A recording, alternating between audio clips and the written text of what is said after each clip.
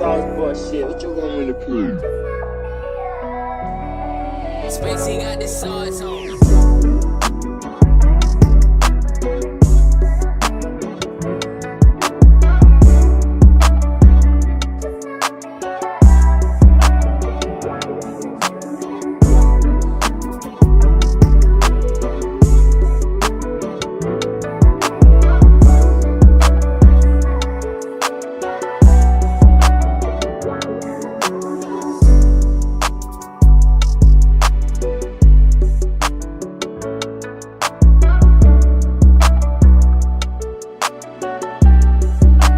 Spacey got the sauce on.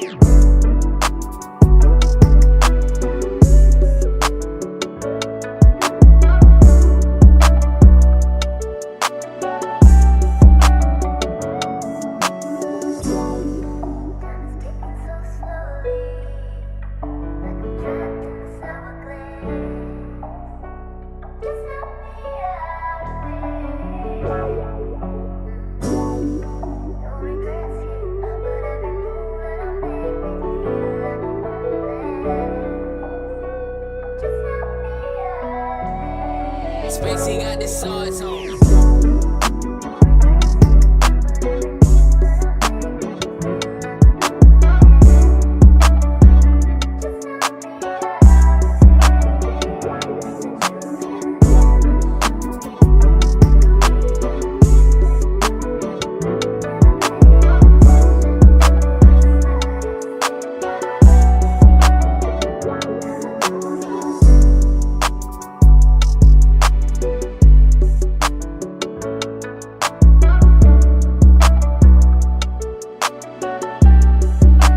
Spacey got the sauce on.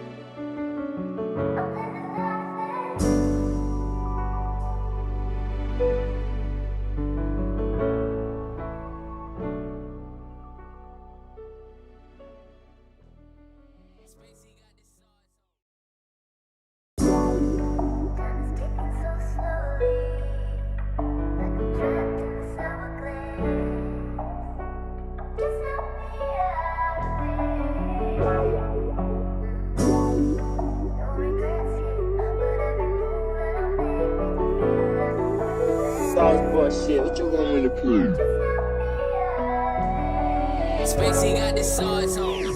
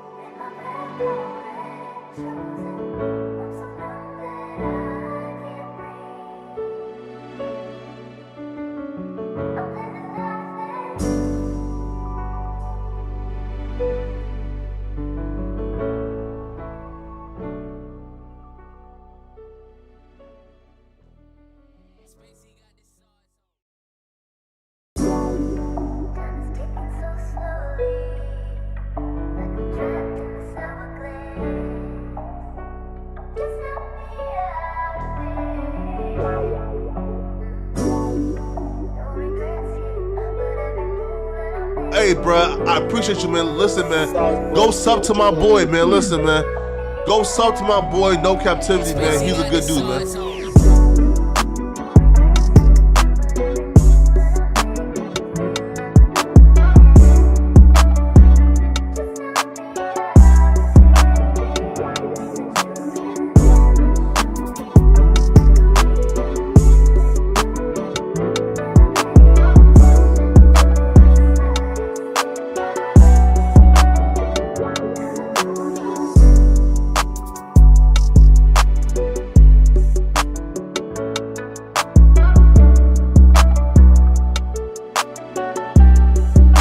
Spacey got the sauce on.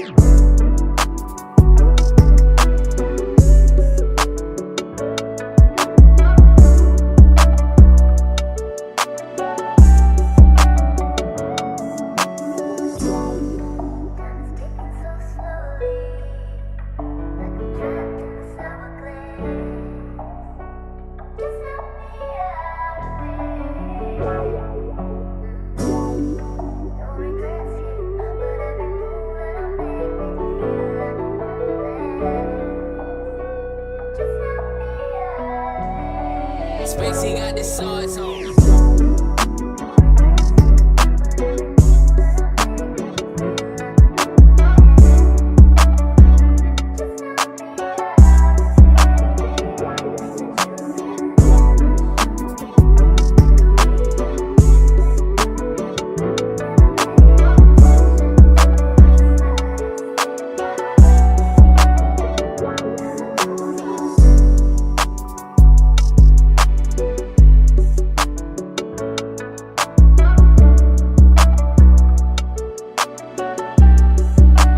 Spacey got the sauce on.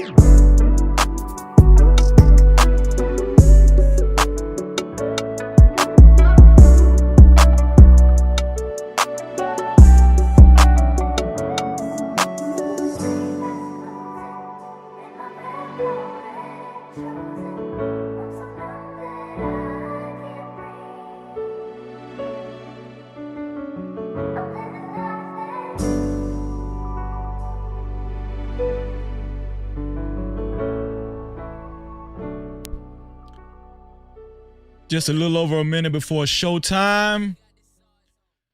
Happy Tuesday. I appreciate everybody that's in the chat already. We're gonna have a great time. Let's get it. Sauce boy shit, what you want me to prove? Spacey got the sauce on.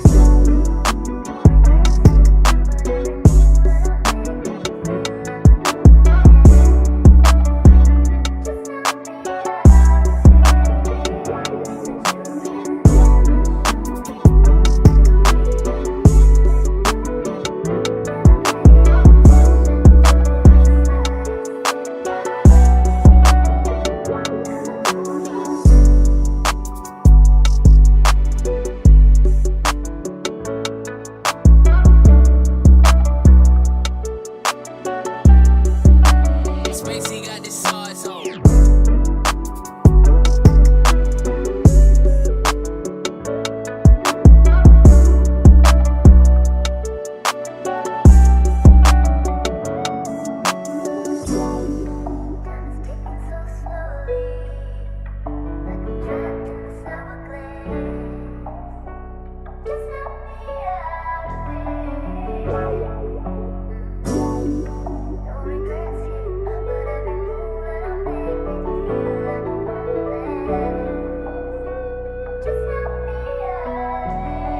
Spacey got the sauce on.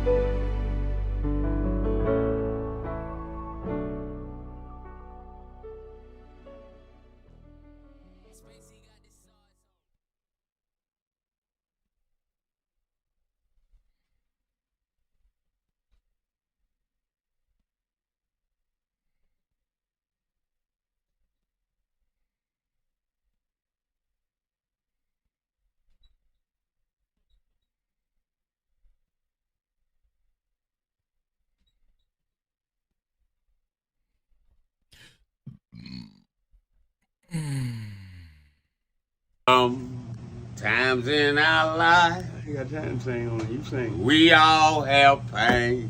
So, man, you gonna sing. We all have sorrow. Then I look at Wayne and I know that he will be ugly tomorrow. Lean on me when you're my cousin and I'll be your friend. I help you carry on, for it won't be long till I'm gonna need my cousin to care.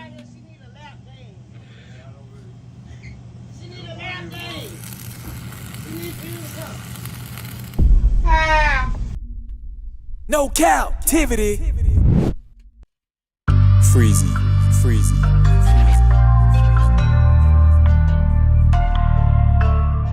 What up? You are officially logged in to No Captivity with Freezy, where we tackle issues that sometimes have us trapped in this thing that we call life. But if you know me, you know my motto. To free yourself, you must heal yourself. And if you rock with your dog, please hit that like and subscribe button hard right now. And also comment and share this video. That is, if you rock with your boy Freezy. No captivity. Hold on, y'all. I got to light my incense. I should have been did this. How y'all feeling, man? What y'all been doing today on this nice Tuesday? Anything interesting happened to y'all today? Put it in the chat. Anybody hated on y'all today? What happened? Did you get into an argument with your girlfriend or your boyfriend? What happened? Is you constipated? What happened?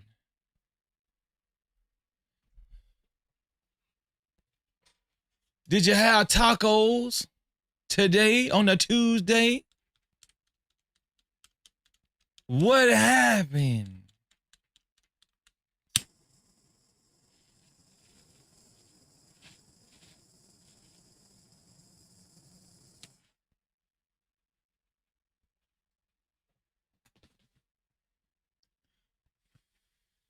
There we go.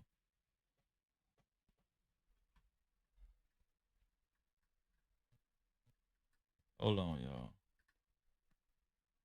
I be trying to get this thing in the hole. Sometimes this thing don't want to fit in the hole. How y'all doing out there, man? We have an awesome show tonight. An awesome show tonight. Let me do this right quick because I told my homeboy I was gonna send him the link.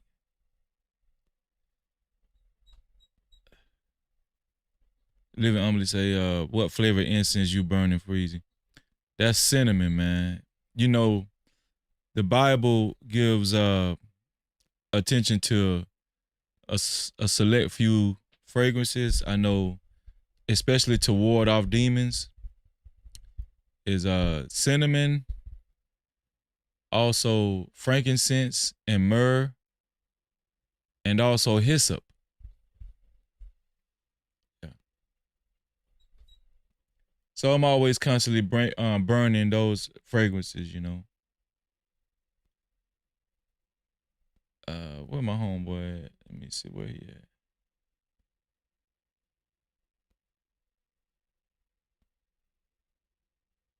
Flacco. Oh, there he go. Let me send him the link again.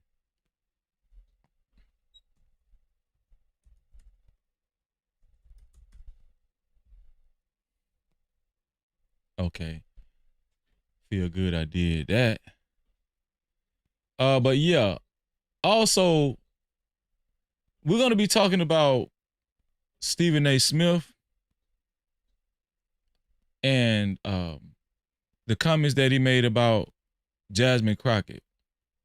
Now, Stephen A. Smith was criticized about the comments that he made about Jasmine Crockett. And I want to get y'all opinions on it.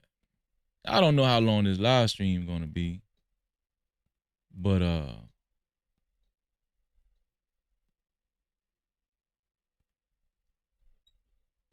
we're definitely going to, get all of our opinions out. You know what I'm saying? Oh, no. Oh, I did right. I think I did the right thing then.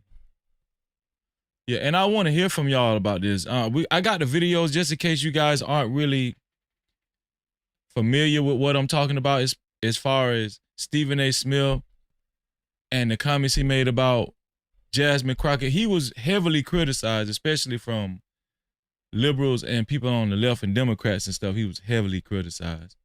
One of the people that actually criticized him the most was Plies.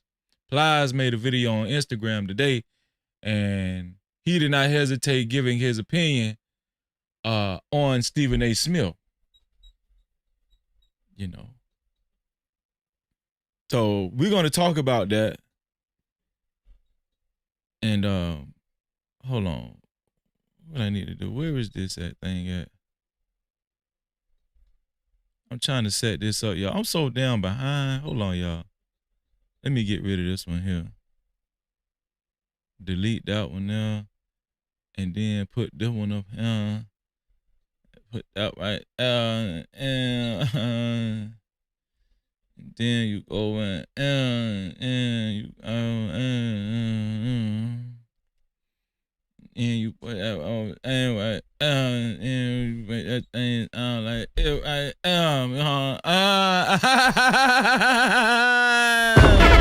No Cap-tivity. Anybody that growed up in the hood knows exactly what I said. You knew exactly what I just said. It's time for roll call, man. Let's go. See who's all in the building. Shout out to Boot Camp. What's going on, Boot Camp? He said, what it do, Freezy? Just chilling, man. Just No chilling. Cap-tivity. Just another day. Just another day. Shout out to Tiffany. Thank you, Tiffany. It's great to see you again. She said, made it here early this time. Let's go. No Cap-tivity. Shout out to Tiffany. Thank you, Tiffany, for getting you an early seat. I really appreciate that. Also, shout out to Elena Love. She said, hi. No Cap-tivity. Hi, y'all. Hi, Freezy. Shout out to Elena Love. How are you doing? Great to see you.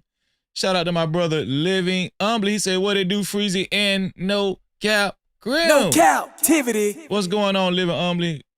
Good to see you, bro. Good to see you. Miss Bella is in the building. She said, hey, y'all. No Cap-tivity. Miss Bella, how are you, Miss Bella? You good?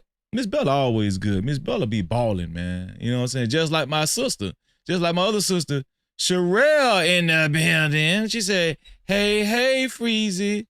What's going on, Sherelle? Sherelle been putting them Freezy emojis in the chat for a long time. And I think I want to go out on a limb and say she was the first one ever started using them Freezy emojis. They are officially the Freezy emojis. No Cap-tivity. Because Sherelle uses them. You know what I'm saying? And shout out to everybody that shared the live stream and is okay with sharing the live stream and becoming a part of the No Cap campaign. Put a one in the chat if you okay with sharing the live stream and becoming a part of the No Cap campaign. If you don't know how to share the live stream, it's very easy. The share button is right below the video, right next to the like and the dislike button.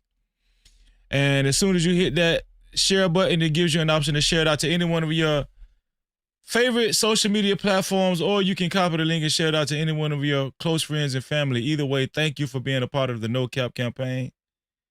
And I wish anybody that shares this live stream $11 million. No Cap-tivity. Thank you. I appreciate you. Shout out to the 14 people that hit that like button. We got to get the likes up, y'all. Shout out to the 14 people that hit that like button. I appreciate you. If you don't like something about the live stream so far, please feel free to hit the dislike button. Y'all already know how we do over here. Whether you hit the like button or the dislike button, it doesn't matter. I really appreciate you regardless for engaging. And I wish all of y'all $4 million in your life. No Cap-tivity. Thank you very much. To support this live stream, especially if you would like your comments read and highlighted. There's 3 ways to do it. You can either leave a super cap, aka super chat. That's the rectangle box with the $ slap dab in the middle of it. Right down there where you write your chat set, that's where the super cap is. Also, you can leave a cash cap to $Freezy no cap. That's $Freezy no cap. That's an excellent way to get your comments read and highlighted and to support the show. And the third way is by PayPal. No Cap-tivity with Freeze. That's No Cap-tivity with Freeze. Without the Y. And don't ask why. Shout out to y'all. I appreciate y'all, man. Somebody said, Freezy, how can I become sponsor of tonight's show? It's very easy to become sponsor of tonight's show. It only takes $20 or more to become sponsor of tonight's show. And the first one that gives $20 or more, your name will appear on the legendary sponsorship board that's flashing below. Who will it be? Who will be the first initial sponsor of tonight's show? And who will be the official sponsor by the end of tonight's show? Either way, I thank you in advance, and I really appreciate you. No Cap-tivity. Thank you. Let's see. Shout out to Queen Shay in the building. How you doing, Queen Shay? Thank you for joining me, Queen No Shay. Cap-tivity. I appreciate you joining me. Shout out to everybody that's joined their brother Freezy tonight. I really appreciate y'all. So we're going to talk about house ninjas and the concept behind house ninjas and black hoons. Is that term overly used? Is it unfairly used? Do people use it out of anger, resentment, bitterness, spite? More so than they use it out of justification?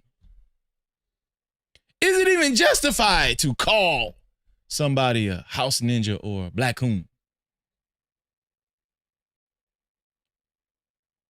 Well, we're going to talk about the science, of how people become these things, or even if it's even a thing.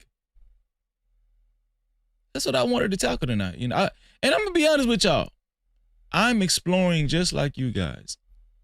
I don't know everything about black hoons or house ninjas, I don't know everything. I don't know everything about that, Does it really exist? Do they really exist? Yes or no?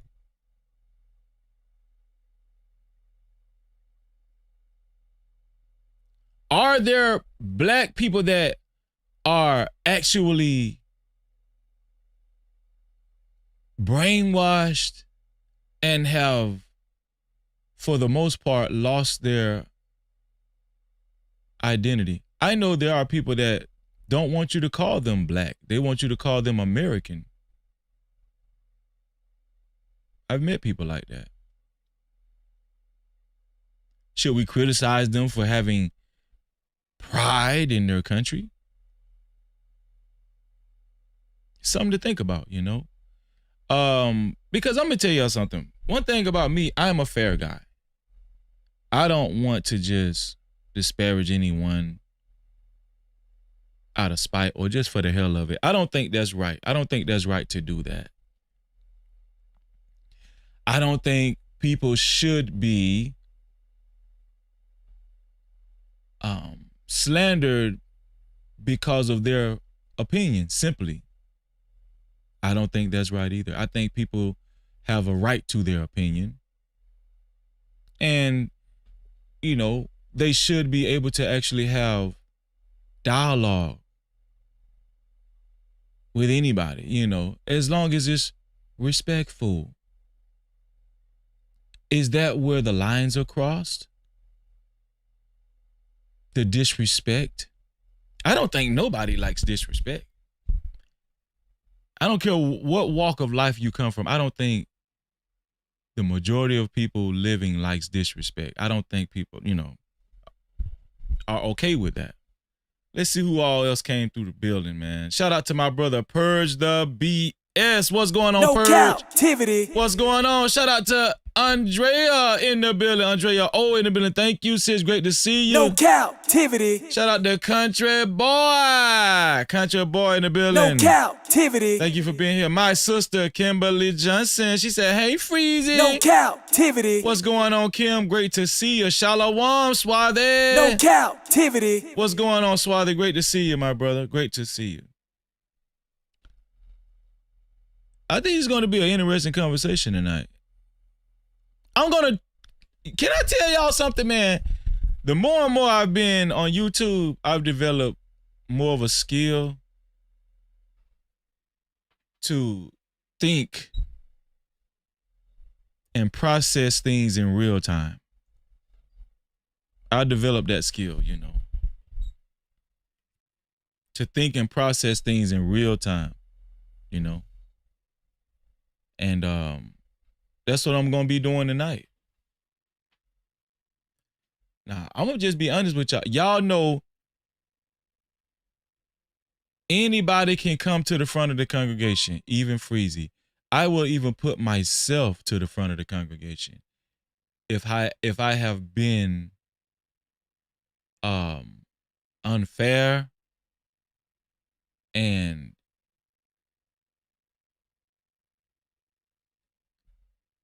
what's the word? If I've been unfair when it comes to, if I've given out unfair judgment, that's what I was trying to say.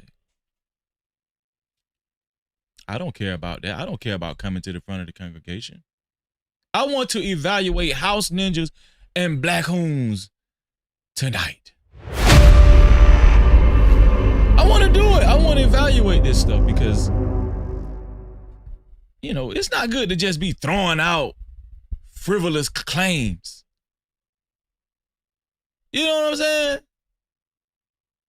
Takes the maturity out of the conversation. It's very important that we remain mature as adults, especially when we're communicating with one another. Old folks say black people can sing together, but we can't talk together. That's what they said. That's what they said. Shout out to El Cheapo in the building. What's going on, El Cheapo? She said, hey, brother Freezy. No Cap-tivity. What's going on, El Cheapo? How you doing, sis? Great to see you. Great to see El Cheapo in the building. Did I say what's up? Oh, yeah, I did say what's up to boot camp. Yeah. So, but, before we get there, I do got some other things. I got some ground spam I wanted to go over. I wanted to show y'all some stuff that caught my attention today too. Y'all know how I do. We just be kicking it, man. I want to find out how do I say goodbye to what we had.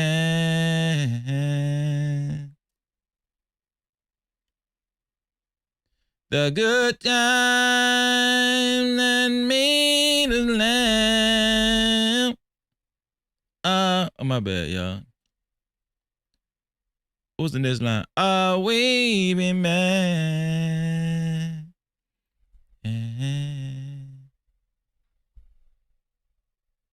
Let me see.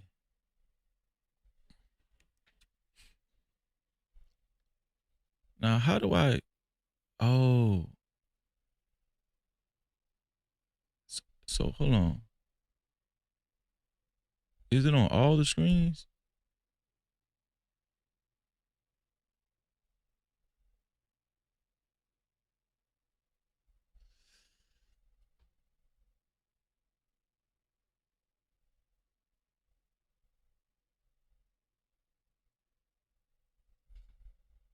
Okay, where my ground spam at?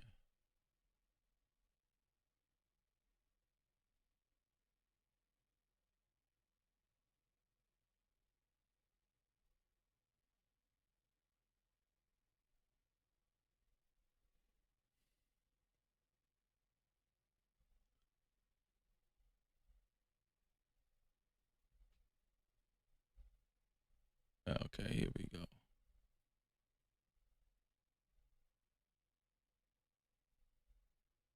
Here we go, y'all. We're gonna go over a couple of videos. Why isn't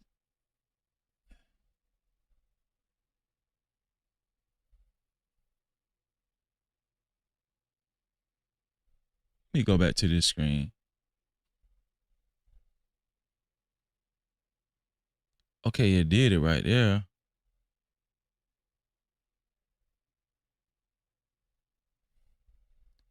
But when I go to this screen,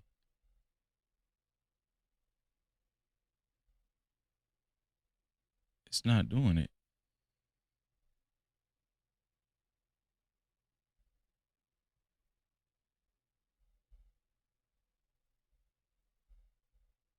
Hold on, why isn't it doing it?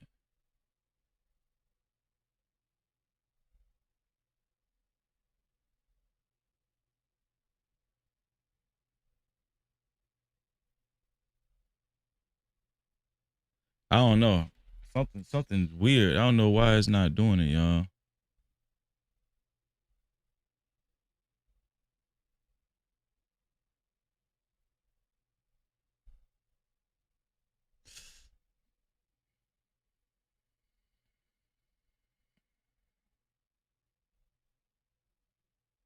Oh, I see. Okay, I see why it's not showing.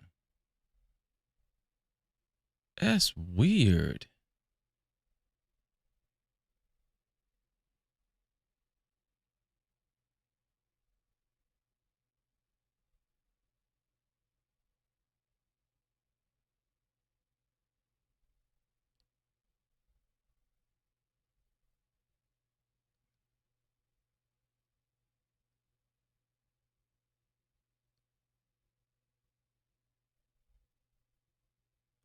But this supposed to be a background though.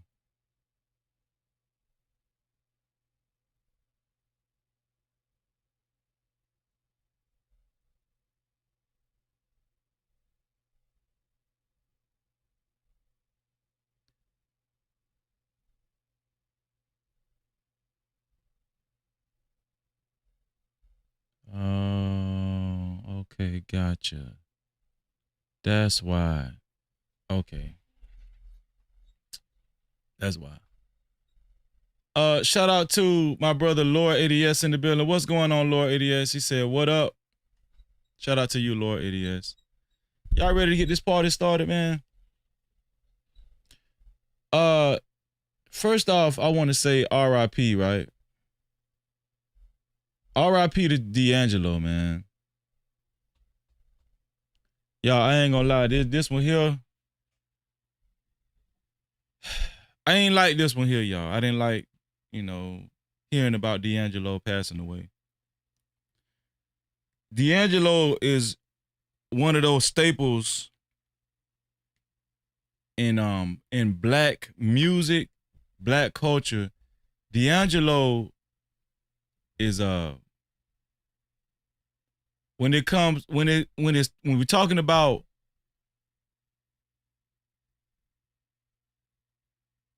what is it called? Soul R&B. D'Angelo is gonna have to go down as one of the Mount Rushmores. What genre is that Jill Scott and Music Soul Child? What is that called? I forgot. It's called something soul. Is it soul R&B or something like that? Conscious soul? Is it conscious soul? Erykah Badu. D'Angelo, what do y'all think? I think D'Angelo might be damn near at the top.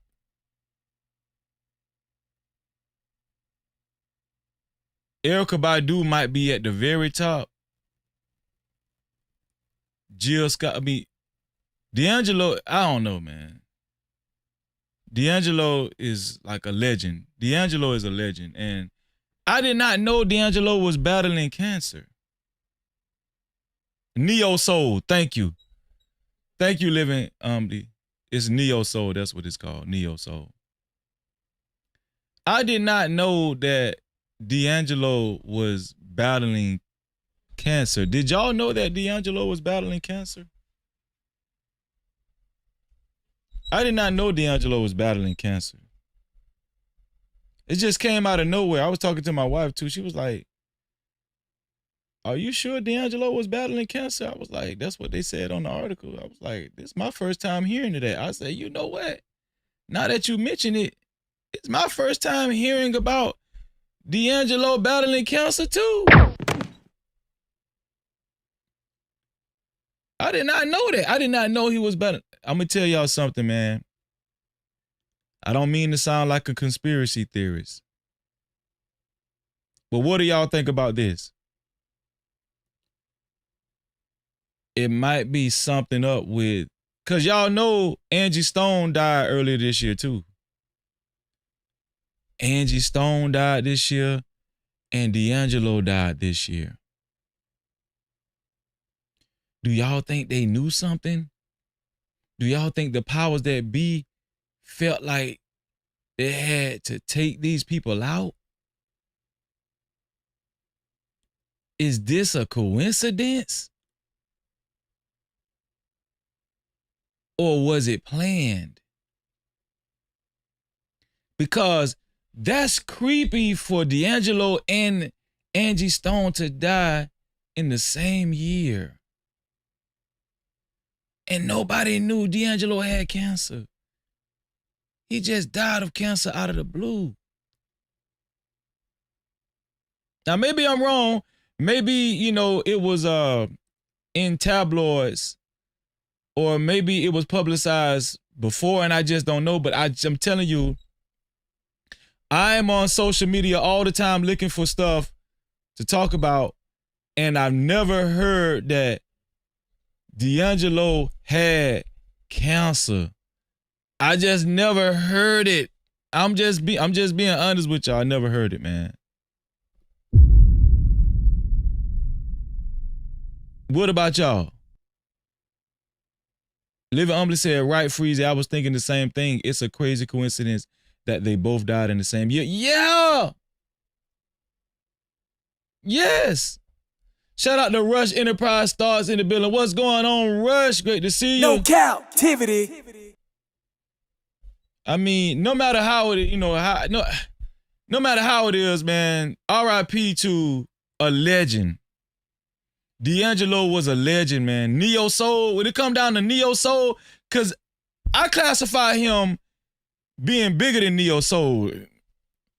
D'Angelo was R&B, he was Neo Soul, he was soul.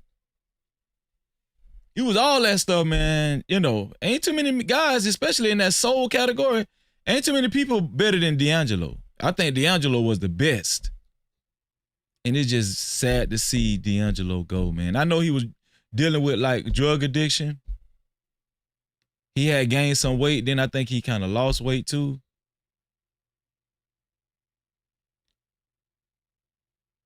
And I'm going to be honest with you. And I hope I don't sound stereotypical saying this, but when D'Angelo first got with Angie Stone, nobody expected that. I don't think nobody expected that. I think that caught everybody by surprise. Because, you know, on that, how does it feel? Yeah.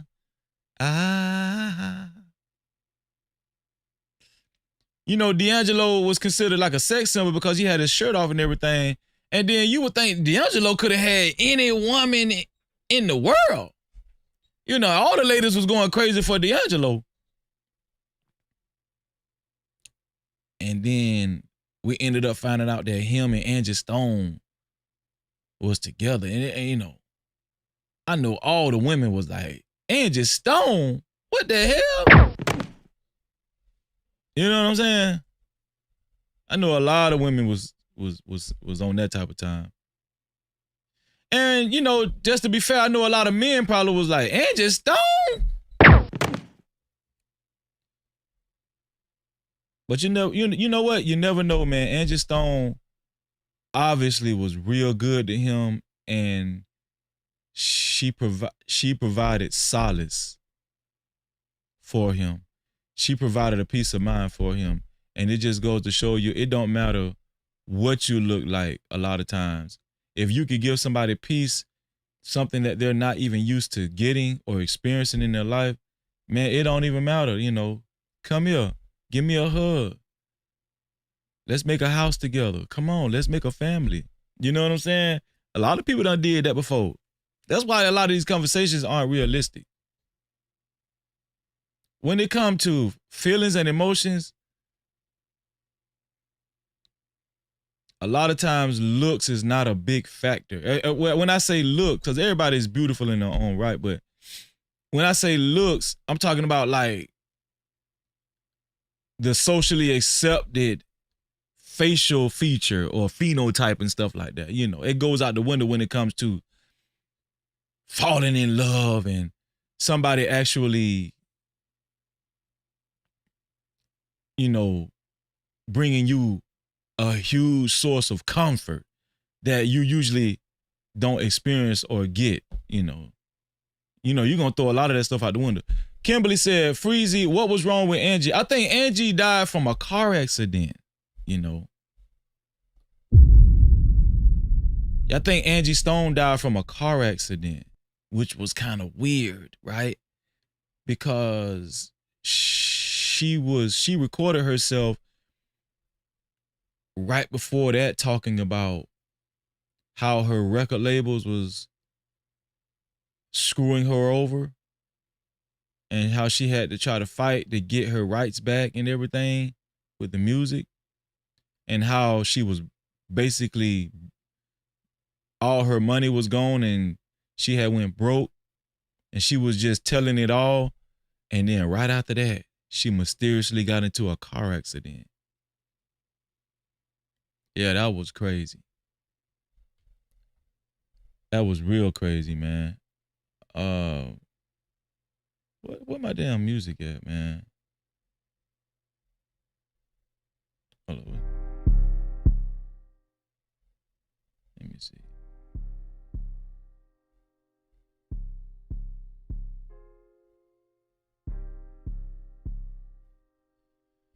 But RIP to Angie Stone and D'Angelo, man. D'Angelo and Angie Stone's son speaks out amid his father's passing, quote unquote, "It has been a very rough and sad year for me. But one thing that both of my parents taught me was to be strong." Shout out to him, man. Shout out to you, my brother. No Cap-tivity. Living Humbly say, I think he knew he was going to pass away, Freezy, because I saw something he posted about Angie saying how he always loved her just like a week or two ago. Really? It's crazy. Yeah, that is crazy, bro. Damn. They got a slide, a picture slide. What else they got right here? Let's see what else they got. Shout out to D'Angelo, man.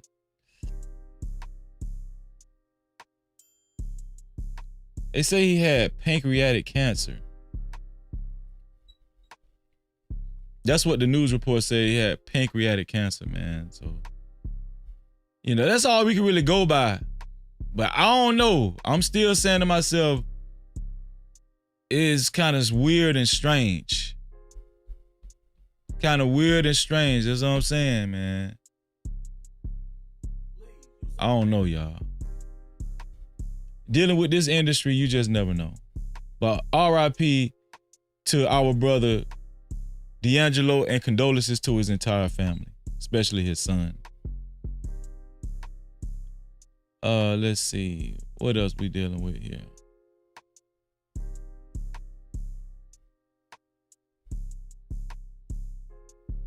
Michael Jackson. Speaking of celebrities, Michael Jackson's so-called second family now says they were his abuse victims all along. Everybody coming out saying Michael Jackson abused them. Ain't no way in hell Michael Jackson abused this whole damn family. No Cap-tivity. Ain't no way in hell Michael Jackson abused his whole damn family. Hell to the no. Man, they lying on Mike, man. Look at his whole family. So who he abused the damn daddy too? Look at what they say. Michael Jackson's so-called second family now says they were his abuse victims. So he abused the family too? I mean, the daddy too? Man, they need to stop this. They just trying to get money from Michael Jackson's estate. And then why they wait so damn long? Even that little girl down there and that little boy down there, damn near 50 years old by now. They need to quit that shit, man.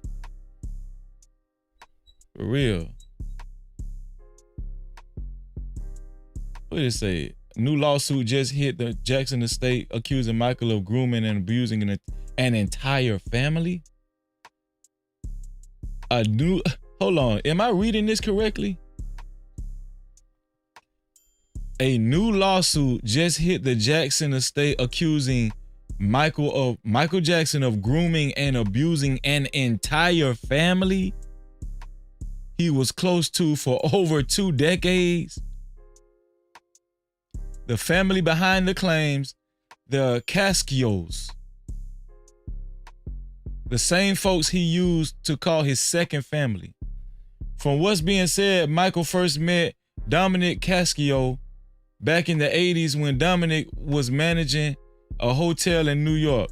They became tight and Michael started spending major time with his wife and kids. He was around so much he basically became family. He'd eat dinner with them, go on shopping trips, and even bring the kids out to Neverland Ranch. The children would copy his style and dress like little versions of him. The oldest son, Frank, eventually worked for Michael as his personal assistant.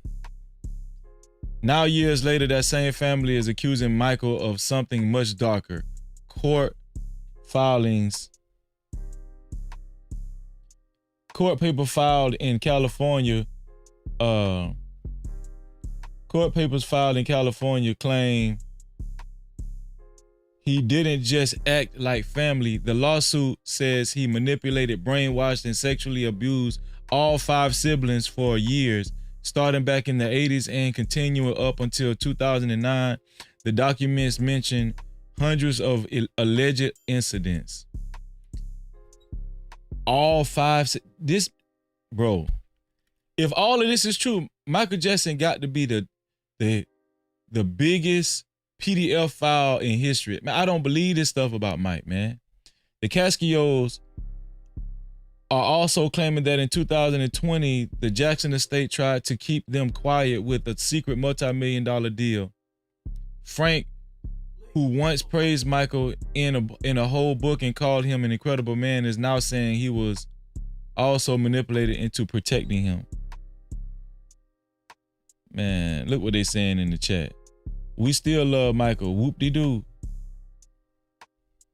Y'all believe this? I don't know if I believe this, man. Why they doing Mike like this? And it's all white people. It's all white kids.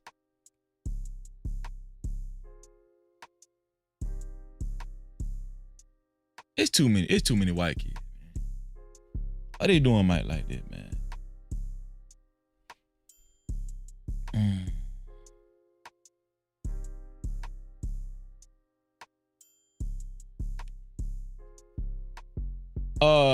I wanted to show y'all this right here. This, a mother scolds man for acting entitled after he approached her bit about her 8-month-old daughter screaming inside of a restaurant. So this white dude approached this black lady because her 8-month-old daughter was screaming inside of a restaurant that she goes to frequently.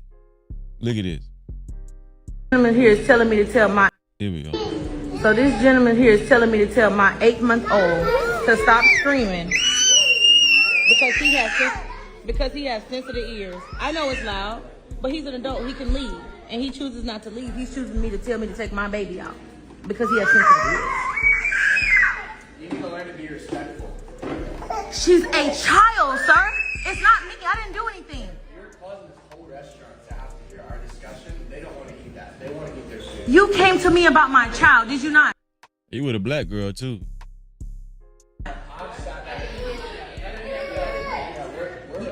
for other people that haven't spoken. And the only reason I'm furious about it is because you came to address me about an 8-month-old. You're forcing everyone in their I'm not forcing it. Why is this girl of color not saying something? Why isn't she telling her boyfriend, hey, don't you think you're overreacting? I mean, she can't do anything about her 8-month-old baby crying. But I'm gonna tell y'all something. When black people get around white people, especially when they get in relationships, they do not want to upset white zaddy. I'm just telling you, real talk. No captivity. They don't want to upset white zaddy. This girl could have said something to her boyfriend. I didn't tell the baby. Shout out to Dwayne Coleman in the building. What's going on, Dwayne Coleman? Appreciate you. I'm happy that she has a voice, and I'm happy she can speak, because there's children out here that can't even speak, that's nonverbal. So I am grateful for my child to be able to have a voice, and that's not up to you as an adult to chastise me or to whoop me because my child is speaking. You can't remove yourself from this restaurant. No. So this gentleman here is telling me to tell my 8-month-old. No, you're disrespectful, you're entitled, and you're being privileged right now, because there was nothing in this world that made you feel like you can come say that to me about my child, and then you're upset that I'm reacting. I'm reacting to your response. There are nonverbal children out here, and you want to sit here and act like I'm supposed to suppress my child's voice? I'm not responsible for the way that men have probably mistreated you in the past. Men? I'm a happily married woman. What are you talking about, baby? I'm 10 years next week. Clap it up for me. So he's throwing out, you know, racist innuendos saying that she can't keep a man and she a single mama. She had to let him know, a man, I'm a happily married woman. So that was kind of like a racist epithet that he throwed out there, you know, because she was a black woman. But what gets me is this black girl that's with him. I don't know if she looks black. She might be Hispanic. I don't know. I don't know why this lady ain't saying something. And then she's a woman. This guy is being a Karen. Why black people get like that when y'all get around white people, you know? That's what you can do. So no one has mistreated me. You've been disrespectful. I didn't accuse you. Have I ever said racist? Did I say racist in here? I was talking down to you because of privilege. No, I said privilege does not equal racism. Let me educate you for a second, sir. Privilege, hold on, no. Let me educate this man. No, let me educate him, because he just said I call him racist. I never did it. I said privilege because you're being an adult and you're expecting me to remove my child when I patronize this restaurant just like you. That is privilege. You're expecting me to put yourself over everybody else in this restaurant. I'm with now the girl just said, okay. His girlfriend just said, okay, like she don't want to hear this no more. And you need to be saying okay to your damn boyfriend. Why you shit? It's not a thank you, but you realize how disrespectful it is, right? I'm so sorry. No, I'm so livid. Yeah, I'm so sorry, because I totally understand, like, having kids, it can be hard, and like sometimes it's hard to like get them to listen to you when they're not even able It's not to even like. that. I can tell them she's 8 months. Exactly. So that's why I'm saying, like, I'm sorry for like having the confrontation and stuff like that. I'm not saying anything is your fault. I totally understand. Yes, ma'am. I get it. So I'm just trying to calm the. We're already leaving, so it's not a thing. Yeah. So that's why I'm not even making a big deal. But I'm mortified. I'm not gonna lie to you, because as a parent, like, yeah, I understand. Like that's telling me I gotta go in my house and never come out with my children, all because he's an adult. He can actually leave. If he felt it was uncomfortable for him, he didn't have to come and speak to me. He could have left. Then he's speaking for other people in the restaurant, making it an uncomfortable experience. Yeah. That would happen. Yeah, I totally understand. Yes, ma'am. And I come here a lot. Yeah, I know. I see you coming here a lot too. It's not thank you. You could tell this woman comes to that restaurant with your kids. I never have a problem. because the manager is trying to protect her. You know, he's trying to keep her service. People with kids and they yell and we felt bad. But when we see the other family coming with kids, we realized this was a family establishment. Yeah, exactly. And that's why we that's why we come back. And I never say anything. And you don't. Exactly. And thank you for that. Yep. So I totally understand. And That lady sorry getting down. for the inconvenience. The situation that you're in. I'll to go this for you. This man. Thank you. Well, that was nice of the manager, man. I just wanted to show y'all that, you know. I thought this was interesting too. Tammy Roman says her daughter's girlfriend can't attend her graduation because she's not comfortable with it.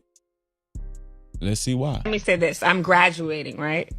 Getting my degree, and She can't be in the she can't be there. She can't. Do you get what I'm saying? My girlfriend can't be there. Why? That's true. Exactly. There's moments that my people have. Hold on, Thank you. Tammy. Let's speak about it if we're going to speak about it. Do y'all agree with this? Tammy Roman said that her daughter's girlfriend cannot come to the graduation. Tammy Roman is about to explain why. She's smiling and everything. Her daughter just brought it up. Let's Why speak she about can't it. be there? And I knew not to even tell. I told her, Okay, but she time knew. out. She was I like, just okay, got I can't a- be I got a there. question. Congrats. With your other daughter. Oh. She's straight, right? Her boyfriend's in the past. She's never been allowed to bring her boyfriends around. She would be. She would be. She would be. And why is Thank what's the you. difference? Because Thank you. I love it. Now we talking for what you did. You leaned in. Let's talk about it. Let's talk about it. I'm leaning in. Let's That talk don't about seem it. fair. Because there's something called confirmation bias. And when people think like you think or appear to be how you are, you're more drawn to those type of people. So my daughter is a heterosexual female. Confirmation bias allows me to accept whatever situation she's presenting versus not really understanding this moment. And so I got to take a step back and figure out how it works for me and how I can be comfortable in that moment. I'm gonna be honest with y'all. At least she keeping it real, you know. At least she keeping it 100. Cause she could say some old politically correct type BS, but she's saying, hey, and to be honest with you, it's confirmation bias. I'm just not used to that. And I don't know if I want that around me, especially seeing that with my daughter at a graduation. It's a special moment. And I do not want to share this with my daughter's girlfriend who be eating her coochie. Because there's something called mental health that we have to be concerned about. And I got to be concerned about mine. Even though I'm trying to walk with her and love her, I still got to do what's right for me as well. Okay, but you're not graduating. She is. So this is She's not really graduating. about your life. Okay, it's about her life. And we know Candy Burris. Candy Burris like women too. That's what I'm gonna tell y'all. So you got to be careful. You know, shout out to the LGBT community, but I'm just saying they will take up for one another. Candy Burris get her coochie ate by women. I've heard that they've had threesomes and stuff with her husband Todd. Candy Burris is a freak. You know, she got the sex toy company. So we just got to take Candy Burris and what she just has to say right now with a grain of salt. I'm just saying you got to know where you're at, and I'm pretty sure Tammy Roman understands that too. She know what's going on. So let me say this. I'm graduating, right? Okay, that was the end. I just wanted to show y'all that. What y'all think about that? What y'all think about that, man?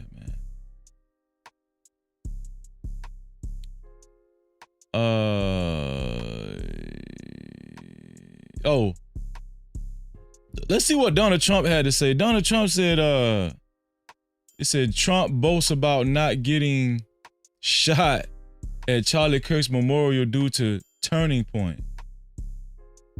At the right time. Charlie, quote unquote, Charlie didn't believe it.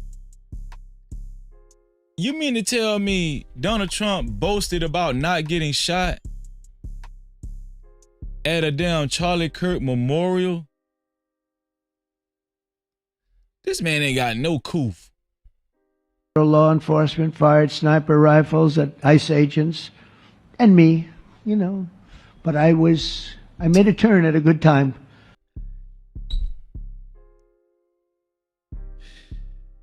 That man did not just say he made a turn at a good time while he's speaking at a turning point event. Donald Trump did not just say that, man. I made a turn at a good time. Why are you bragging that you avoided getting killed at Charlie Kirk's memorial, and everybody know this is how Charlie Kirk got killed? I made a turn at a good time. I turned to the right. Charlie couldn't believe it, actually. He said, how the hell did you make that turn? I said, I don't know. Why is this man bragging about... Why is this man bragging about this at Charlie Kirk Memorial? This man ain't got no manners. This man doesn't know how to act. Law enforcement fired sniper rifles at ICE agents and me, you know. But I made a turn at a good time. I turned to the right. Charlie couldn't believe it, actually. He said, how the hell did you make that turn? I said, I don't know. Let me get off of this before somebody get mad at me, because it's not me, it's Donald Trump, man. It's not me, it's Donald Trump. Donald Trump is a whole damn fool. This man is a fool, man. Why does he say that? Donald Trump don't know what to say. You know. But listen, let's talk about the main thing. I told y'all I wasn't gonna keep y'all too long. I want to talk about the main thing, man. The main topic, right? The main topic is the term black coon or house ninja overly used? Is the term black coon or house ninja overly used? What do y'all think, man? Do y'all think it's overly used? I'm gonna be honest with y'all. I can see how black conservatives could feel that there's a large percentage of black folk that just use it just to talk bad about black folk, just to talk bad about black conservatives, and they just don't like black conservatives. I can see how it could come off like that. But I'm gonna just be honest with you, man. From my experience dealing with extreme black conservatives, there are characteristics that directly point to black coons, them being a black coon or a house ninja. There are characteristics that directly point to these people being a house ninja.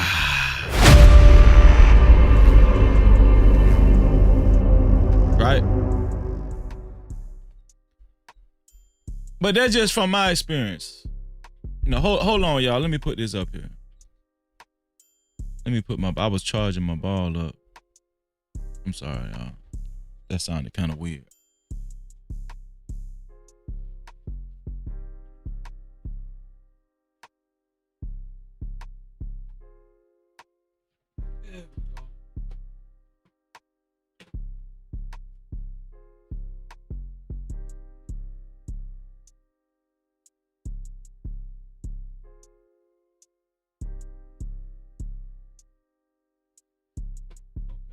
Good. Okay, I had to put my ball up there, y'all. Kimberly said no, she doesn't think it's overly used. Dwayne said no, he doesn't think it's overly used.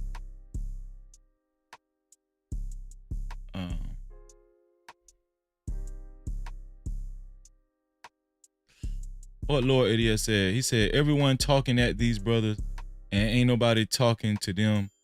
Maybe someone should ask why they feel that way. What you talking about, Lord Idiot? I don't know what you're talking about. But yeah, I wanted to talk about, is it overly used? You know what I'm saying? I want to talk about do black coons or house ninjas even exist? Do they actually even exist?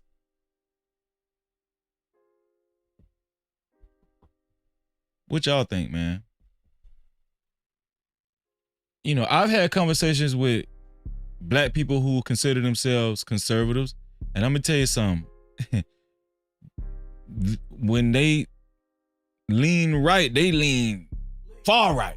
You understand what I'm saying? They get dirty and nasty with it. And these same people have said to me on this show that there's no such thing as a black coon. There's no such thing as a house ninja in 2025. The only time black people use those terminologies is when a black person doesn't agree with other black people. or what's been socially accepted for a while, right? For so long. This one here for the thug.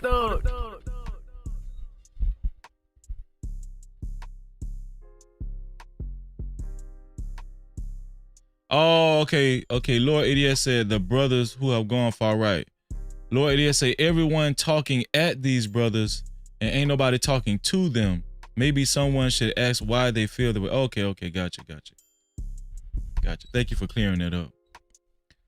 I tried to talk to him. The last encounter that I had on my channel, I tried to talk to 2 of them, and they rage quit.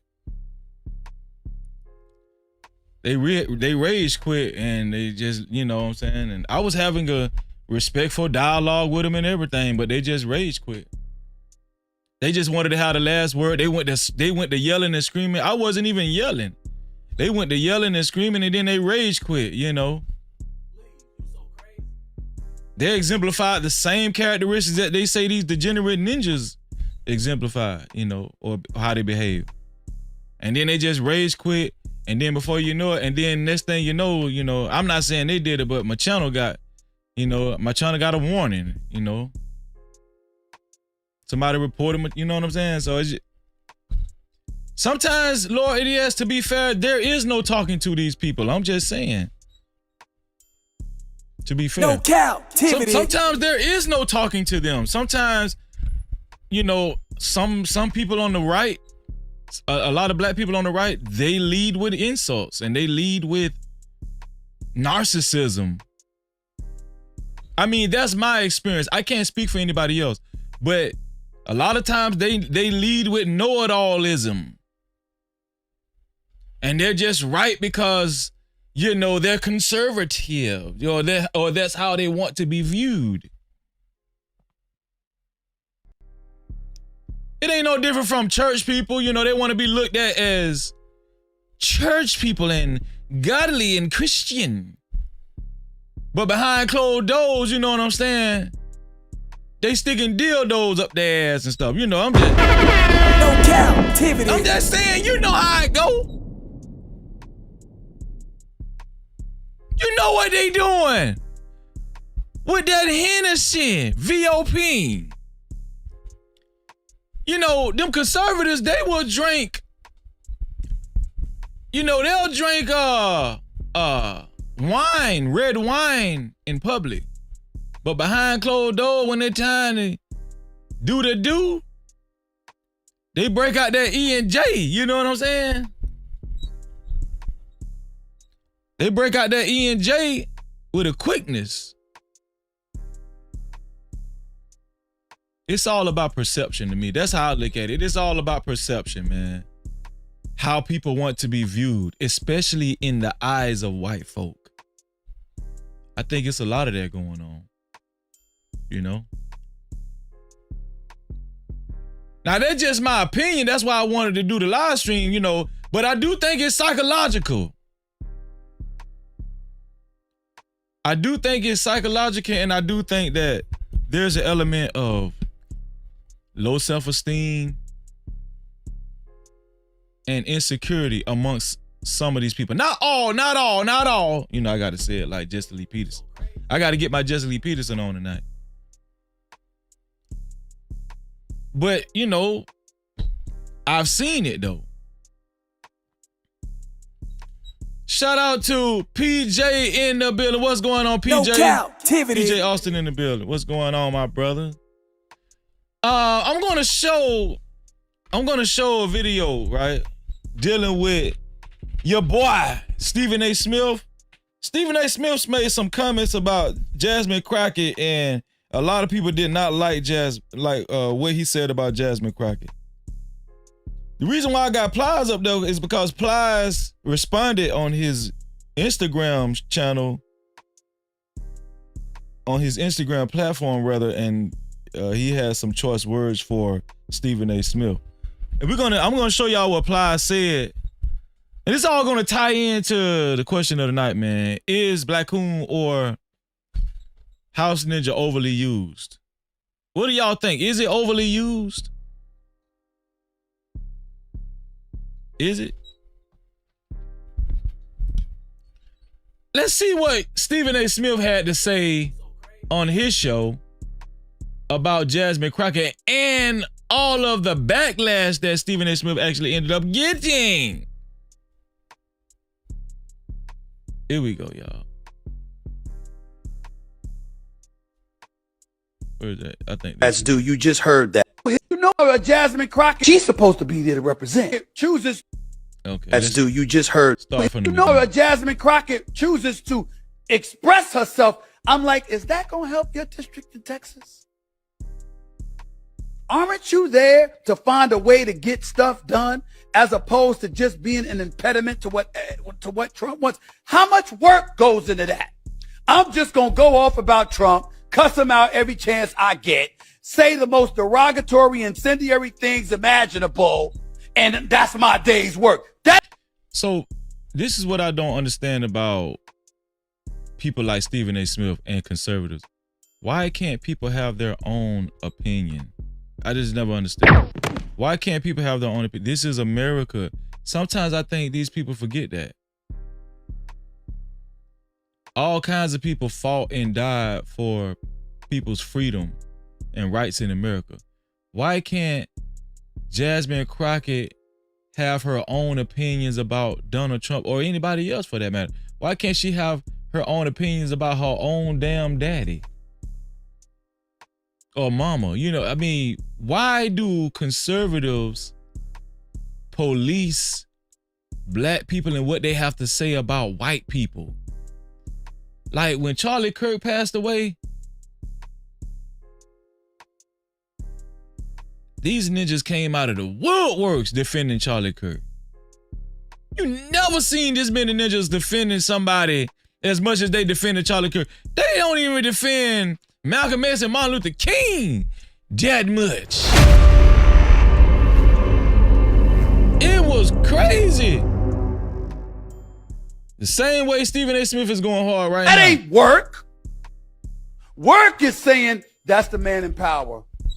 I know what his agenda is. I'm not exactly in a position to stop him since the Republicans have the Senate and the House. But maybe if I'm willing to work with this man, I might get something out of it for my constituents. So I get the logic. He's saying that if Jasmine Crockett works with Trump, but we know what that means. It means kisses his ass. If Jasmine Crockett learns how to play the game, right, maybe she can get something done. If she conforms, you know. See, because like Joe Manchin said, he's there to represent, or was there for 15 years to represent the. What Kimberly said. Kimberly said, I do not recall Stephen A. Smith talking like this to Serena's husband last night. Where you was when Serena's husbands checked your ass, Stephen A. Smith. Shout out to Kimberly, man. Yeah, I agree with you, Kim. Damn sure agree with you now. People of West Virginia. She's supposed to, Jasmine Crockett chooses to, she's supposed to be there to represent the people of Texas. I don't know. Maybe that just sounds ignorant because it's so simple. But it ain't that damn complicated. We make it complicated.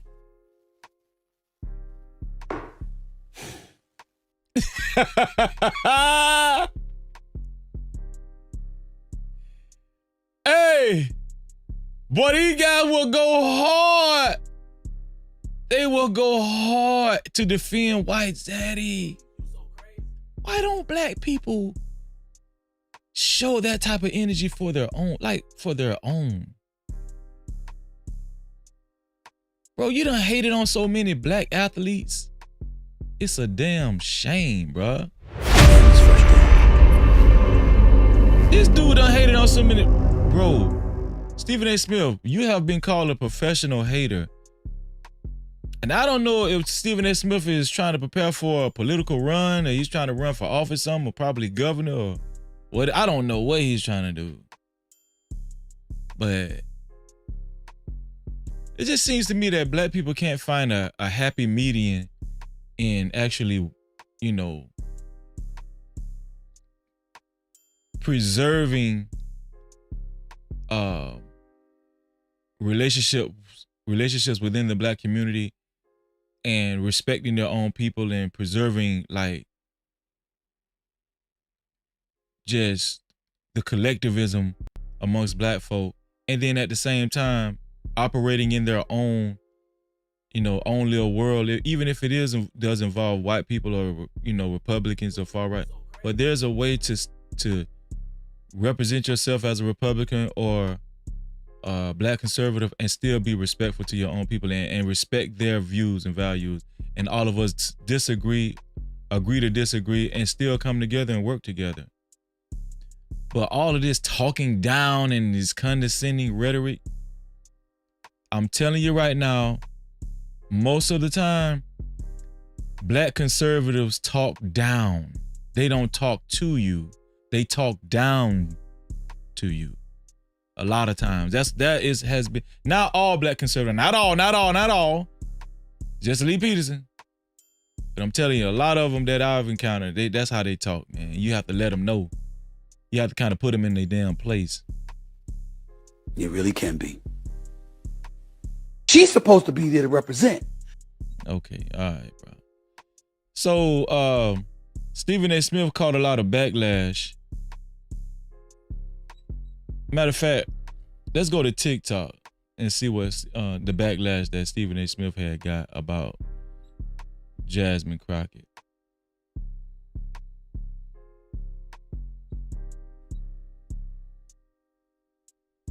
Let's go to TikTok.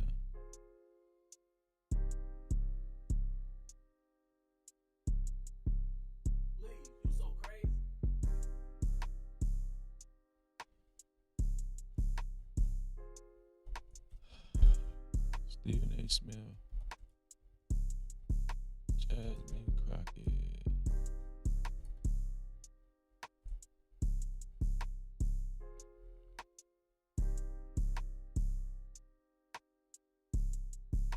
Let's see what they're saying on TikTok, y'all. What screen I want to go to? Maybe I'll try this screen this time. Yeah, I haven't been on this screen in a long time. Here we go. Let's go to the TikTok screen. Here we go.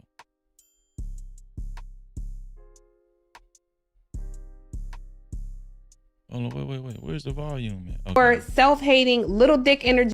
Okay, here we go. Stephen A. Smith, and you find anything other than some absolute pure self-hating, little dick energy nonsense from that half-witted idiot basking in the non-existent rays of his own ignorance. It is what I've had it with.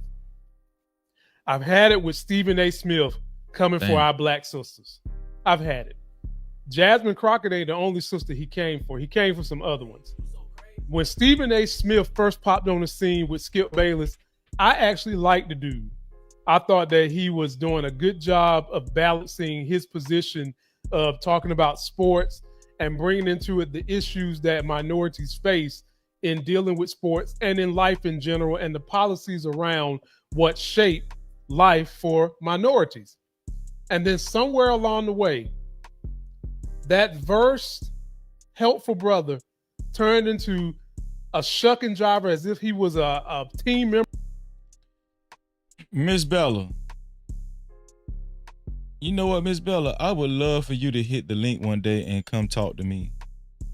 Miss Bella, why you don't be want to talk to your brother? Why you don't be want to talk to me, Miss Bella? Miss Bella, can you talk to me? Can you come talk to me? Miss Bella, you know that I'm going to keep it respectful. Come on, Miss Bella. Why you don't never come talk? Hit the link, Miss Bella. Why you don't be want to come talk to your brother Freezy? Miss Bella said, LH, what does LH mean, Bella? She said, we want two genders. We want our kids to be safe from alphabet gang. We value family and country. Well, actually, I agree with I agree with all of that. I don't know about this damn country, but everything else, yeah, I agree with that. We have a lot more in common than you think, Miss Bella, to be honest with you. What you said? She said one day, Miss Bella, get your ass up here now. No, I'm just playing. I'm just playing. No, it'll be good to see you, Miss Bella. It'll be good to see you. But you come talk to your brother Freezy. Damn. What you got to do? You got to get yourself together. These dudes gonna like you no matter what. They don't give a damn about that. Shout out to my dog PJ laughing. Miss Bella said, I'm gonna pull up one day, Freeze. Okay, thank you. Thank you, Miss Bella. Remember the Carolina hurricanes shucking and jiving all over the place. First sign of that damn shucking and jiving of his, if y'all remember back when he had Skip Bayless, he would come up there every week with a new word he had just looked up in the damn thesaurus. Some of them was dereliction of duty, or what was another one he used to use all the time? He had a bunch of them. Quagmire was another one he used. Incendiary things imaginable, and that's my day. Are the most resilient creatures to ever be network TV. Let's look at something else. Hold on, man. Master call you into the house now. Master call you into the house now. They're very offensive. It's a lot of LGBT that's responding to him. They're very offensive. They name call and they get nasty and they're rude. I mean, that is the tone that we are in. And people are saying you need to knock on your president door, which is Trump, because he's going to call you stupid. He's going to call you ugly. He's going to call you fat. This is a YouTuber. I think this is a trans man. Going to say whatever he wants to say, and so is his loyalists. They call people fat. I mean, just whatever they want to say. But Smith got an issue with Jasmine. Did y'all know this is a trans man? And she's not even at the top tier. She can't change nothing. And she's doing a great job with the verbiage that she used because she talks to real people. Stephen A. Smith addresses the back. Hold up, man. I don't want to see that. Let's see. Stephen A. Smith, and you find. Let's see what it is. Let's see like that. Ladies, I respect intelligent women, no doubt. But how Jasmine Crockett chooses to express herself, I'm like, is that gonna help you? Don't recall ever meeting. Woo! Stephen A. Smith. How Jasmine and dip.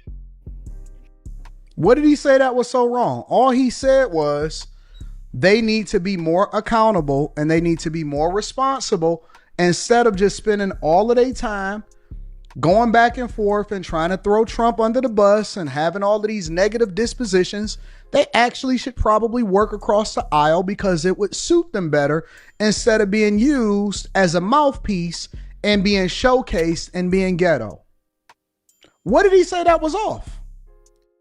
So it's called politics for a reason, and people represent their own, political interests, right? It's not for the people to work with the president. I think this is where a lot of these people get it wrong, right? It's not, and y'all can tell me if I'm, Miss Bella is so petty. Why you so petty, Miss Bella? Miss Bella, Miss Bella is so damn petty, man. It's about he getting fatter. Who you talking about, Bella?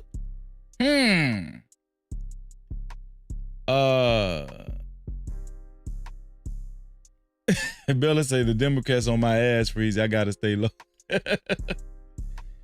No, listen. Y'all tell me if I'm wrong. It's the president's job to work with the people, not the people's job to work with the damn president. No Cap-tivity. What is Anton talking about? It's the president's job to work for the people, not the people's job to work for the president. And I think that's what these black coons, they get it wrong at. You ain't gotta force that girl to work with. No, listen, that girl believe in what she believe in. Leave her alone. Why y'all don't work with Joe Biden? Why didn't you work worked with Joe Biden, Anton, when he was in office.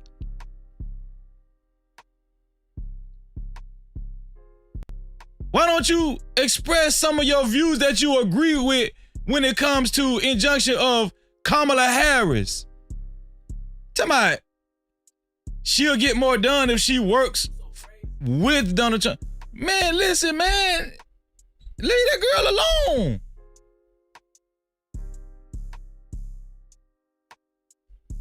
Anton is getting bigger though, man.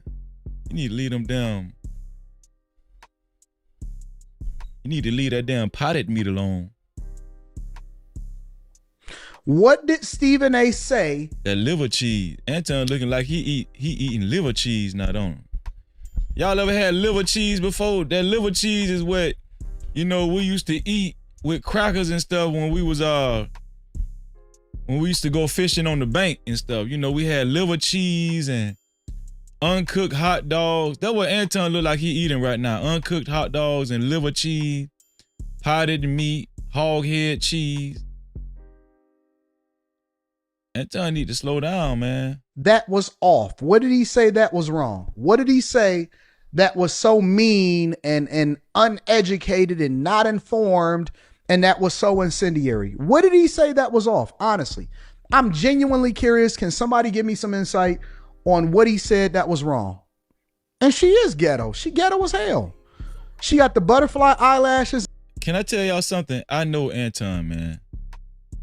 I've talked to Anton privately on the phone. Anton is ghetto as hell, man. I'm not going to disclose what we talked about because, you know, quite the contrary. I don't do no shit like that. But just on the surface level, Anton, I put a one in the chat if y'all have seen Anton in action on panels and stuff. Anton is ghetto as hell. Anton can get ghetto as hell.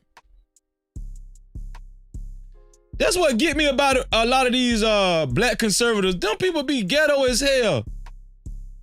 El Cheapo say, I love liver cheese. El Cheapo, you do not know anything about liver cheese. Stop it. El Cheapo, you know about liver cheese. Miss Bella say, see, that's how you know he don't have no real friends. Real friends tell you getting fat.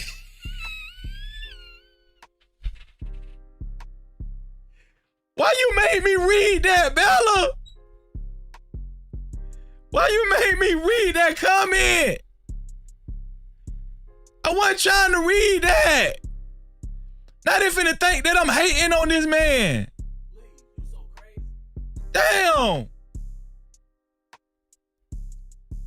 Dwayne say, yeah, I know I'm freezing. That nigga get ghetto, man. That man ghetto, man. Anton is ghetto, man. For real. That man ghetto as hell.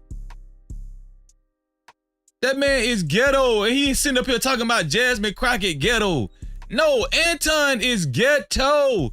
Anton is ghetto. Anton is ghetto. This one here for the thug. I don't know why that man be acting like that. We know you, Anton. Shout out to my dog, True Bleed, in the building. What's going on, True Bleed? No Cap-tivity.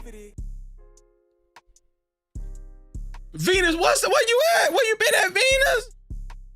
Shout out to my sister, Venus. What Venus said? Venus said, last time I seen his wife, she had blue hair and lashes on. So is she ghetto too? Anton a hoe. God damn. God damn.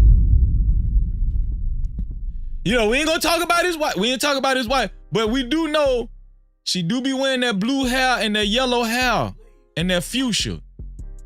That is ghetto. That's ghetto.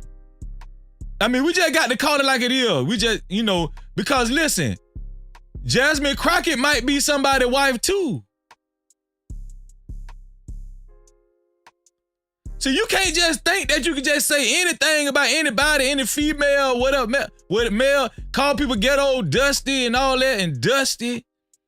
Come on now, you're fair game too, but much respect to his family. I'm just saying, I just don't understand that about black conservatives, they so quick to call you ghetto. They're so ghetto. Oh my God, you're so ghetto. Get away from me before white zaddy sees me. Oh, please. Oh my God, the ghetto-ness might stick on me skin.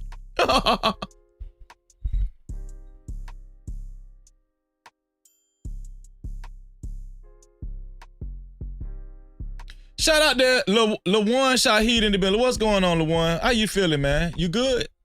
Shout out to my sister, the White School Podcast. She say, salute, Freezy. Salute to you too, sis. Love all y'all. I love all y'all, man. I really do. She always got a weave on. We don't even know what her real hair looks like. Anti! Oh, hell no! Hell to the no! No Cap-tivity. I know you ain't talking about weave and you don't know what her hair look like. Anton, stop while you ahead, bruh. See, this is what I be talking about these black conservatives. Not all. Jesse Lee Peterson.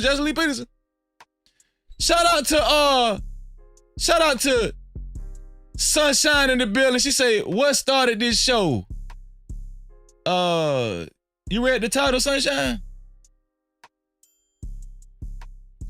Shout out to Sunshine in the building. Listen. Come on, Anton, you gotta stop this shit now. Did y'all hear what he just said? We don't know what her hair looks like. She's always wearing weave. Anton, respectfully, come on, dog. Your wife wear red and blue hair and green hair and weave, bruh. We don't know what your wife hair look like either. And I'm only saying this because somebody brought up a good point earlier. Who said something about the blue hair? Yeah, that was and lashes on. Yeah, that was Venus. Damn, I got ADHD. Shout out to Robert Watkins in the building. He said, what's good? My bad last night, bro. I was drunk. Sorry. No, you good, bro. Don't even mention it. Shout out to JD1975. JD, man. Hey, JD. Boy, I was chilling out on your live stream, the night before last. I just was sitting on my couch watching your live stream. You just be chilling. JD just be chilling too. He just like one of them dudes that just cool and calm and just chilling, man. No, Sunshine, I get it, Sunshine. I'm not bringing in Anton. This is just a random TikTok post. The topic is about Stephen A. Smith and what he said about Jasmine Crockett. Now I'm just playing random TikTok posts. This is like the third random TikTok post I'm playing. Right? That's where people commenting on the Stephen A. Smith and Jasmine Crockett debacle. That's what this is, Sunshine. It's nothing about Anton. This live stream isn't about Anton. Just so everybody know that. She not married. We got very low standards. We got very, very low standards. Wait, hold on. Was this, you can't call out Jasmine. Who was that down there with Anton? Is that Jasmine Crockett down there? What did he say that was so wrong? All he said was... Oh, okay, that was Jasmine Crockett. Let's see what this dude had to say. Jasmine Crockett chooses to him right now because what do you do now? He made some comments about Jasmine Crockett and the way she expresses herself. Let's take a listen to Stephen A's original comments on Jasmine Crockett expressing herself. You Jasmine Crockett or somebody like that. Ladies, I respect. Intelligent women, no doubt. But how a Jasmine Crockett chooses to express herself, I'm like, is that? Thank you, Bella. Thank you. No animosity, just reviewing content. Thank you, Bella. I'm gonna tell y'all something, man. That's why you gotta love Miss Bella, man. Miss Bella, when it comes to being conservative, you one of the realest ones I done met. And I know Sunshine didn't mean any harm. This ain't even about you, Sunshine. I just know a lot of people, other people will try to make something out of nothing, but this ain't about you, Sunshine. But yeah, shout out to Miss Bella, man. Miss Bella, when it comes to conservative, she's one of the most realest ones I ever met. Every conservative need to be like Miss Bella, you know. I'm just saying. gonna help your district, Texas? Aren't you there to find a way to get stuff done as opposed to just being an impediment to what Trump wants? I'm just gonna go off about Trump, cuss him out every chance I get, say the most derogatory, incendiary things imaginable, and that's my day's work. That ain't work. Work is saying that's the man in power. I know what his agenda is. I'm not exactly in a position to stop him since the Republicans have the Senate and the House. But maybe if I'm willing to work with this man, I might get something out of it for my constituents. She's supposed to be there to represent the people of Texas. Well, those were his original comments, right? So since those comments, a ton of people have spoken out against what he's saying and defending Jasmine Crockett. I saw Willie D speak out, Stephen Jackson, Tamika Mallory is calling for people to turn Stephen A. Smith off and treat him and his show like the NFL. And Bakari Sellers. Treat him in the show like the NFL? Like not watch Everybody it. watches the NFL. She's saying she wants people to treat it like the NFL, or like we did at one point with the NFL when we talked about not watching it. That never happened. And then no, love Tamika. That's my sister, but that never happened. Also, as well, and Stephen A. Smith mentions this in his new response that we'll play. He has an issue with Bakari Sellers and something Bakari Sellers said about his original comments on a Native Land podcast. Let's take a listen to Bakari Sellers defending Jasmine Crockett. Cloud Watcher, thank you for your super cap. I'm going to read your super cap in 1 second. I really appreciate you, bro. There is a through line between the Ice Cubes and the Jason Whitlocks and the Stephen A. Smiths. These individuals have been around since we have been on this freedom struggle. There have always been individuals out there which exhibit behaviors of charlatans who utilize, some people are in it for the change and some people are in it for the change, right? And I think that that's indicative. And they find the easiest path to the front of the line. And Stephen A. Smith is someone who doesn't have the depth to talk about House oversight or the appropriations process, right? And how you're able to bring resources back to your community or what Jasmine is doing. So he rather lampoon her. So Stephen A. Smith has been seeing all of this outrage, and he says, normally he does his show at a certain time every week, but he decided to do an emergency episode to get back with the people who have something to say. So he went on his show, straight emergency episode, straight shooter with Stephen A. Smith, and what was this, last night? I must have missed this. Last night, yes, that's what I was listening. So I'm going to show y'all this emergency episode that the Breakfast Club is talking about too. I thought he was on vacation, right? Wasn't he on vacation or something like that? And he said he came back because he's been seeing all this conversation, some from people he thought were his friends, and he has some things that he needed to say. So let's take a listen to number 4. Him right. So I'm going to show y'all this emergency episode that Stephen A. Smith actually did. But before that, shout out to Cloud Watcher. Super chat. Yeah. What's going on, Cloud Watcher? Thank you for your super cap, your $5 super cap. He said supporting, I don't know if it's a he or she, and that's a hell of a name, Cloud Watcher. Number 1, supporting the stream. Much love, Freezy. No Cap-tivity. First supporter tonight. It's always special. Thank you, Cloud Watcher. I appreciate you, man. It's not all in vain. It's not all in vain. I'm going to show y'all this emergency stream that the Breakfast Club is talking about. And it seemed like Stephen A. Smith felt the need to address his comments about Jasmine Crockett. Well, let's look at what Stephen A. Smith had to say. Why, John Dwayne? That's due. You just heard that. There was also another one where she called them again a white supremacist. But it didn't just stop there. She went to Cloud Watcher said, anytime, Freezy, anytime, and I'm a man.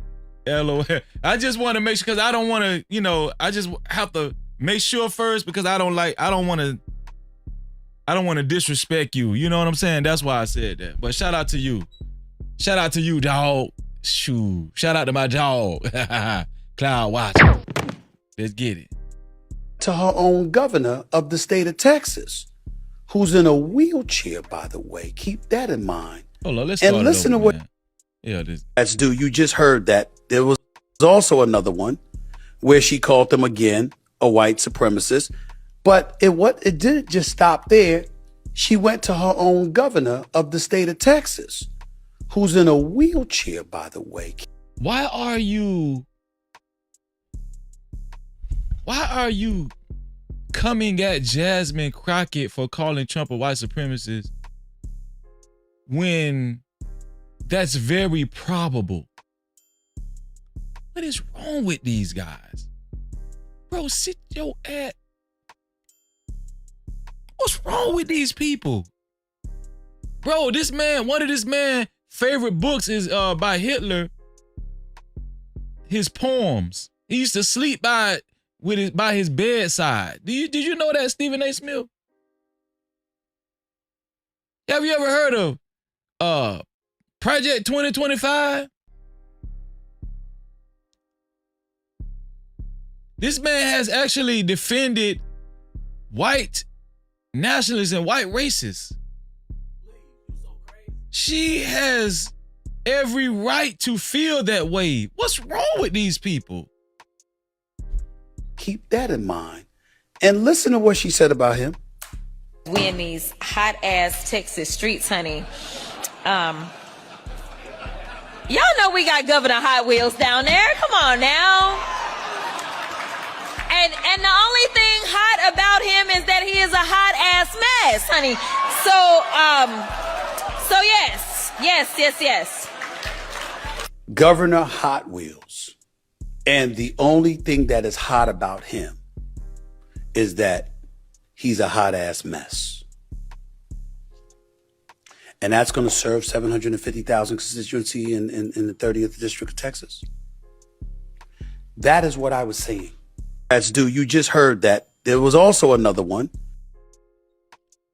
Bella, I'm not saying whether Trump is a racist or not. I'm saying from his past practices and the things that he has said and who he has defended is probable. And I don't think that someone would be all the way off by assuming that, because he has exemplified behavior that would make people assume he is. That's all I'm saying. You feel what I'm saying, Bella? But I don't know why this dude is feeling the need to take a damn stance to just disparage this woman, Jasmine Crockett. Why are you taking it upon yourself to be Captain Saver Trump? I don't understand that, though, you know. Never mind what she feels. Never mind whatever level of justification you may have towards feeling the way that you feel. When you're in her position, that's not going to get you. Bella said he's close with a lot of influential black leaders. Rosa Parks gave him the Nobel Peace. Bella, I know you over there laughing. Bella, you got to be over there laughing, okay? We know Rosa Parks ain't got no Nobel Peace Prize to give nobody. We already know how that happened. They called her and they offered to pay her a stipend, and she got an incentive. We know how that happened. We know that, you know. You anywhere. That's what I was saying. What I was saying was this educated, brilliant black woman representing over 750,000 people. Now she a brilliant black woman. Anton called her ghetto. They don't know what they. One thing, let me tell you something. Some of these people you just can't trust because they'll say anything to clean their face. That's what I'm saying. Like, this stuff don't even be coming off like it's real, you know? Is engaging in verbiage and rhetoric for the streets. And that's fine when you in the streets. How many of y'all bring the streets to the table when you at the negotiating table trying to get a deal done? How many of you are able to think that for a second that you're able to bring street verbiage to Capitol Hill and that's going to work for you? Bro, what are you talking about? Street verbiage to Capitol Hill? Bro, you just said that Jasmine Crockett is a brilliant black woman. So we just need to talk like this on Capitol Hill? Oh, we just need to make sure when we go to Capitol Hill, we need to talk like this. You know, and we're talking about, you know, you have to use your lips like this, and when you go on Capitol Hill, you know, you just have to. You literally have senators and congressional figures on Never mind what she feels. Never mind whatever I gotta hear this shit one more time. level of justification you may have towards feeling the way that you feel. When you're in her position, that's not going to get you anywhere. That's what I was saying. What I was saying was this educated, brilliant black woman representing over 750,000 people is engaging in verbiage and rhetoric for the streets. How many times have y'all heard Stephen A. Smith talk like, use ghetto or Ebonic language? How many times have y'all heard Stephen A. Smith talk just like how he's accusing Jasmine Crockett of talking? I mean, y'all do know that Stephen A. Smith came up from the sports side, from commentating sports. Y'all do know that, right?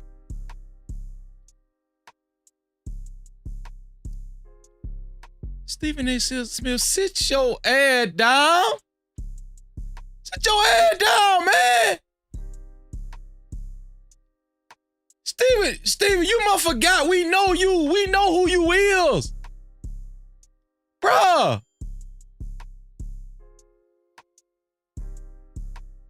You know how many times Stephen A. Smith done tried to... Do y'all know...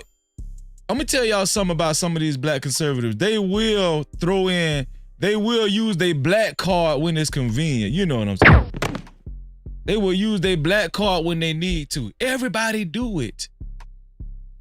Everybody do it. Everybody does it.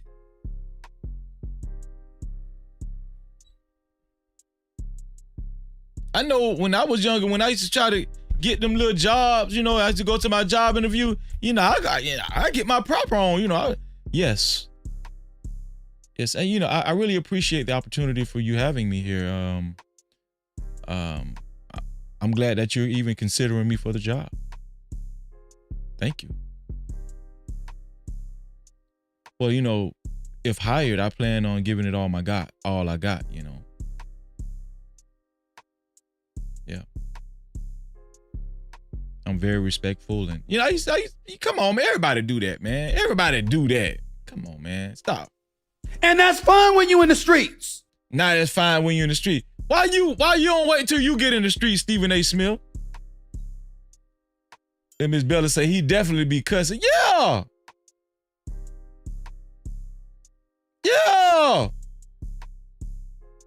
White School says, so he's saying code switch. Listen, I'm not against code switching when you're in certain environments. Sometimes you do need to be a chameleon. Right? Sometimes you do need to be a chameleon. That's just being wise. You can't show your whole hand. I get that, right? Shout out to Jobo Knott. But don't be trying to grandstand in front of White Zaddy. That's what people like Stephen A. Smith and Anton and a lot of these other people be doing. They be grandstanding for White Zaddy. And to me, that's weak and shameful. See, Miss Bella ain't finna be doing no shit like that. You know what I'm saying? Miss Bella ain't... No Cap-tivity. Miss Bella real. See, I deal with real conservatives. You know what I'm saying? How many Hill on the side of the Republicans telling the networks, whether it's Fox News, News Nation, or anybody else, please, please, please put her front and center on camera? Why would they do that? Because they know it wins for them. And what I was saying was, I appreciate her passion, her intellect. So, have you ever thought to yourself that she might be just naturally like that? Especially when she gets hyped up and when she's passionate and or even if she gets angry about something makes her angry. You're screaming right now, Stephen A. Smith. As we speak, you're screaming, you know. The fact that her heart and her willingness to be courageous and all of those things are in the right place. But my God, isn't it about winning too? This dude here, man. Black men are so weak, man. The only way y'all could win is if y'all get on your knees for white zaddy, man. That's just sad. No Cap-tivity. I'm gonna just be honest with y'all, man. I've been trying to keep hope alive. Keep hope alive. But I think white zaddy has officially broken the entire backbone of black men. I think it's over with. We don't have no sense of camaraderie, collectivism, working together, like strongness, tribalism. The only way we feel like we can actually succeed is through white zaddy, man. It's sad. It's just sad, man. You think Jesus Christ was like that? The black Jesus Christ, the real Jesus Christ? You think he was like that? That man told the Roman soldier, "Come get me then. Come get me, bitch. Come get me then if you want me." Huh? Jesus Christ didn't even give in to what they wanted him to give in. He didn't even say what they wanted him to say. They wanted him to switch it up. They wanted Jesus to switch out, but he didn't do it. Jesus said, "Come get me. Come get me, dawg. Come get me then, if that's what you want to do. I'm not switching up. Put me in prison. Put me on death row. I'm going all the way to the door." That's what Jesus said. I love the story of Jesus, man. Jesus was one of the realest dudes. Jesus was one of the realest dudes ever lived. Jesus was not no black coon. He was not no house ninja. Even his homeboy Peter was ready. When they came and got Jesus, Peter took out his sword. You know, back then a gun was like a sword was like a gun. Man, Peter took out that chopper and chopped off one of the Roman soldiers' ears. And Jesus had to stop Peter and say, "Hey, no, just let him take me, dog. Let him take me." Peter ran. Man, Peter, Jesus, Paul, all of these guys were black men, and they was real. They was not no house ninjas. They was not no black coons, man. Listen, the backbone of the black man is permanently broken. It's gone. We out of here. Do y'all understand who your ancestors was? Do y'all remember David? Black David? Don't nobody remember Black David? Black King David?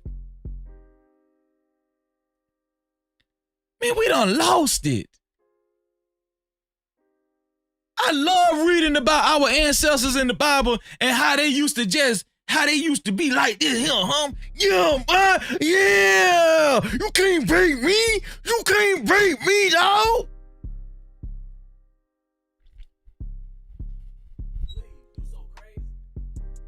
Y'all don't understand how weak these people is now, man. White Jesus, that's what did it. I was just talking to my homeboy earlier today. White Jesus did it. Once they lied on the real Jesus and recreated another Jesus, which is white Jesus, white Jesus took all of the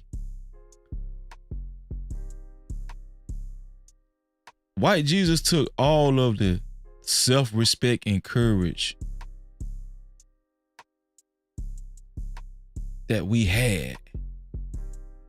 White Jesus took it all. Once black men started believing in white Jesus, that was over with.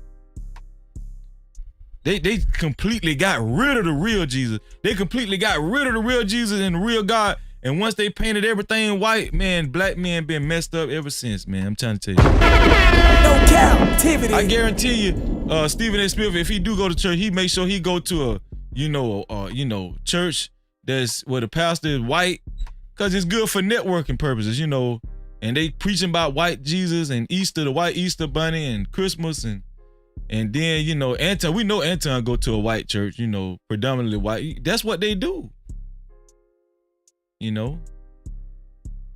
But it's not looked at like that on the white person side. Like when white people go to, predominantly white churches that have white Jesus on the wall, they're not looked at as, having pride in their own, but really that's what it is. They're not having to what is it called? Compromise and go to a black church with black Jesus. They don't have to compromise. It's just socially accepted to go to a church with white Jesus on the window and on the walls. And the white pastor is saying, "Oh Lord, we are here to love your name. And we love the range that you gave." Thank you, Jesus. Thank you. Yeah. Ain't it about getting it done? How about positioning yourself, since Jasmine Crockett was on the record stating that we got to keep our eyes on the federal courts because the conservative federal courts are putting forth rules and regulations, policies, and fiduciary hill on the side of and judicial things that serve to benefit one side of our country, but not necessarily all sides. Well, wouldn't that mean that you'd want to become a judge? You are a lawyer by trade. Jasmine Crockett is a lawyer, and that means that her vocabulary is impressive.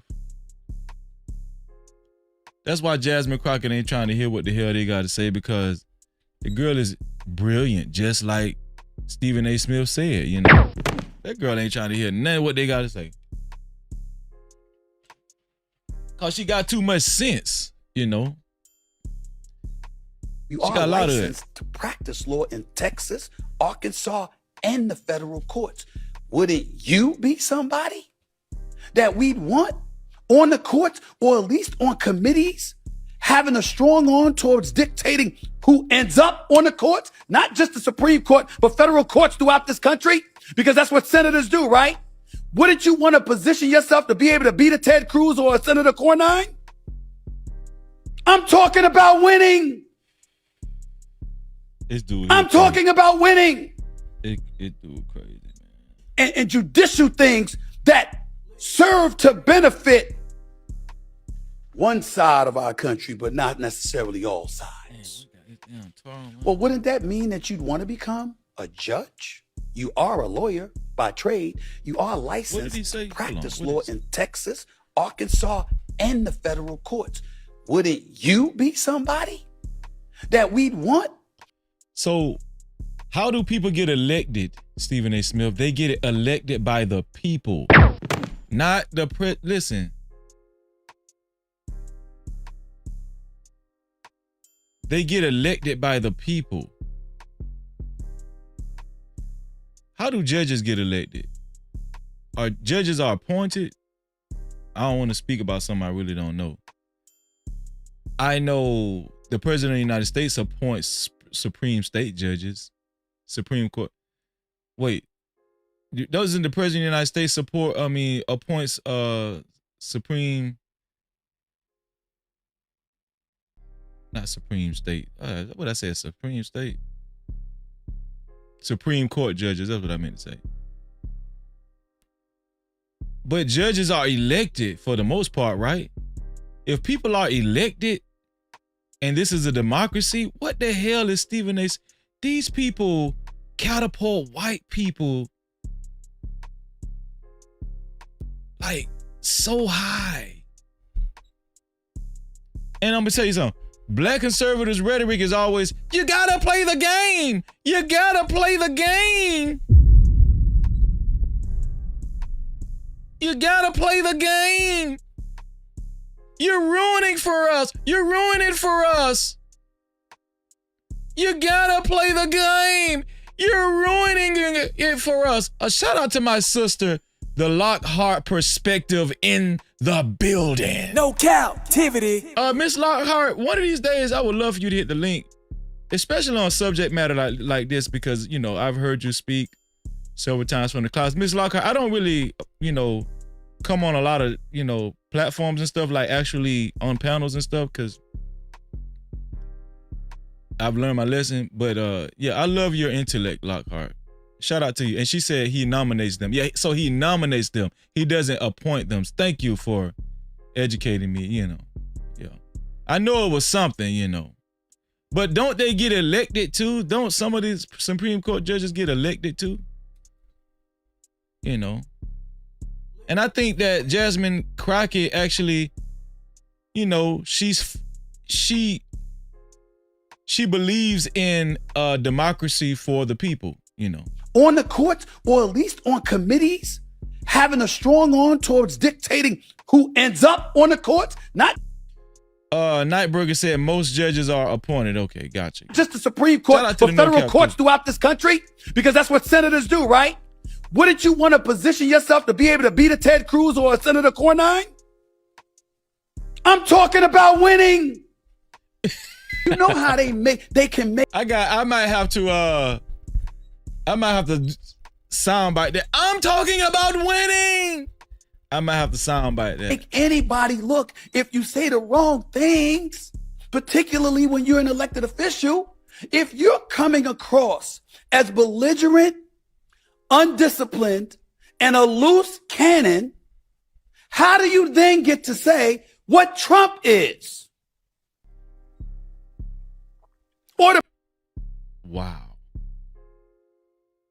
Wow. The cape is long.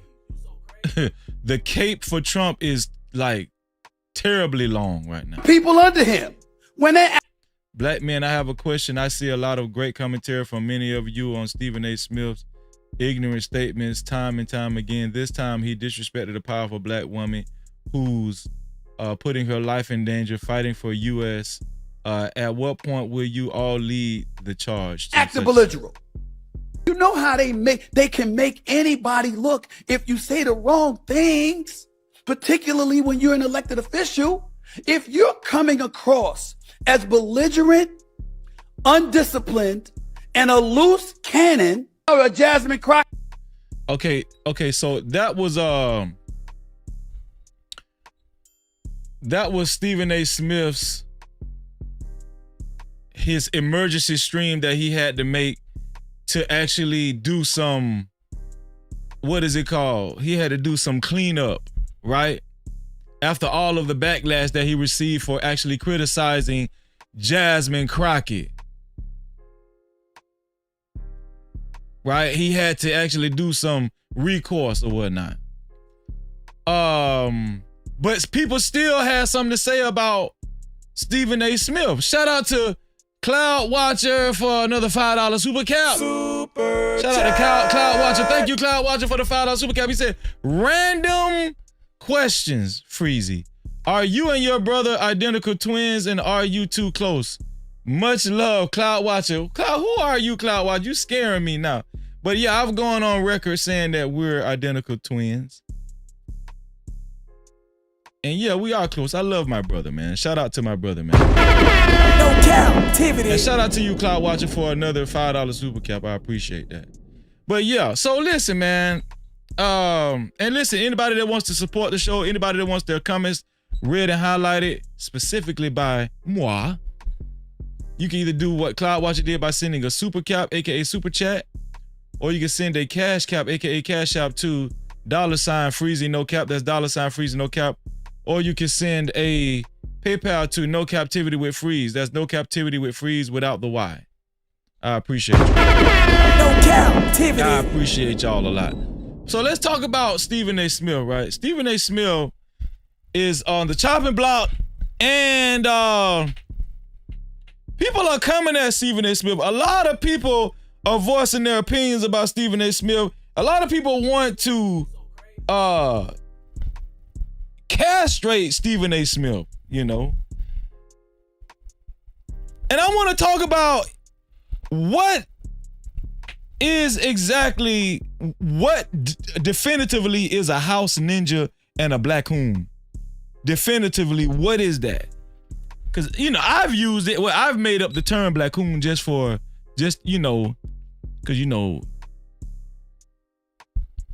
I just wanted to make up my own term, but y'all know exactly what I'm talking about.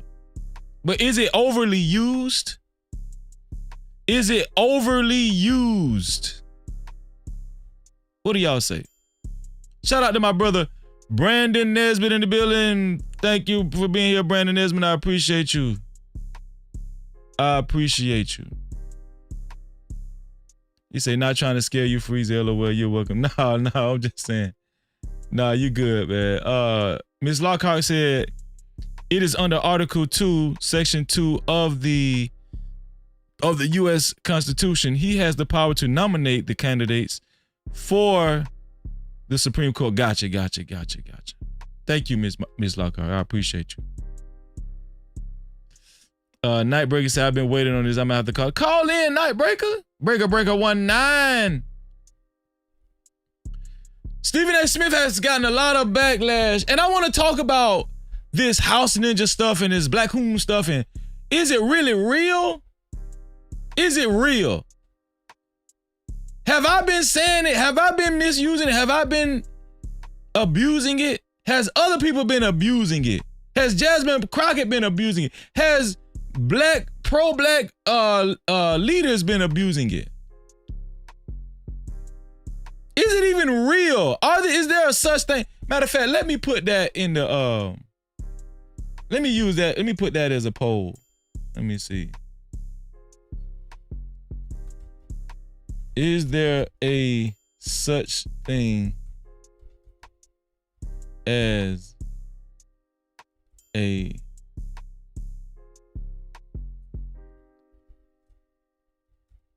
or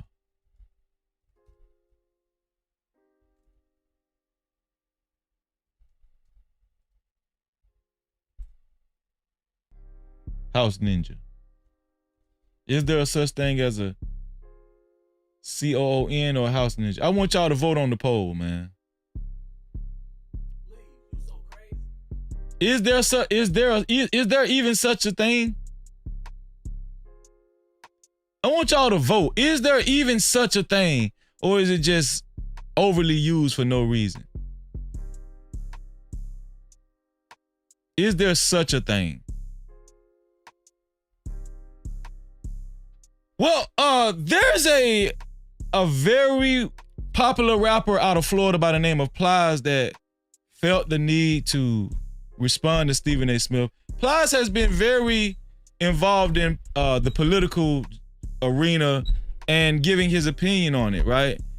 Anybody that's familiar with Plies, we know he leans really left. Like, he's a Democrat and he's all for Democrats. He's all for Democratic candidates and all kinds of stuff, right?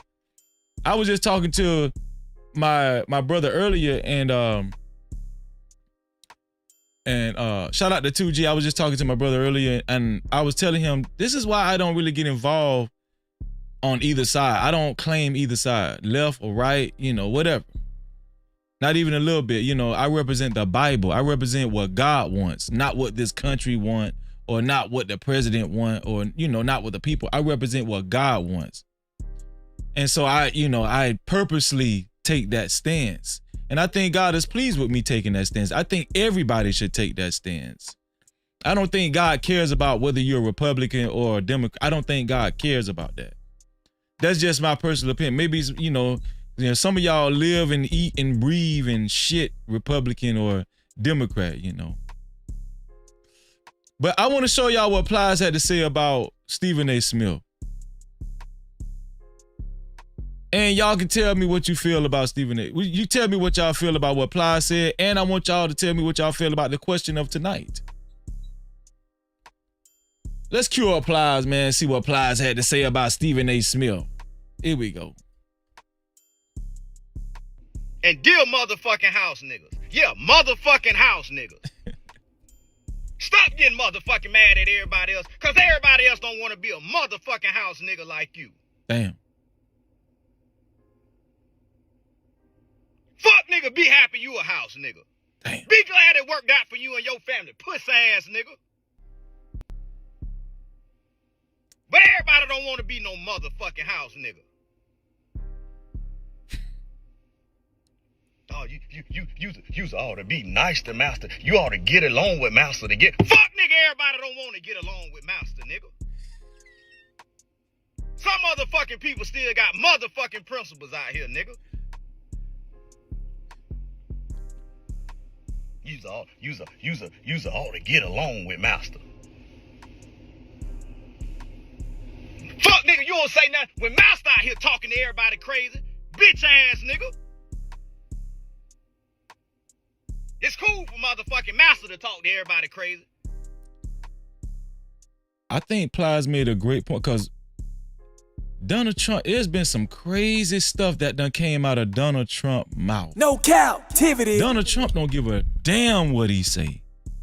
He has said, you know, racial innuendos. I remember he kind of talked about the black lady, the African lady. I think she's from Tanzania, or I forgot exactly. I think she's from either Tanzania or something. Remember when she was in the Oval Office and he was like, you know, you look good for an African woman, you know, bro, I was like floored. I was like, did Trump just say that? You look good for an African black woman, you know. I've never seen a black African woman look like you. Like nobody says anything about what Trump has to say. Like these snark remarks and comments that he says them all the time. Even Trump said he don't even think he's going to heaven. That's how bad Trump is. That's how bad he is to himself. That's how much he thinks of his own self. He don't even think he's going to heaven. Y'all didn't see that video I played yesterday? I'll play it again. No, you ought to get along with master good us.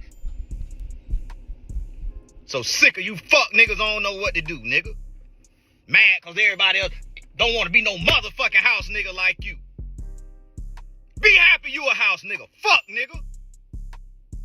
And stop trying to tell some motherfucking body else what to do. Still some motherfucking people out here that believe in what they motherfucking believe in, nigga. You want everybody to do something how you motherfucking did it. Just cause you kissed the ass, nigga. Everybody don't want to motherfucking do that to get in the AC. Pussy ass, nigga. He said everybody don't want to do that. Everybody don't want to do that to get in the AC. To get in the AC is wild. The air conditioning. So sick of you fuck niggas don't know what to do. That's all you fuck niggas want to run around here now do. Get mad at everybody else because everybody else don't want to be a motherfucking house nigga like you. Fuck nigga, go be a house nigga in peace, bitch ass nigga. And leave everybody else the fuck alone. And he dead ass serious too. Plies is serious. If y'all watch his content on Instagram, Plies is dead ass serious. And dear motherfucking house niggas. Yeah. If y'all watch his content, Plies, Nightbreaker say he did not say. Yes, he did, Nightbreaker. So I need to go find the footage. Nightbreaker. So I need to find the footage. Let me see, go on TikTok, see if they got it. Trump, African woman.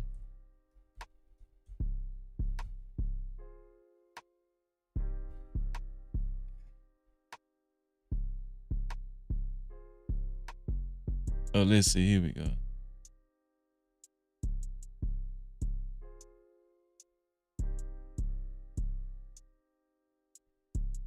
He's thinking to nominate you as a Nobel Prize Peace because he said you deserve, you have been working to bring peace in the world, not only at the Congo, and he's very hopeful to meet you in the future. That's so nice, boy, and that's so beautifully stated. And Caroline said, number one, she did say, and I shouldn't say this because it's politically incorrect, she said, she's beautiful, and you are beautiful. I'm not allowed to say that, that could be the end of my political career, but I say it anyway. But you are beautiful, and you're beautiful inside. So I wish I had more reporters like you.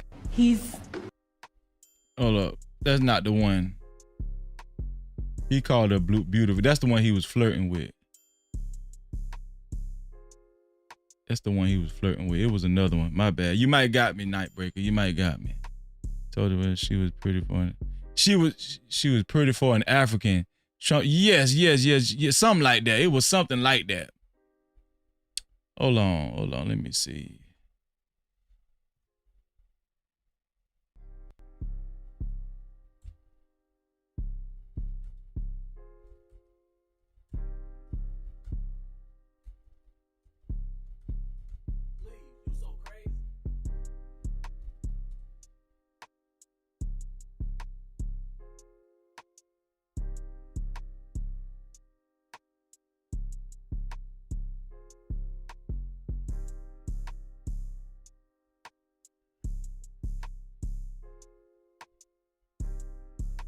Let's see. Here we go. Let's watch Plies one more time. Go off, Plies. And dear motherfucking house niggas. Yeah, motherfucking house niggas. Stop getting motherfucking mad at everybody else, cause everybody else don't want to be a motherfucking house nigga like you. Fuck nigga, be happy you a house nigga. Be glad it worked out for you and your family, pussy ass nigga. But everybody don't want to be no motherfucking house nigga. Oh, you ought to be nice to master. You ought to get along with master to get. Fuck nigga, everybody don't want to get along with master nigga. Some motherfucking people still got motherfucking principles out here, nigga. Hold on, let me do it right. You's ought to get along with master. Let me do it right. Hold on. Let me see if I can do this right.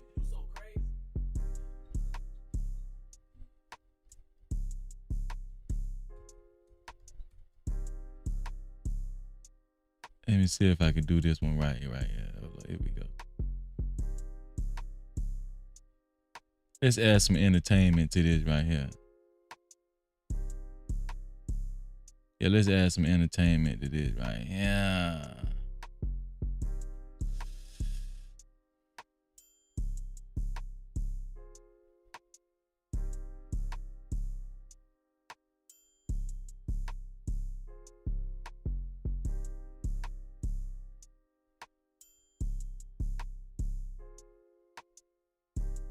Here we go.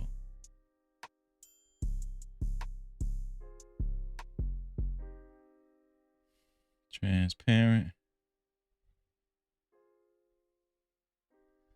Okay. Now, I think the way we're going to look at this now is going to look better. Yeah, it's going to look better. I want to make sure you guys get the right experience. You know what I'm saying? Here we go. Here we go. And dear motherfucking house niggas. Yeah, motherfucking house niggas. Stop getting motherfucking mad at everybody else, cause everybody else don't want to be a motherfucking house nigga like you. Fuck nigga, be happy you a house nigga. Be glad it worked out for you and your family, pussy ass nigga. But everybody don't want to be no motherfucking house nigga.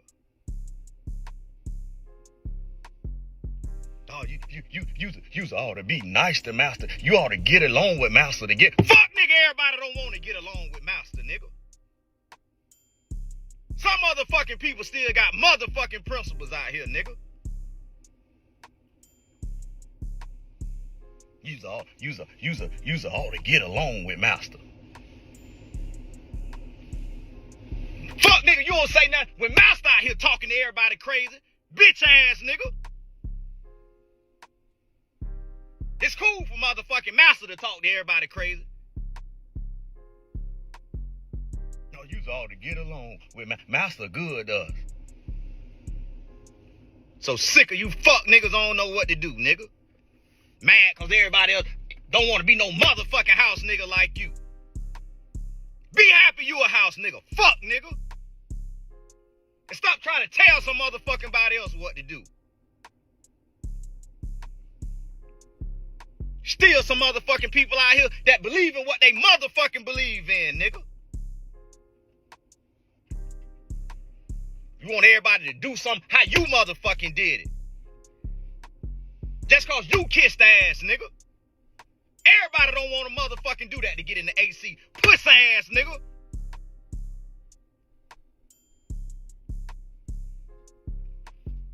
So sick of you fuck niggas don't know what to do. That's all you fuck niggas want to run around here now do. Get mad at everybody else cause everybody else don't want to be a motherfucking house nigga like you. Fuck nigga, go be a house nigga in peace, bitch ass nigga. And leave everybody else the fuck alone. And deal motherfucking house niggas. Yeah, motherfucking house niggas. Stop getting motherfucking mad at everybody else, cause everybody else don't want to be a motherfucking house nigga like you. Fuck nigga, be happy you a house nigga. Be glad it worked out for you and your family, pussy ass nigga. But everybody don't want to be no motherfucking house nigga. Oh, you ought to be nice to Master. You ought to get along with Master to get. Fuck nigga, everybody don't want to get along with Master, nigga. Some motherfucking people still got motherfucking principles out here, nigga. You's ought to get along with Master. Fuck nigga, you don't say nothing when Master out here talking to everybody crazy. Bitch ass nigga. It's cool for motherfucking Master to talk to everybody crazy. No, you's ought to get along with Master good does. So sick of you fuck niggas don't know what to do, nigga. Mad cause everybody else don't want to be no motherfucking house nigga like you. Be happy you a house nigga. Fuck nigga.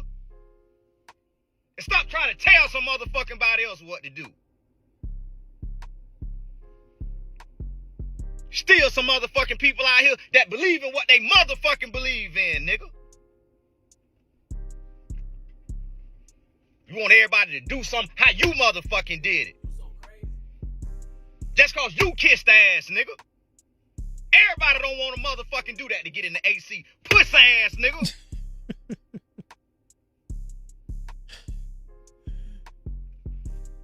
So sick of you fuck niggas don't know what to do. That's all you fuck niggas want to run around here now do. Get mad at everybody else cause everybody else don't want to be a motherfucking house nigga like you.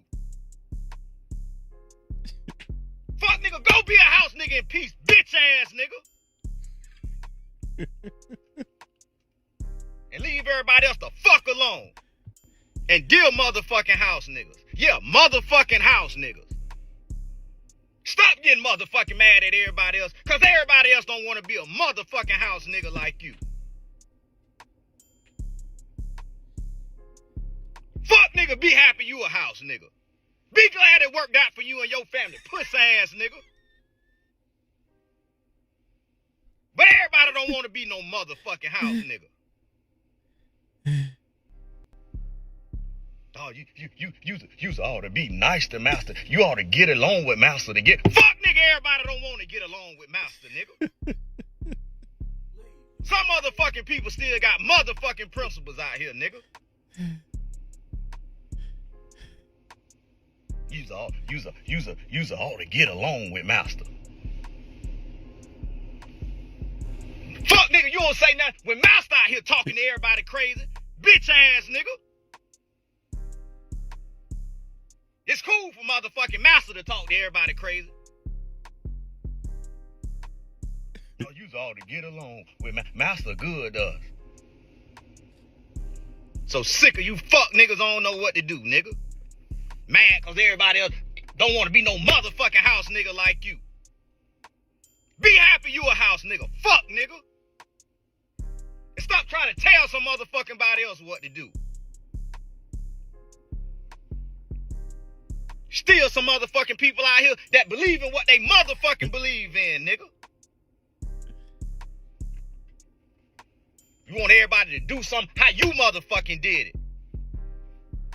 Just cause you kissed the ass, nigga. Everybody don't want to motherfucking do that to get in the AC. Pussy ass, nigga.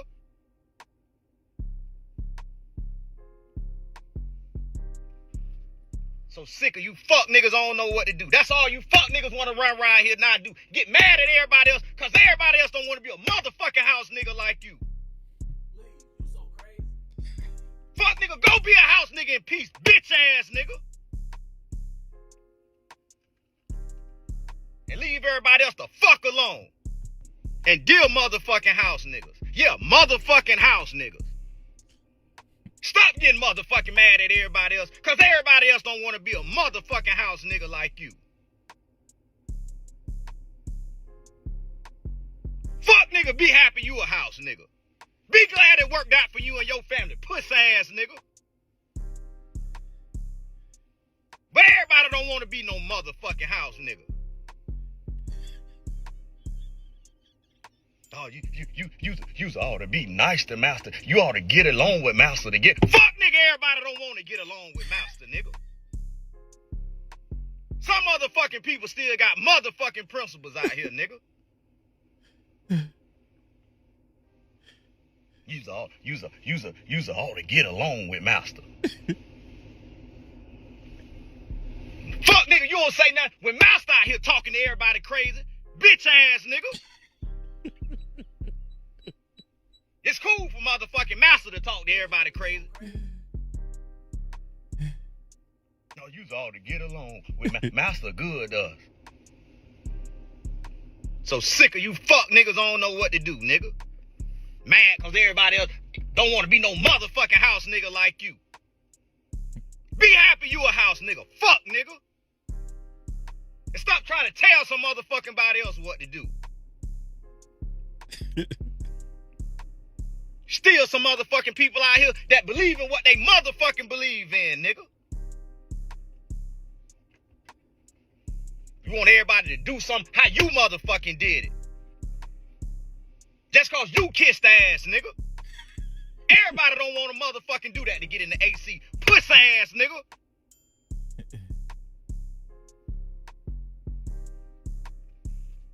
So sick of you fuck niggas don't know what to do. That's all you fuck niggas want to run around here now do. Get mad at everybody else cause everybody else don't want to be a motherfucking house nigga like you.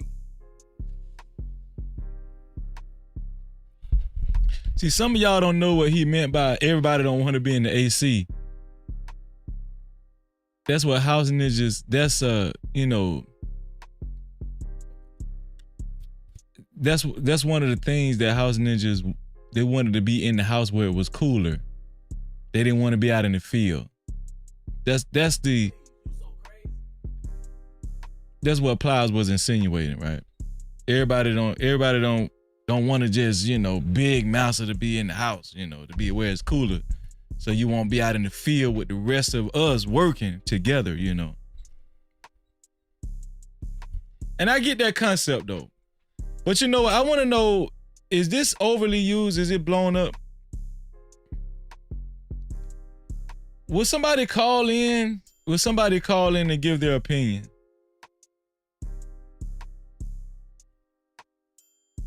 Y'all call in and give your opinion, man.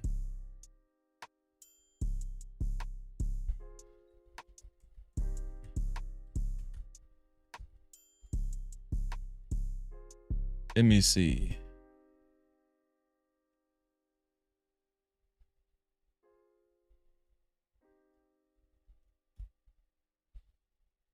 What is this?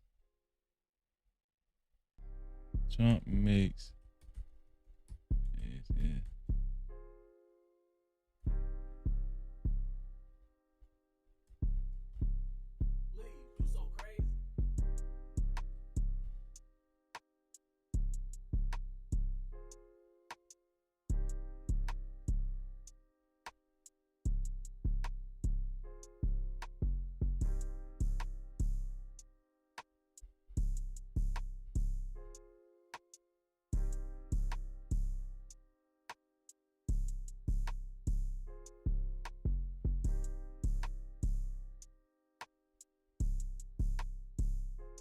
President Donald Trump's history of racist remarks.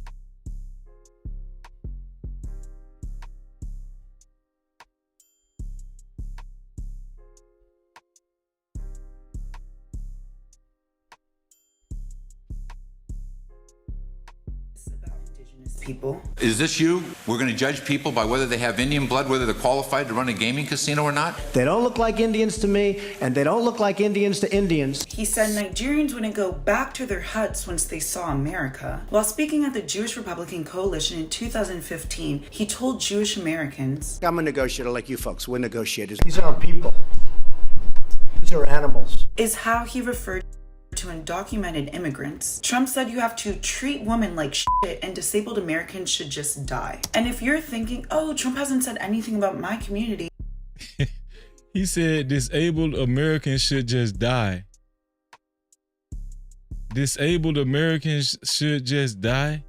Then you're flat out wrong. I may not be Mexican, but I felt the weight of each of his comments over the years because I know to him, he cannot differentiate between Latinos and Hispanics. I don't identify as queer, but his remarks against the LGBTQIA+ community are a direct hit towards me because it impacts my queer friends and family members. I may not be Muslim, but I could not imagine what it would be like to not be able to practice my religion in peace. Pre-Trump, people wouldn't say the silent part out loud, aka racist slurs and comments. But that all changed when Trump was in office because he gave racists not only the green light, but the confidence to be so hateful towards underrepresented communities because they witnessed a world leader say some of the most vile shit without facing any consequences. None of this shocks me because I know Trump looks at us, and I'm not only speaking to Black and Latino people, but all underrepresented people the same. Like we are less than him. I am stressed because we... Okay, I'm about to open up the call lines, man. Let's see.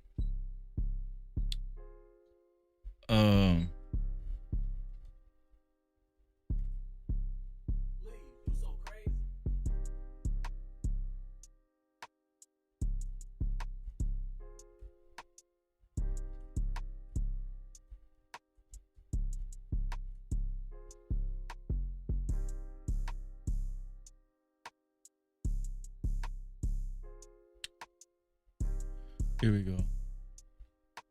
Ooh. All right, we here now. I'm about to open up the call lines. The call lines are open.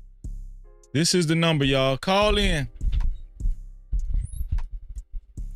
Call in. Call in. Ooh. Call in.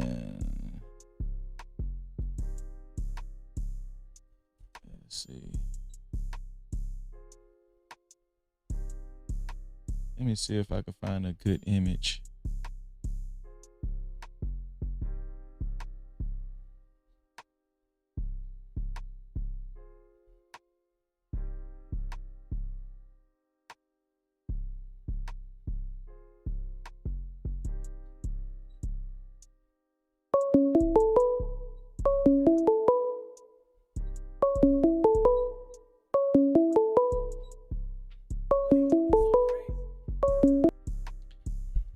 Shout out to my Uck Living Umley. No Cap-tivity. What's going on, Living Umley? Yeah, not much. What's up with you?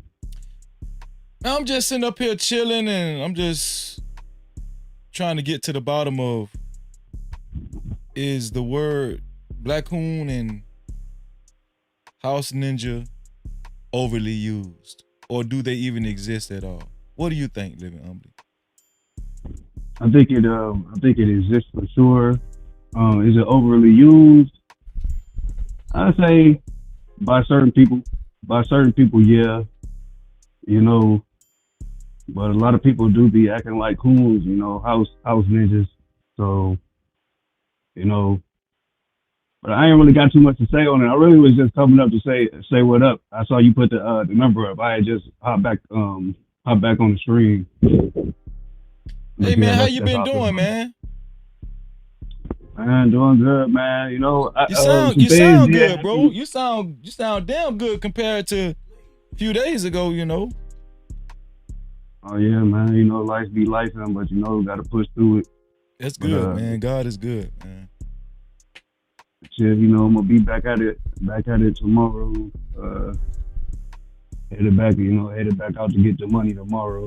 So. Oh man, that's awesome, man. Let me give you a big bomb, man. Hold on, let me give my dog a big bomb on that. Where is it? What a bomb? Okay, here we go. No Cap-tivity. Shout out to you, man. All praises to the Most High. Yeah. But yeah, just hit me up sometime this week though, cause I can tell you, cause some stuff did happen in the family. Like it was like another death and stuff. But you know, It was another death, you said? Yep. Okay, damn. Sorry to hit. I'm gonna make sure I hit you up. I'll probably hit you up tomorrow, man. Yeah, for sure. I'm gonna go ahead and drop down because I know it's probably some people that got a little bit more knowledge and want to give their input. But I was just coming up to say what up. You know what it is. All right, bro. Shout out to you, man. Love you, bro. Shout out to Ark, man. Living humbly in the building, man. No Cap-tivity. Call in, man. The number is, what's the number? The number is 1-863 320-1242. 1-863 320-1242. I want to hear from y'all. Is the term Black Coon or House Ninja overly used? Is it overly used? Do they even exist? Will I get a caller? Will I get another caller who wants to talk about this? Who wants to give their opinion? Even extensively. Nightbreaker said I'll call in. I'm waiting on you to call in, Nightbreaker. Shout out to Max Payton in the building. Thank you for being here, Max Payton. Shout out to Max Payton. Let me see. Where we at? Oh, here we go. Caller, what's your name and where you from? Yo, Freezy. Hold on 1 second. Hold on, let me put this caller on hold. Okay. I'm gonna put you on hold, caller, until I finish this call I'm on now, and then I'm gonna get right to you, okay? Hey, no problem, champ. No problem. All right. Yo, Freezy, Nightbreaker in the building. Once again. Nightbreaker, what's going on? No Cap-tivity. How you doing, bro? I'm doing good, man. It's good to hear from you, man. Good. Is this your first time calling in? No, this is my second time. This your second time calling in? Okay. Calling in. Didn't you try to hit the link one time, but you dropped down? No, we talked that night. When you was talking about if men should date women with kids. And that's right. We talked for a few minutes. We talked about 10 minutes about that topic. That's right. Yeah, and I was just giving some reasonable examples of why a man should be concerned about dating a woman with kids, especially if he a young guy that don't have children himself. You know, I thought you was kind of painting a narrative about men, but I think that was more of a personal thing between you and somebody else. We ain't gonna talk about that tonight. Let's talk about this coon shit, man. Yeah, let's talk about it, man. What do you think? First off, the question of the night, do you think it's overly used, or do you think that terminology is overly used? First and foremost, what do you think, Nightbreaker? I definitely think it's overly used, first and foremost. The real problem that I got with it is that there's no real definition for the word. So it's kind of like calling somebody any name. Oh, you a bitch ass nigga or something. Like, what does that really mean? You know what I'm saying? And you can call anybody that disagree with you, whatever. Or whatever you want to call them. If they say something that's against the popular belief, like what Stephen A. did, criticizing Jasmine Crockett, who was a Democrat, who was appointed by some white people. I don't know why we try to act like we run the Democrat Party. We don't run that party, bro. That's their party, just like the Republican Party. So it's kind of like if you go against the Democrats and you black, then you're going against the popular belief. And then they start throwing out the names. You a coon, you a sellout. Man, listen, anybody that work for a white person is you selling out to make your money to pay your bills. Wait, hold on. Nightbreaker. Nightbreaker, you think it's that bad? Just having a job, you get called a coon just for having a job? Listen, no, I'm saying I don't believe that. I don't believe. No, I'm saying you think people actually go to that extent to call somebody a coon or a house ninja just because they got a job? No, I think the point that I was making is that the white people is running both sides of the show, man. And a lot of times we act like the Democrat side is our side, and it's not. We just sold into that for the last 60 years, but that ain't our party. And anytime a black man speak out against the Democrat Party, which is heavily populated by our women, he gets attacked for it. And that's what happened to Stephen A. And I ain't even no fan of dude, and I don't even particularly like him, but that's my opinion on that. But to answer your question, yes, I think the word gets thrown around anytime you go against the popular belief of the masses of black people. Okay, let me ask you this. You could say, black women, I love you the way God made you. Stop putting them blind wigs in your head. I love you the way God made you. They will call you a coon and a sellout, bro, because you going against the popular beliefs of the culture. Okay, so let me ask you this. And listen, I don't want to discount your experiences, because that, they might has what you're saying, has that happened to you? Have you told a black woman she's beautiful and she can wear her natural hair and she's called you a coon or a sellout or a house ninja? Has that? No, but I've seen it happen to other people. And that's just one example. So another example is if you talk down on this music that they love so much. If you talk down on their favorite rapper and say that music is controlling the mind of children, they will call you a hater and a sellout. And especially if you consider yourself a conservative and you saying that. Yeah. They'll say you going against the culture, bro, and you can't even stand up for God's principle a lot of times against these people. If you talk down on them LGBT people, they stand next to them. So you can't talk down on that lifestyle. So a lot of times just standing up for what's right is going against the popular culture, and they will put a label and a name on you for doing that, brother. I personally don't think it's nothing wrong for standing up for what's right. Like, I know people that, represent Democrat and they stand up for what's right. And, I know Republicans, they stand up for what's right. Let me ask you this right here. Yes, Do you even think coons or house ninjas exist at all? Do you think they even exist? Yes, sir. I think they do.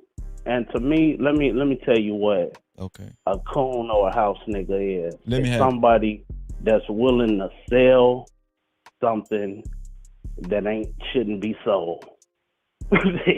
Like, what you mean by that? That was kind of. I need you to break that one down. What you meant by that right there?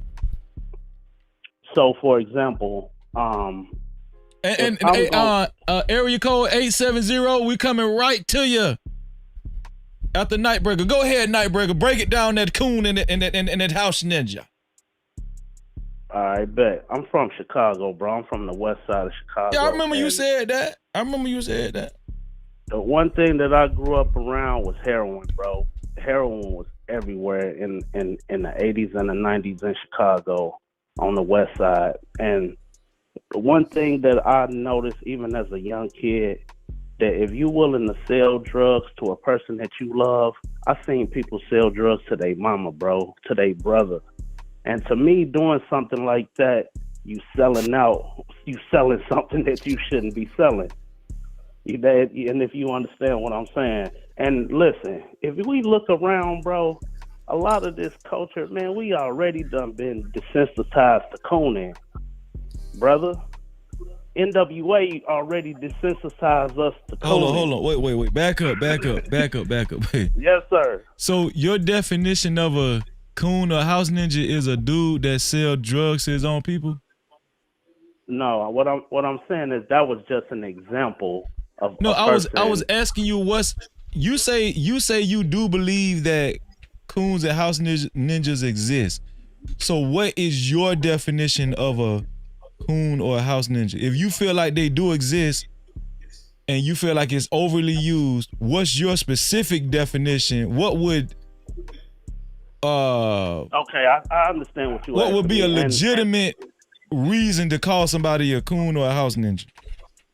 Right, and I just feel like it's really not like a definition to the word, but I'll just say behavior. For example, if you doing something like, and I can only judge by my principle.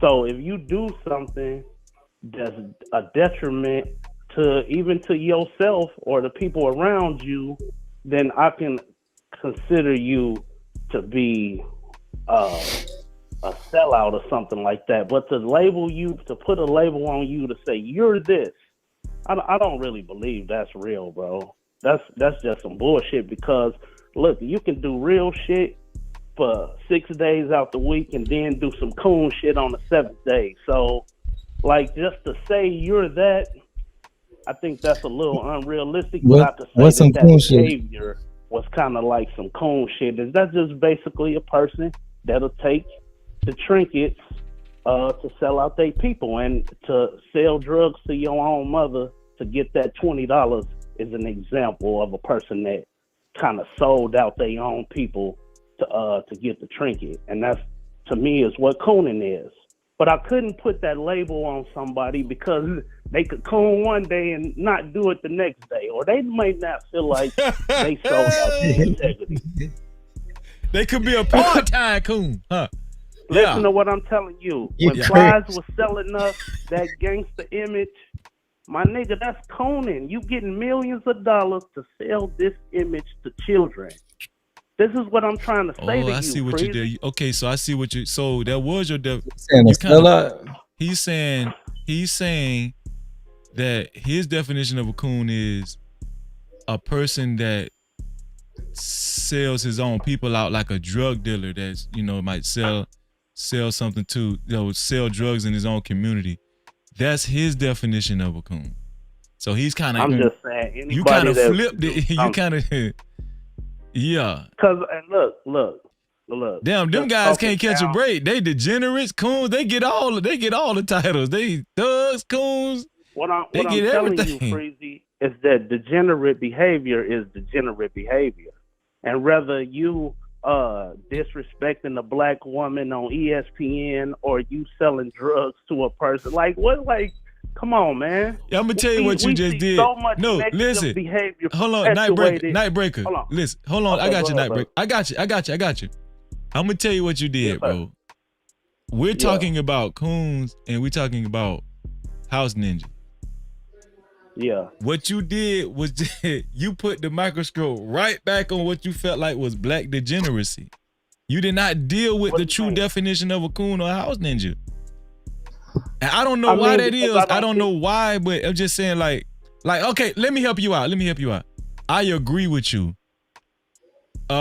People that's in the neighborhood that's selling drugs to their own mama and, to the community and stuff, I can see that's degenerate behavior. Okay, I get that. Guys that's in gangs. It never gets called out as coning, though. It never gets called out as selling out or coning, though. Listen to it. Listen, because they're already called thugs. There's already a name for that. They're already called thugs and degenerates and stuff, right? There's already a name for that. That makes sense. Okay. We're talking about coons and house ninjas. We got to be able to And compartmentalize these conversations, you know. Okay, so let's do this then. You give me your definition of what Oh that is. my 'Cause God. I told you that's a word that get used on people that go against the popular But culture. it's the goalpost right here, but it's the goalpost. Listen. I gave you my definition of the reason. But you put it right back on the why people get thugs. called that. You put it on the thugs. It's like, bro, listen. But listen, what I'm going to do is, because I want to take the next caller, but what I'm saying is, I do want you to know I'm respecting your definition of coon or house ninja. I don't want you to think that I'm just like, you know, disparaging no, I your. want to hear your definition though. I want to hear your definition. So my definition of a black coon or a house ninja, yes, sir, is a black person that will throw his own people under the bus to impress white people. Right? You know the problem with. Wait, let me finish. Okay. Now, I don't think there's anything wrong with black people criticizing black people. I don't think that's ever been a problem. That's mamas do it to sons, daddies do it to daughters. Black people criticize black people all the time. I don't think there's a problem with black people criticizing black people. But I do think there's a problem when a black person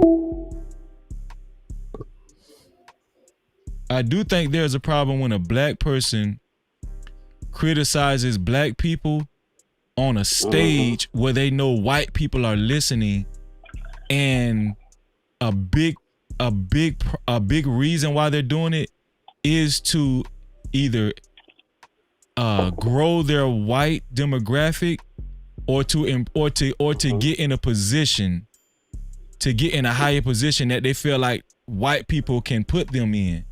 A lot of coons that I know, and a lot of house ninjas that I know, this very same thing that they criticize degenerate thug behavior of black people, these people have exemplified the same behavior. It's hypocrisy. Do you understand what I'm saying? Okay. Now, there are some black people that's dead ass serious about how they changed their life and all of that kind of stuff. But there are black people, and there are black people that criticize black people because they genuinely want to see black people do better, and they respect their own brothers and sisters enough to actually have enough respect to say these things to where it's not condescending and they're talking down to black folk. A lot of times coons talk down to you, and instead of talking with you, they'll talk down to you as if they're better than, and they have this grandiose complex. So that's kind of like my definition of like a coon or a house ninja.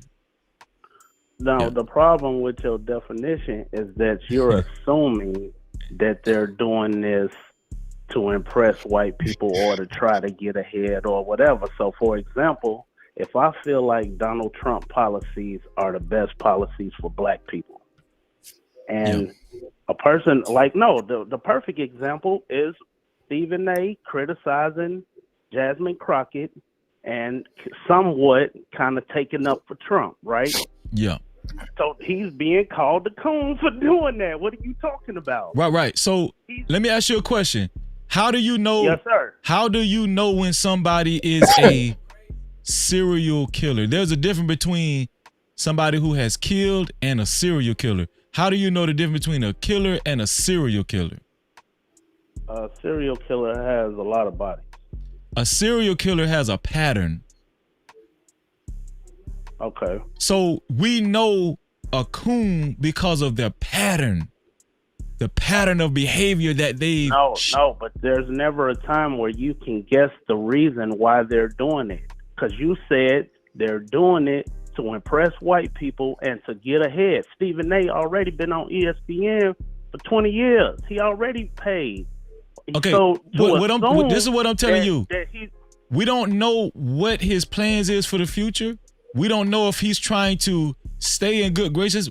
He might have plans on running for a political office in the future. We don't know that. He might just feel that this is the right way to go. What he's saying might, he might just feel that in his heart. Listen. Go ahead. And Go there's ahead. no way Hold on. Wait. That's what I'm saying. Nightbreaker. Part of your definition, there's no way to know why somebody is doing what they're doing. Okay, hold on, bro. Nightbreaker. I want my partner 2G to step in. And call back in. I'm sorry. Call back in, caller. Go ahead. No, I was saying that he stated like what his reason for saying it was. So I kind of just was ad-libbing off what Nightbreaker was saying. Yeah. Why? Yeah. I feel like he said, like he stated his reasoning for the opinion he had. What was the reason he stated? Basically, it's a better way to go about things. It's a better way to express like your view on certain things or whatever. It's like I really don't understand how that was like cooning. I'm not saying he was. He was saying that she should be up there speaking for her constituents and trying to get things done, and that Trump is a businessman. If you go and try to work with him, he'll work with you. That's what he was saying. Hold on one second, Nightbreaker. Hold on. Nightbreaker, can I put you on hold 1 second? Can I give you a break and take this call and just hold 1 second? I'm going to bring you back in, okay? Yeah, no problem. All right, no problem. Caller, 870. Yes, sir. My bad, caller. What's your name and where you from, bro? My name is Anthony Robertson. I'm from Arkansas. Anthony Robertson from Arkansas. Yes, sir. What about the question of the night? Do you think that coon or house ninja is overly used? It's way overly used because they hate all of you. Ain't no light-skinned, there's no dark-skinned to them. They hate everything that's not white. That's how they work. I'm from Arkansas. That's how they work. They don't care about you light-skinned and dark-skinned. Hold on 1 second. Hold on 1 second, Anthony. Super chat. Shout out to Purrs the BS for his $5 super cap. He says super chat. No Cap-tivity. Purrs the BS. Make sure y'all subscribe to my brother's channel. You know I got to represent for him every time, man. Purrs the BS has excellent content. Thank you, bro. Okay. Say what? Go back to what you were saying. You saying they hate us all if you're not white. That's what you were saying, right? Yeah, ain't no such thing as house or field. I don't use that N word. I don't use that. Okay. But ain't no such thing as that to them. They hate it. They hate y'all.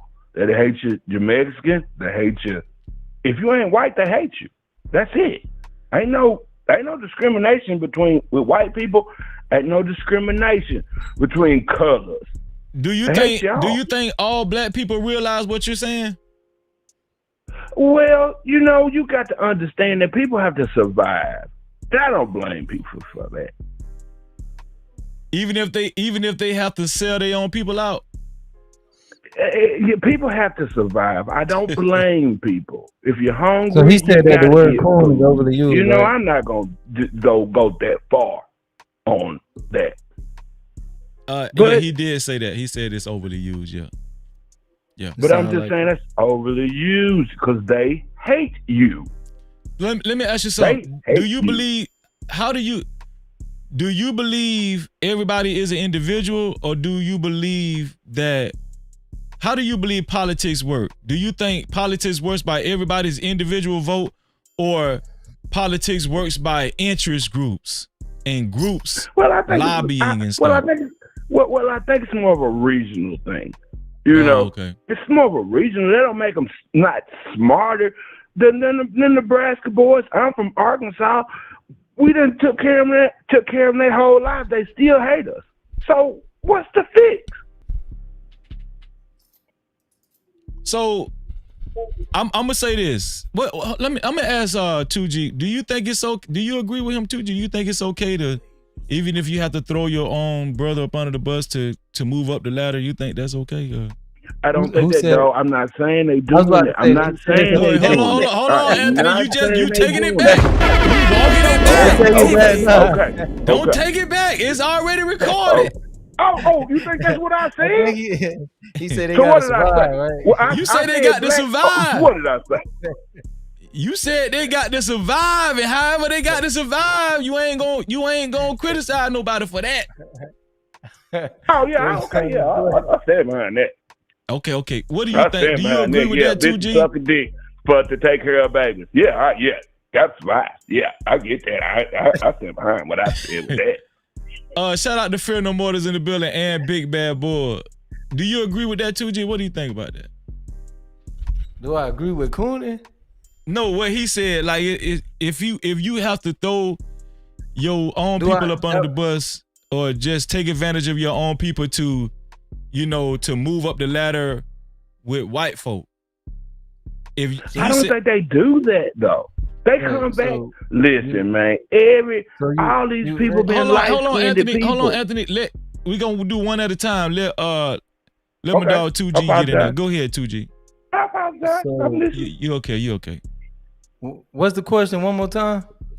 So, do you think that it's okay for a black person to throw another black person under the bus or to misuse another black person, take advantage of another black person in order to impress white people or move or be in better graces with white people or have better opportunities with white people? I did not say that. To survive. Okay. So you didn't say that. So how do you feel about that, Anthony? If you didn't say that, How do I feel about what? Give me a scenario, and I'll speak on it honestly. Y'all can't unite. I can't go with that because I went to school. I went to school with a lot of smart people, and they had to go amongst them white people, and then they came back with something. Why y'all can't answer questions though? Not you, 2G. I want to answer. No, not you, 2. I wasn't talking about you. I'm just talking about the caller. Now you calling people sellouts. I ain't calling nobody no sellout. Hold on, Anthony. Hold on, dog. I got you. I think you put the word survivor in there. I'm asking you, is it okay for a black person? You asking me now? No, I'm asking Anthony because he said I didn't ask him the right question. I didn't ask him exactly what I just asked you, so I'm finna ask him specifically. This is for you, Anthony. Do you think it's okay for a black person to misuse or take advantage or throw another black person up under the bus in order to be in better graces with white people and or to gain more favor from white people and to put themselves in a better position with white people? Not at all. Absolutely not. Do you think that's coon or house ninja behavior? We gotta send spies. They send spies to us. Why can't we send some spies to them? So they spies. They send white spies to us. We send spies to them. This is chestnut checkers, man. What y'all coming with it tonight? What y'all doing it tonight? Hold on, Anthony. Hold on, Anthony. Let me. You listen. Hold on, Anthony. This is my show. Now hold on. I got you. I'm coming to you. I apologize for that. Let me get the 2G. 2G, what do you think? What's your thoughts, 2G? I apologize. It's okay. Because he originally said they do it to survive, so I want to know if it's okay to do that if they trying to survive. Did you hear the question, Anthony? I did not say it again. He said say it again, 2G. Oh, I thought you was gonna state it. But earlier you said some people do that to survive. So is it okay to like throw people under the bus somewhat to like survive? Like if that's how that's how you bring it home, your bread and butter? No. I'm talking about people who are not strong as me. I don't need you. But I understand how people are soft and, they got things. But they're not me. But you can understand if somebody else doing that to survive. But I ain't got no bunch of kids to take care of and all of that type of shit. Motherfuckers make decisions. I'm sorry for cussing. But people got to make decisions. That's why I don't like the coon and stuff. That's why I don't like that. Because people are just surviving, Yeah. You know what? I'm thinking about, like, if I put the link in, have you been watching the show, Anthony? First time I ever seen you, champ. First time you ever seen? First, okay, you are the first show I've ever called into, sir. Oh, look. Congratulations. No problem. I appreciate you too. I really appreciate you. I'm gonna ask you one more question. If you want to hold, I'm gonna bring Nightbreaker back on, and then if you want to hold, I'm gonna bring you back on. Okay? Is that fine with you? Yeah, I'll stay and chill for a little while. Yeah. Holla at your boy Freezy. Hold on, Nightbreaker. Okay, I'm coming to I'm you. here. I'm here, champ. I'm here. Shout out to Big Bad Bull for the $10 super cap. No captivity. Big Bad Bull said, big facts. The real coons are the trash of the black community. Boy, y'all done switched it.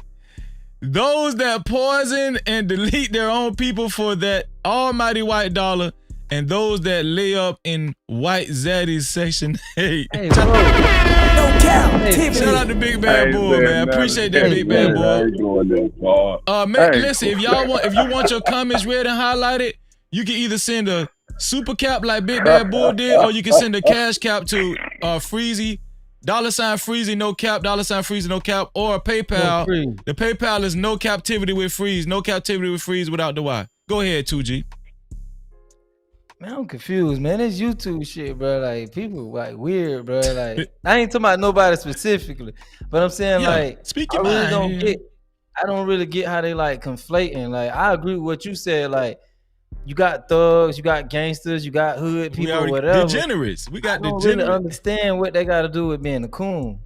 Like, I agree with them that that's like a part of our culture that we need to do away with, but you know what? We might have to do it, dog. We might have to do a part 2 to this. I think we're on to something with this right here. Y'all think? Yeah, but I don't understand what's the hard part about like calling out coons specifically, like the people that we label out as coons. Like, when I think of coon, I never thought of drugs. Everybody that's a coon is just somebody that's light skinned. I ain't saying that. I got light skinned homeboys and I look like Mike Tyson, bro. Man, I'm so goddamn confused, man. Listen. Mariah Carey didn't ask to be light skinned. She did. Yeah. She got songs with all the thugs. She didn't ask to be there. But who is a coon? Who is a coon? That's all I'm saying. Who is a coon, Anthony? Like, if he had to name somebody, I can't call nobody no coon. I can't call nobody no coon. That's why I'm defending it. I don't think it's working that way. Okay, well, can you ask him, do he know any thugs? Like, he don't have to say their name, but do he know any thugs? Like, people he would consider thugs? Do you know any thugs? Any more questions? Yeah, do you know any thugs? Any more questions? Why you don't want to answer that? I am one. Oh, so you one of them degenerates. So you a coon too then? No, I'm not. I just done bumped my head a few times. So that's what I'm trying to say. Wait. No, wait. Please, Go ahead. I'm sorry, bro. You part of the show. Go ahead. You co-host. Bruh, so I ain't know. I've been arrested 16 Hey, Nightbreaker, times. we finna bring you on in a minute, Nightbreaker. Just hold on, Nightbreaker. I got you. Go ahead, 2G. So we know it's thugs out there. We can identify the thugs, but when it comes to coons, we can't quite put our finger on who the coons are. Like, we can't identify anybody as a coon, but we can call out So thugs. Halle Berry's a coon because she's light skinned and she didn't make herself. No. Light skinned. I said, who do you know that's like, who would you call a coon? Like, we know you know thugs. I ain't got but nobody you never to met a call coon. coon.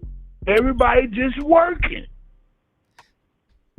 So Stephen A. Smith, if you call Stephen A. Smith the coon, that man, okay, let's say Stephen A. Smith is a coon. Stephen A. Smith runs ESPN. He makes $30 million a year. No. What that mean? No, I never said Stephen A. is a coon. I agree with you.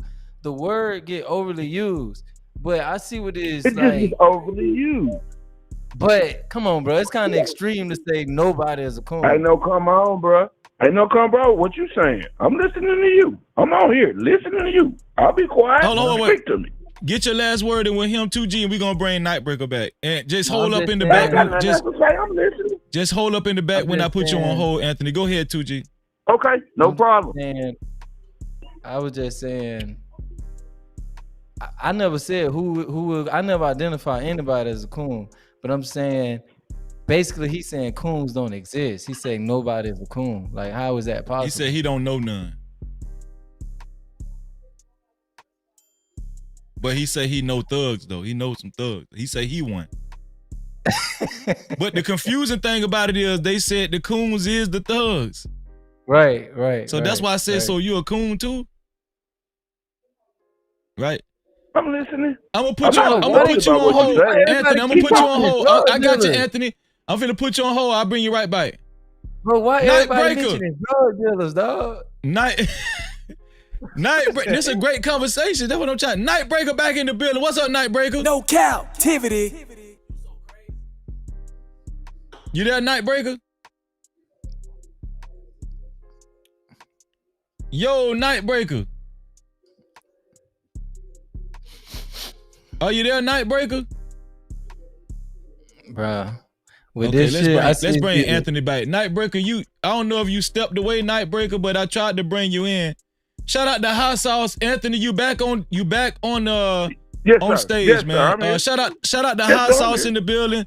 Hot Sauce said, "Shalom, Freezy."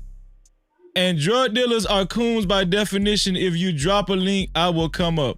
Okay. Bro, but. Come on, dog. So we just finna make this. We talking about drug dealers now. Like everybody keep mentioning drug dealers. I know what he's finna say. The original definition of a coon were the ones. Well, I don't know if drug dealers are coons, but I know the original definition, which another content creator brought out, was that those were the black people that rebelled against that rebelled. Let me slow this whole conversation down. Let me slow this whole conversation down. Hold on, Anthony. Let me put the link in the chat too. Are they coming up? Yeah, well, I'm gonna let Hot Sauce up. There's the link, Hot Sauce. But yeah, so some people have brought out that the original definition of a coon were the black people in the field that rebelled against white folk. They say that's the original definition. And I think it is the original. But that's not history. But over time. That's not history. That's not history. Hold on, that's not Anthony. history. I got you, Anthony. But over time, it evolved into a black person that's a sellout, that sells out for, that will sell their own people out to impress white zaddy. That's what it is. It evolved over time. Just like how black fatigue, how white people done changed the definition from the original definition. Oh yeah, that's what. Oh yeah, okay. Now we're talking about something. Okay. Hold on, Anthony. Let me bring Nightbreaker in. Hold on. Nightbreaker, are you there? He said he's still on hold. Can you hear me now, Nightbreaker? Yo, Nightbreaker. Breaker. Nightbreaker, hang up and call right back in.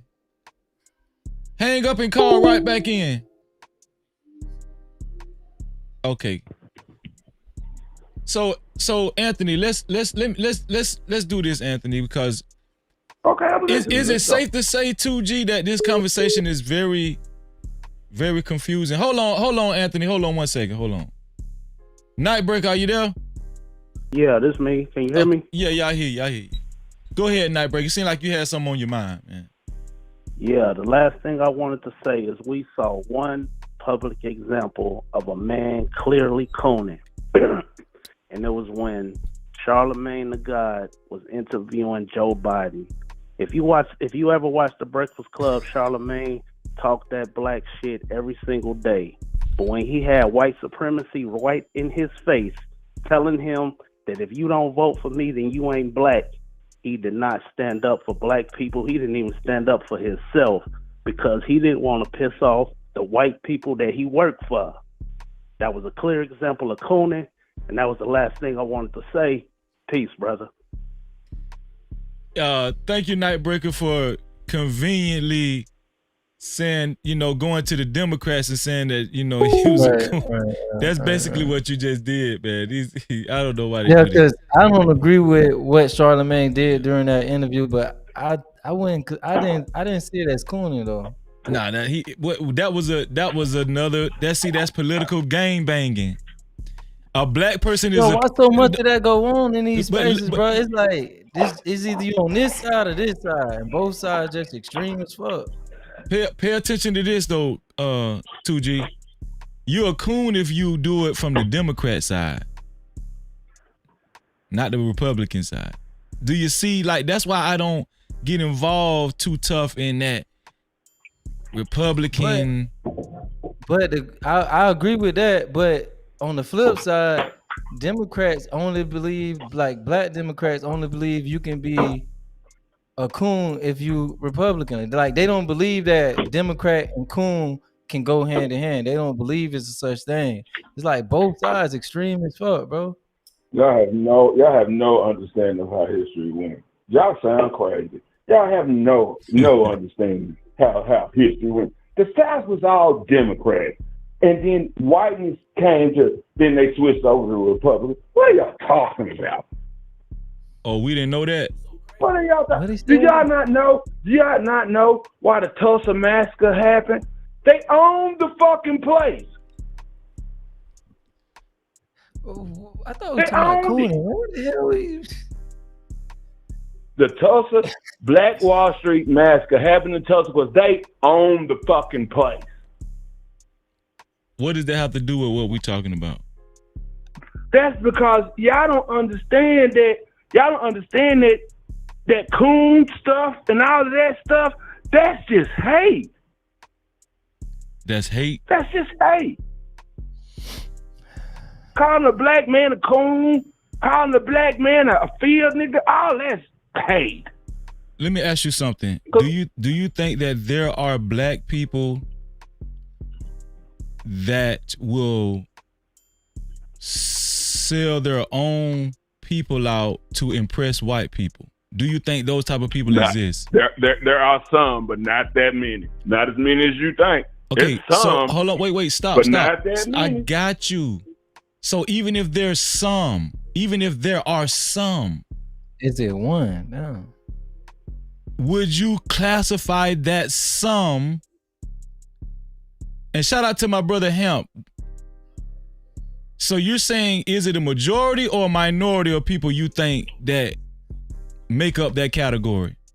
A majority? A very small minority. Okay, so even if it's a minority, because some is too ambiguous. Even if it's a minority, that's a little.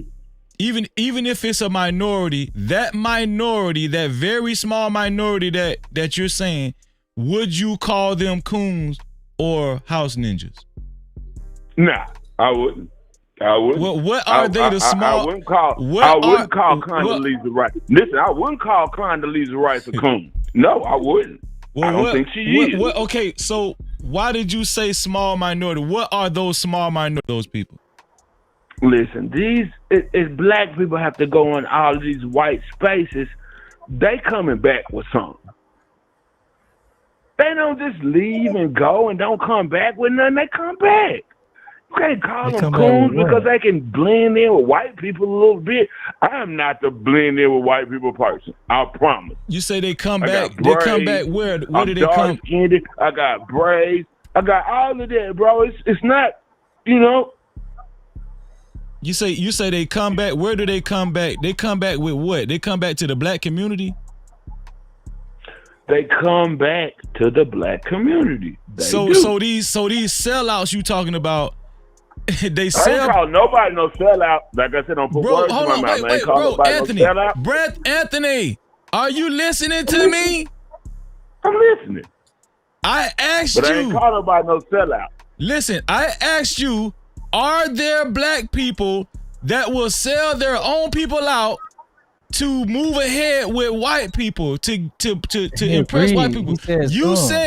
You said there. Yes, it's a small minority. That's what you said. But that's all minorities, not just black people. But we're dealing with black folk.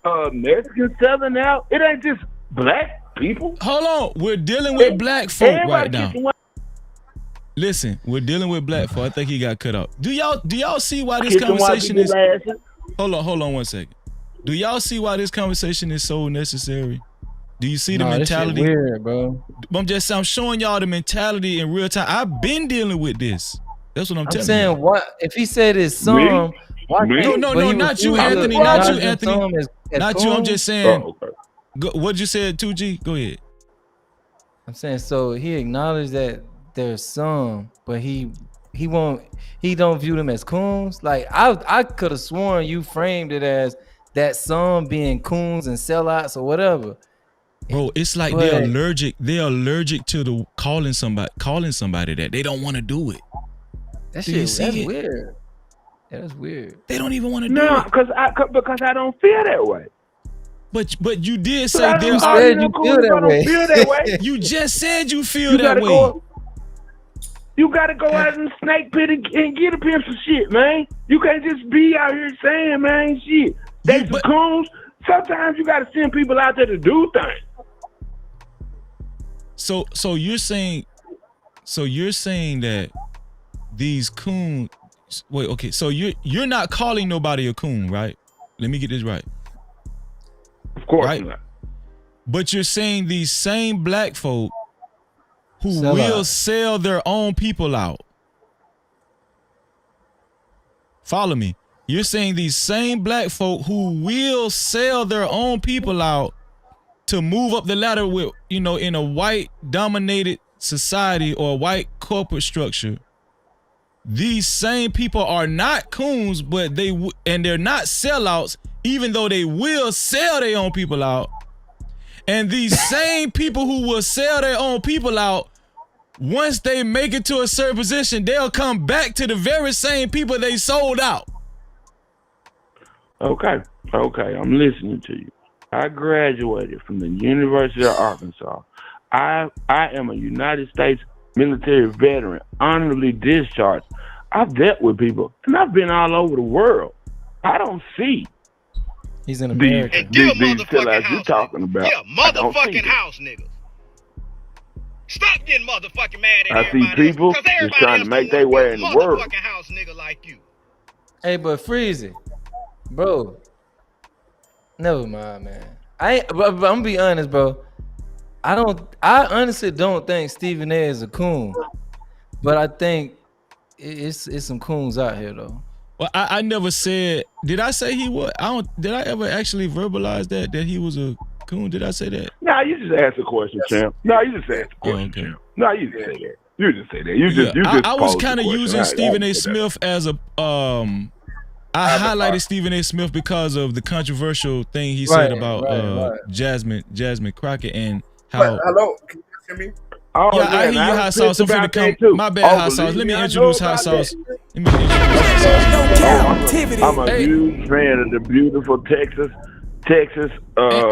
Anthony, state representative. Hold Jasmine on 1 second, Crockett. Anthony. Huge fan. Hold on 1 second, Anthony. Let me talk to my brother Hot Sauce in the building.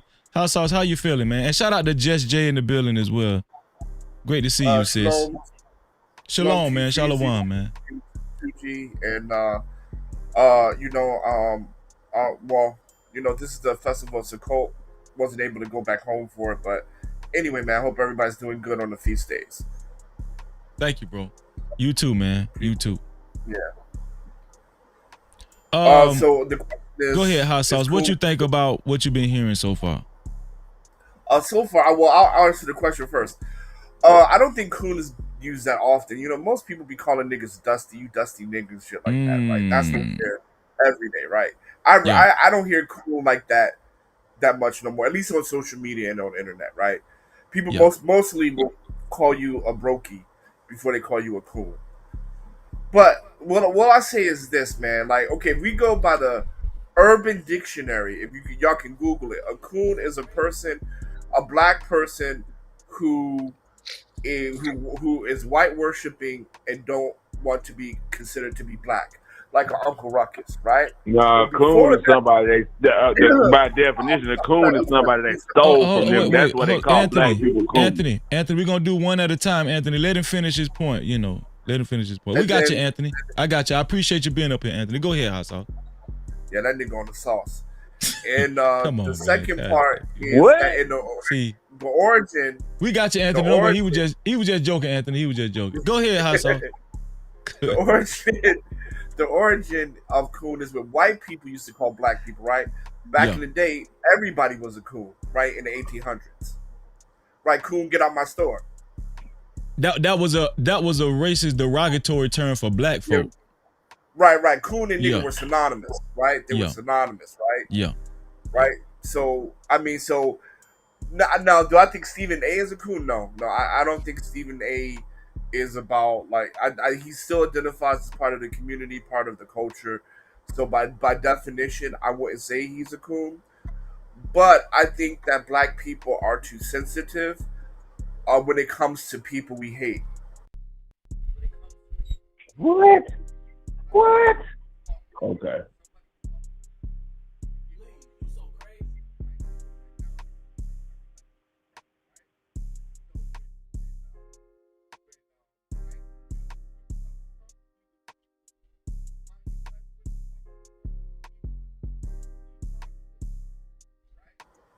Yeah.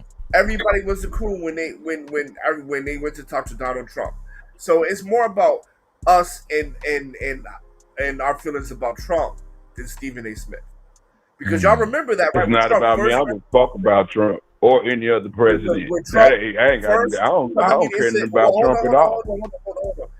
Because this all is about. He criticized the black woman by saying, "Yo, you have to learn how to negotiate and talk to your enemy, right?" So he's a coon, and it's about Trump. When Steve Harvey went to talk about negotiating with Trump, he was a coon. Kanye West went to talk to Trump, he was a coon, right? So come on. I mean, am I wrong? Let me say this. No, I don't. Y'all don't believe Stephen A. Smith is a black coon? Nah. Will y'all say he could have been perceived to be tap dancing? Yeah, he does. Before? Yeah, he does. Yes. No, I don't think. Bro, I've been watching Stephen A. since high school, bro. Stephen A. has definitely tapped danced. He's definitely done that. I ain't saying that. I ain't saying that. I hear him tell lies, but at the same time, you got to understand he's running the place. Yeah. So he just picks his battles. Stephen A. Smith just picks his battles. That's all I see him doing. Okay, hold on. Let's get 2G's point of view. Go ahead, 2G. But I feel like a lot of times these clips go viral, and then everybody give their opinion on people based off of like a 5-minute clip or a stance they feel like this person took that they don't agree with. But I've been watching Stephen A. since high school. Dude is just a black conservative. I don't think he's a coon at all. And if you saying a black person can't be conservative, like that say more about like how the box you put black people in. I ain't talking about you, I'm just saying people in general. Yeah. But watching him, bro, I honestly never heard him say some cool shit. And everything he say that people don't agree with, it's because they want to see everything through one lens. And he basically saying, no, it's a different way to go about things. But our community, a lot of times we reject anybody who isn't seeing things the way we seeing it or presenting things the way we would present it. But watching him, bro, honestly, Y'all take Stephen A. Smith seriously? Y'all really take him? Y'all watch him and take him seriously? Then y'all the fools, dude. If y'all watch Stephen A. Smith and take him seriously, y'all are the fools. He at y'all now, yeah. But so is Malika Andrews everything. What did he say? No, man. Is Malika Andrews cracking jokes? No. Because if something like Malika Andrew is an actual coon. Now her, she's like if you want to say house nigga, coon, I understand that. But this dude Stephen A. bro, if you actually listen to what he has to say, his points make sense. It don't be on some race shit, some coon shit, tap dancing. Like I never seen dude tap dance before. So if somebody say dude he tap dance, I would wholeheartedly say no, bro, because I never seen him tap dance. And I will And say every time people try wholeheartedly, to, tap every danced a whole lot. every time, But he is in charge If you want now. to call Stephen A. a coon, if you want to call Stephen A. a coon, then there's no way on earth you cannot.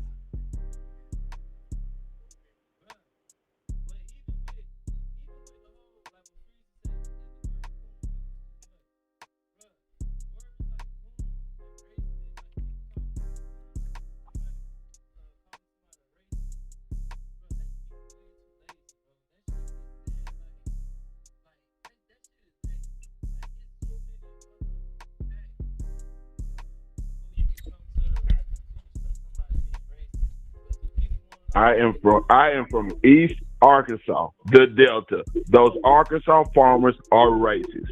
They are racist. There's no getting around that. These Arkansas soybean farmers in East Arkansas, they are racist. I grew up there. They're racist. Ain't no around it. Ain't no way around it. So I ain't gotta save them. They're racist. Right now, it's a clip going around. Somebody talking about Stephen A.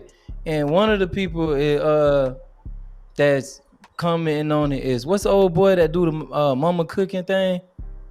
The ex-ball player, Freezy. He do the mama cooking thing. He cook. Yeah, he be like, you gonna get mama's cooking. The ball player, Marcel? Not him.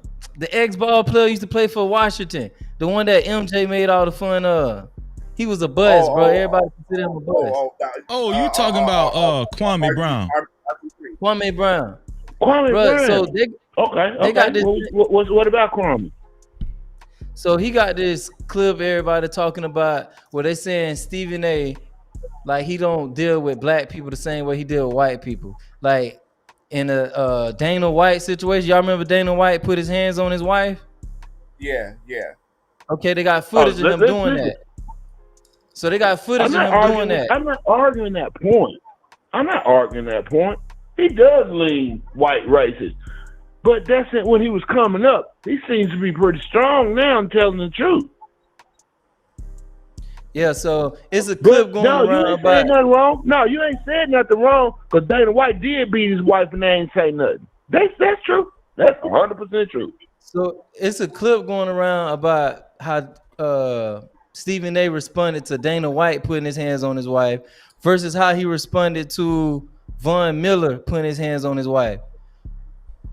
And they call him a coon because of it, but bro, the circumstances are so different. It's like, come on, man. Either you don't like this dude or you just being fucking lazy. Because if you listen to the circumstances, like it's clear why he taking two different like approaches with dealing with these situations because they totally different. One situation, Dana White wife is hit him first, and then he hits his wife back. The wife is speaking on Dana White's behalf, saying it was a mistake. He never done it before. It's just a lot of reasons to say like, okay, like we can't judge him. That's him and his marriage or whatever. So now you taking up for Dana White. That's what you do. That's what you do. Now I would say I'm taking up for Von Miller. He ain't violent. That boy is not violent. That boy is not violent.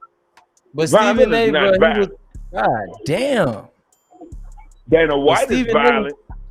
Hold on, Anthony. Let him let him get his full thought out. Go ahead, 2G. Stephen A. was giving his perspective on Von Miller, and bro, if you ask me, he spoke like he never talked down on dude. He just really elaborated on the fact that Von Miller had a warrant, that that he was getting arrested for what he did, and the fact that his girlfriend was pregnant. Misdemeanors, little charges. What you talking about? That Dana White got a whole domestic. Dana White got a whole domestic. Kind of like Floyd. Dana White ain't did none of that. Bro, I'm kind of, bro. I'm finished talking. God damn. Anthony, I know you hype, man, and I appreciate the zeal, but let him finish his thought, Anthony. I got you. I got you. Yeah, yes, sir. Yes, sir. I don't know yes, sir. No problem, man. I got bro, you. Because Von Miller did have a warrant out for his arrest, and Dana White didn't have a warrant out for his arrest. Von Miller girlfriend was pregnant and called the cops on him. Dana White wife spoke up on his behalf and said he's never done anything like that, and she shouldn't have hit him first. Like, it's just two different circumstances. So how can you expect him to have the same approach? Even the fact that one of them pregnant and one of them not. One of them was the aggressor. We don't know if this girl deserved to be hit. We just know she pregnant. But this person, his old lady hitting him, and he hit her back. People calling him a coon and say he don't treat white people the same way he treat black people. And it's like, bro, this two different situations. And he never spoke down on either one. Like, he actually spoke on Von Miller's behalf.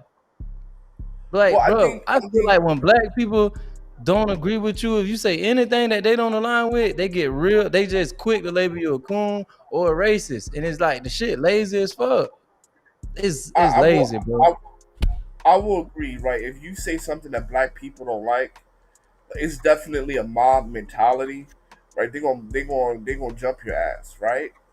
But So like, white people ain't got no mob mentality that jump your ass. Are y'all serious? Stephen A. But the problem So white people ain't got no mob mentality to jump your ass. Are y'all fucking serious? What world do y'all live in? The problem with Stephen A. is that he's not likable, so it's easy to call him that because he's slimy as shit, man. Dude is not likable. Especially when it comes to his Kobe comments. Especially when it comes to his Kobe comments, man, that he is slimy as shit. And so I just think that he says things that goes against the culture. It's easy to not like him, and we do have a mob mentality because we did call Steve Harvey a coon when he met with Trump, right? We did do that. Hey, but if anything, Steve Harvey kind of deserved it though. Bro, but niggas so lazy. We didn't go there. But the point is that Kanye, Ice Cube, and Steve Harvey all met with Trump. Steve Harvey was called a coon. Kanye was called a coon because it's easy to call Kanye a coon because he's crazy, right? And they almost went there with Ice Cube, but they criticized the hell out of Ice Cube for meeting with Trump. And bro, and that's the point I'm trying to show, right? Is that when you do something against the culture, people go fucking crazy.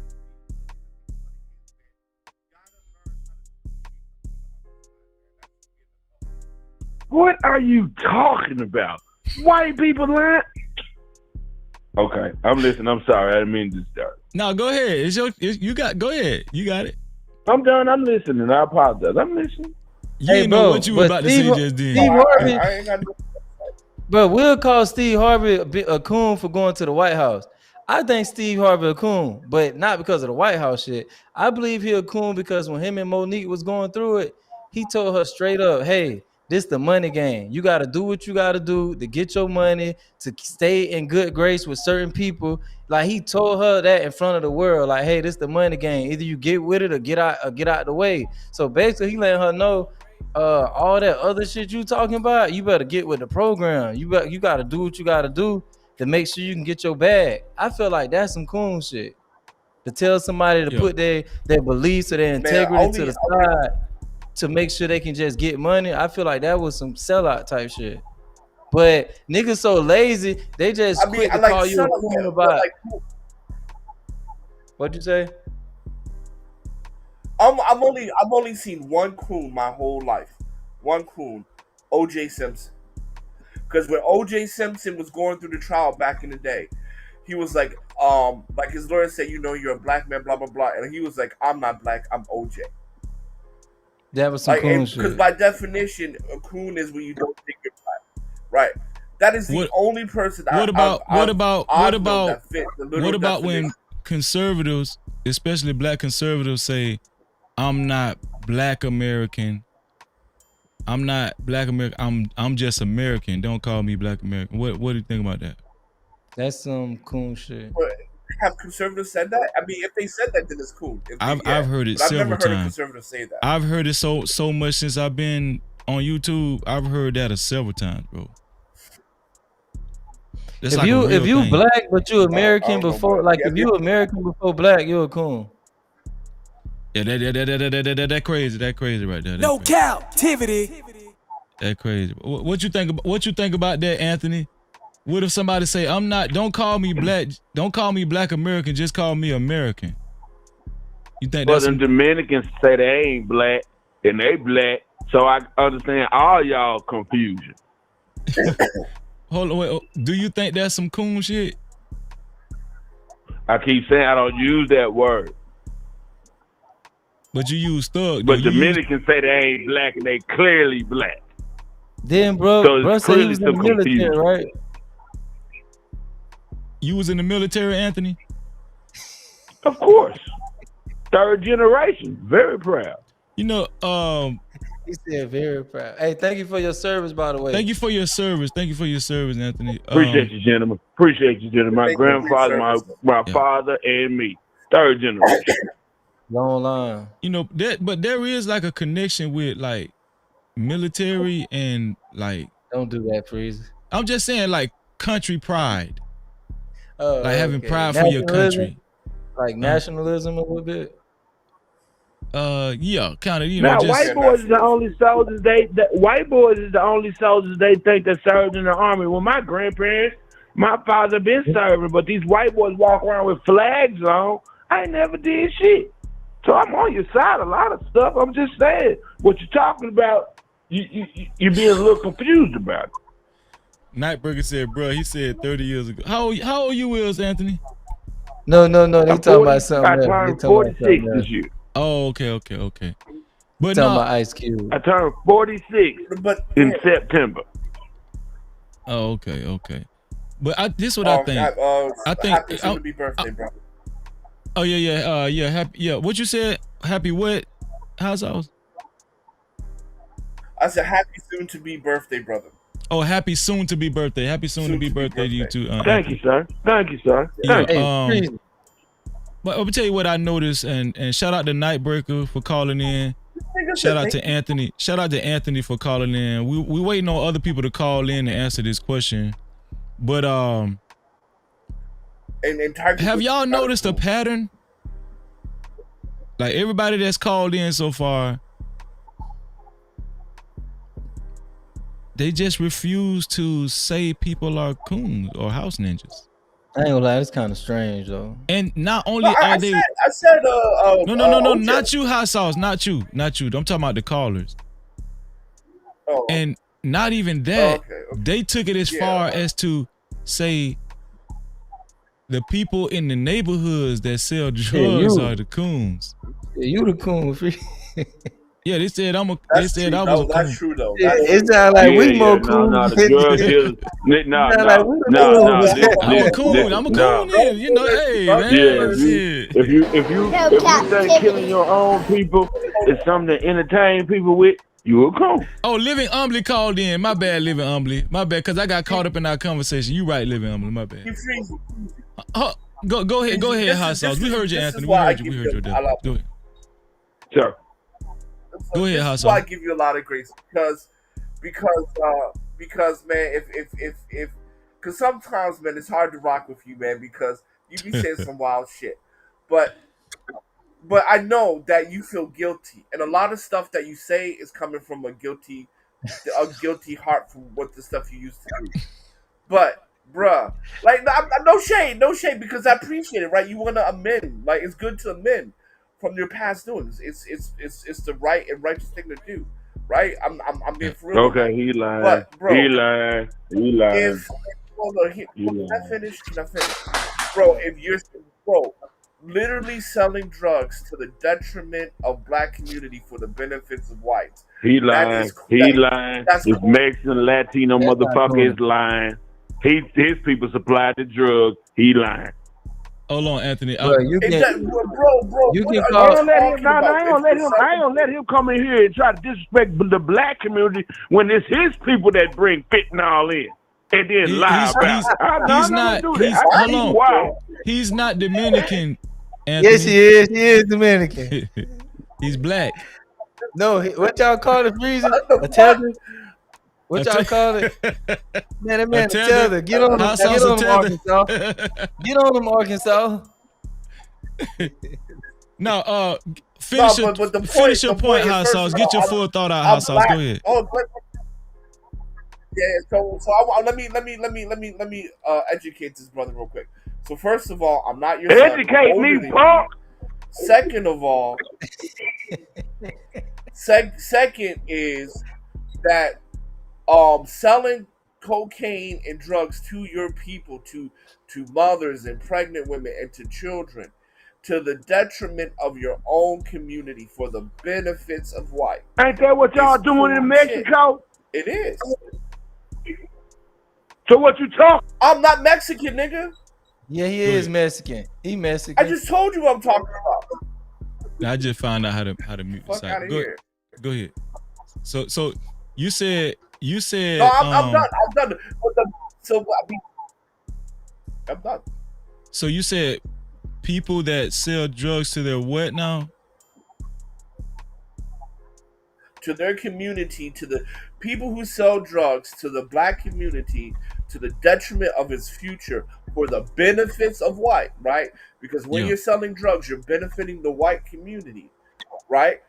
I mean, how is that not being a coon? How is that not being a coon? You want to take that 2G? Well, I don't appreciate no Mexican being up here trying to tell us about the black community. Hold on, Anthony. Hold on 1 second. Caller, what's your name? Where you from? Yeah, this Zoe from Virginia. Is Zoe from Virginia? Hold on 1 second, okay, Zoe? Yeah. Hey, Anthony. I'm here, champ. Anthony, I'm gonna put you on hold I'm 1 here. second. I'm gonna take this other call, okay? I'm a hoe. I'm be here. I appreciate you. I appreciate I'm you, enjoying Joe. it. Appreciate you. I appreciate you.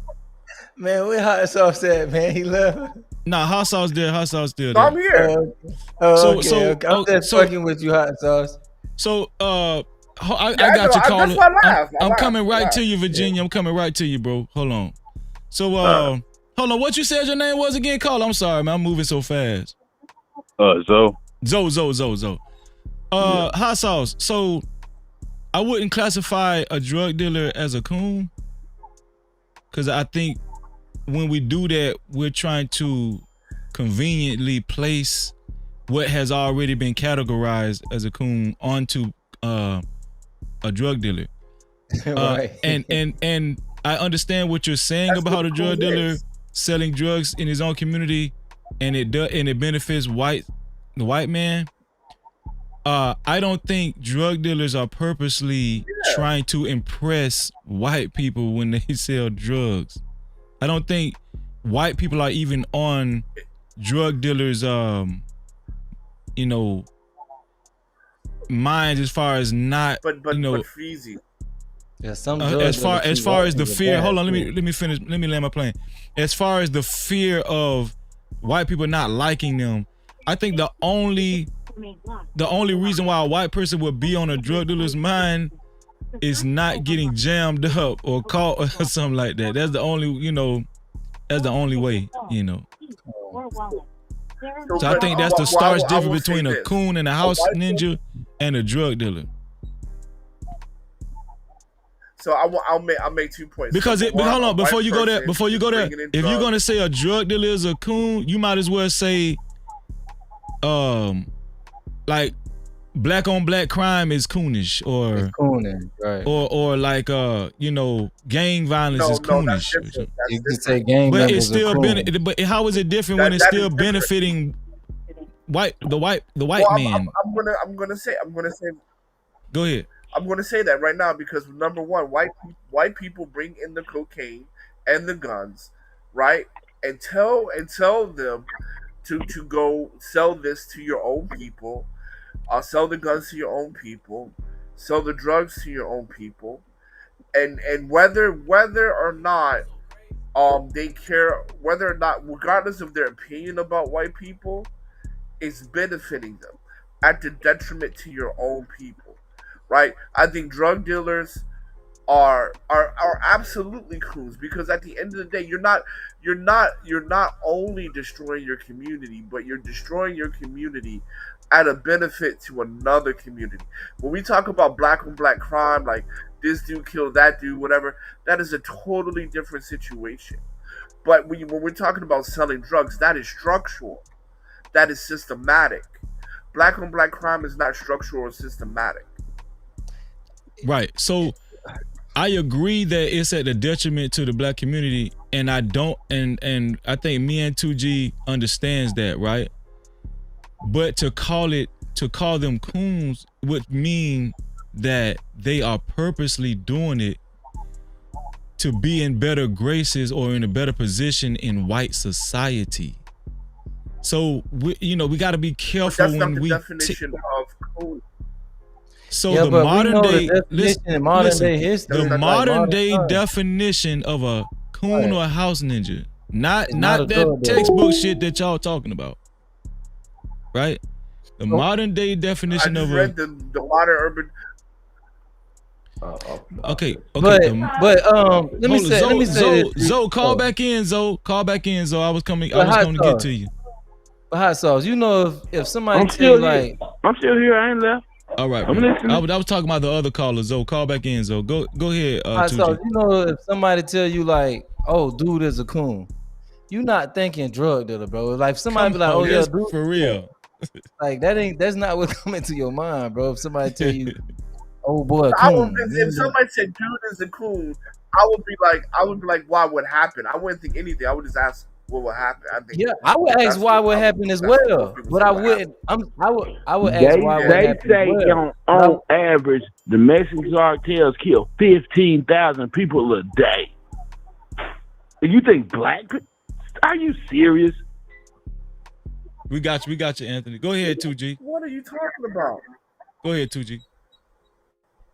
This shit crazy. Hey, but only thing I'm saying though is, if somebody say dude is a coon, I'm not thinking he got them bricks. Like I ain't thinking that. I ain't thinking he got cocaine. I mean, look. I hear you. Look, man. I'm not here to. I mean, look. I know this is a sensitive topic at the moment. So, but I hear you, brothers, what you're saying. But man, at the end of the day, man, I just don't understand how you cannot see it that way. No. We understand. We understand what you're saying. Yeah, we understand what you're saying, but we think. Go ahead, 2G. What you think? Yeah. Bro, if you want to say like you're a degenerate if you sell drugs to if you sell drugs, you're a degenerate. You're a thug. I agree with that. Yeah. But I feel like in today's time, the thing about we're talking about. Because when we're talking about drugs, man, that is degenerate is not a fitting word, bro. I mean, like that shit is the worst thing you can do to your community, man. Absolutely worst thing you can do to your community. Like, I mean, I don't think there's, I mean, bro, I don't think, I mean, that shit is almost up there with genocide. Right. Listen to this though, and Zoe, I'm coming to you in like 60 seconds. Thank you for being patient. I think we all agree that type of conduct it could be detrimental and it's degenerate behavior, right? But to call these guys coons, right, and to call them house ninjas, right? I wouldn't call them house ninjas. I wouldn't call them that. Well, a coon and a house ninja and it's the same coon, thing. It gotta kind of go hand in hand. It's go hand in hand, bro. Yeah, it's the same thing, but they're different. They're different sections of the same thing. But yeah, right? Like Democrat and Republican, they're different but same, right? It's political. They belong in the political arena, but Democrats function in one way and Republicans the other. And House nigga and coon, they belong in the same traitor boat, but they do two different things. Okay, can I ask something? You go ask your question, then I'm gonna bring Zoe into the conversation. Go ahead. Okay, bro. It seemed like the conversation became more about drug dealers, but let's just go with what they saying that okay, drug dealers are coons too. Can we identify some other people outside of drug dealers that y'all would classify as coons? Because it seemed like we haven't done that yet. We just got stuck on drug dealers being coons. Which I honestly, bro, I feel like you can call a drug dealer whatever you want to call him, a degenerate, like like you say, it's a form of genocide, whatever. Like that's a terrible thing to do. Sell, like the Bible say, don't sell poison in the land. So okay, it's wrong. But I honestly don't consider that cooning. Now, if you want to say back in the day this what cooning was, okay, but let's just have a sincere conversation, bro. Today when people use the word cooning, it's just we don't think drug dealer. Now I get the point y'all making, but let's talk about cooning though. Like what cooning is in modern day time. Let's do this. Let's do this so we don't have to. Let's do this so we don't have to guess anymore. Because we just throwing around this terminology and we're misusing it. Like it's just bad. It's just getting bad at this point. So this is Urban Dictionary coon, right? A black guy or a black woman to that matter, who worships white girls and does not like his own race. A black guy who doesn't barely claims being black. A black guy who doesn't even barely claim being black. He said OJ. Okay, what I'm telling you is drug dealers don't barely claim being black, and drug dealers don't worship white girls and does not like their own race. So we just gotta stop we gotta stop butchering. Hold on, stop. Hot sauce, I got you. We gotta stop butchering coon. Let's place it where it belongs for the sake of the conversation. Like who we protecting right now, bro? I don't know. I don't know why we're doing this. I don't know. But hold on. Zoe, you there, Zoe? Hold on, hot sauce. Let me take this caller because he's been waiting for a while. Go ahead, Zoe. What's going on? What's going on? You hear me? Bro? Oh man, chilling. Yeah, I was listening to the. Hold on, Zoe. Nightbreaker, it didn't say woman, but I was just trying to be fair and balanced. But you're right, it didn't say woman. Go ahead, Zoe. Well, yeah, I kind of forgot what I was gonna say initially, but yeah, as far as the drug dealer, we all had this conversation at right now. Yeah, a drug dealer isn't an Uncle Tom or a coon. Now, they are an enemy. You know, like that was kind of like that's a fact. A wrong thing that the black culture in the 70s when they started, worshiping like degenerate type of black people, the pimps, the hustlers, the dope man, and what that kind of, I guess you would say, what that kind of cultivated into or grew into, where now these people kind of have the voice or kind of have a very big presence, like the lower class people or the degenerate thug type of voice has the bigger voice than intelligent black America. But them people are coons though. They're just like a person like Big Meech is not a coon. You know what I'm saying? He's just an enemy and somebody who helped and aided in the destruction of his people. And like really, if we was like a healthy minded people like him would be spit on, be spit on and couldn't even come back to a black community or even show their face. But they're not coons. Like they're not coons or Uncle Toms and stuff. You know what I'm saying? But they are aiding in our destruction. But I forgot what the other thing y'all was talking about though. I kind of forgot. Like I was listening when y'all was talking about it's the street person or it's the drug dealer or coon. But but that's all I wanted to add. I can't really remember. Do you think the word coon is? I agree with everything you said. I agree with everything you said too, and that was a very introspective way of actually, you know what I'm saying, explaining that. And I actually appreciate that because that made a lot of sense. I do think that people who place harm on their own community could be viewed as an enemy, but we do have to be careful with specific words and definitions because we're grown enough to know that words do mean things. Words matter. Words matter, right? I can even understand somebody saying a sellout more than I can understand them saying a coon.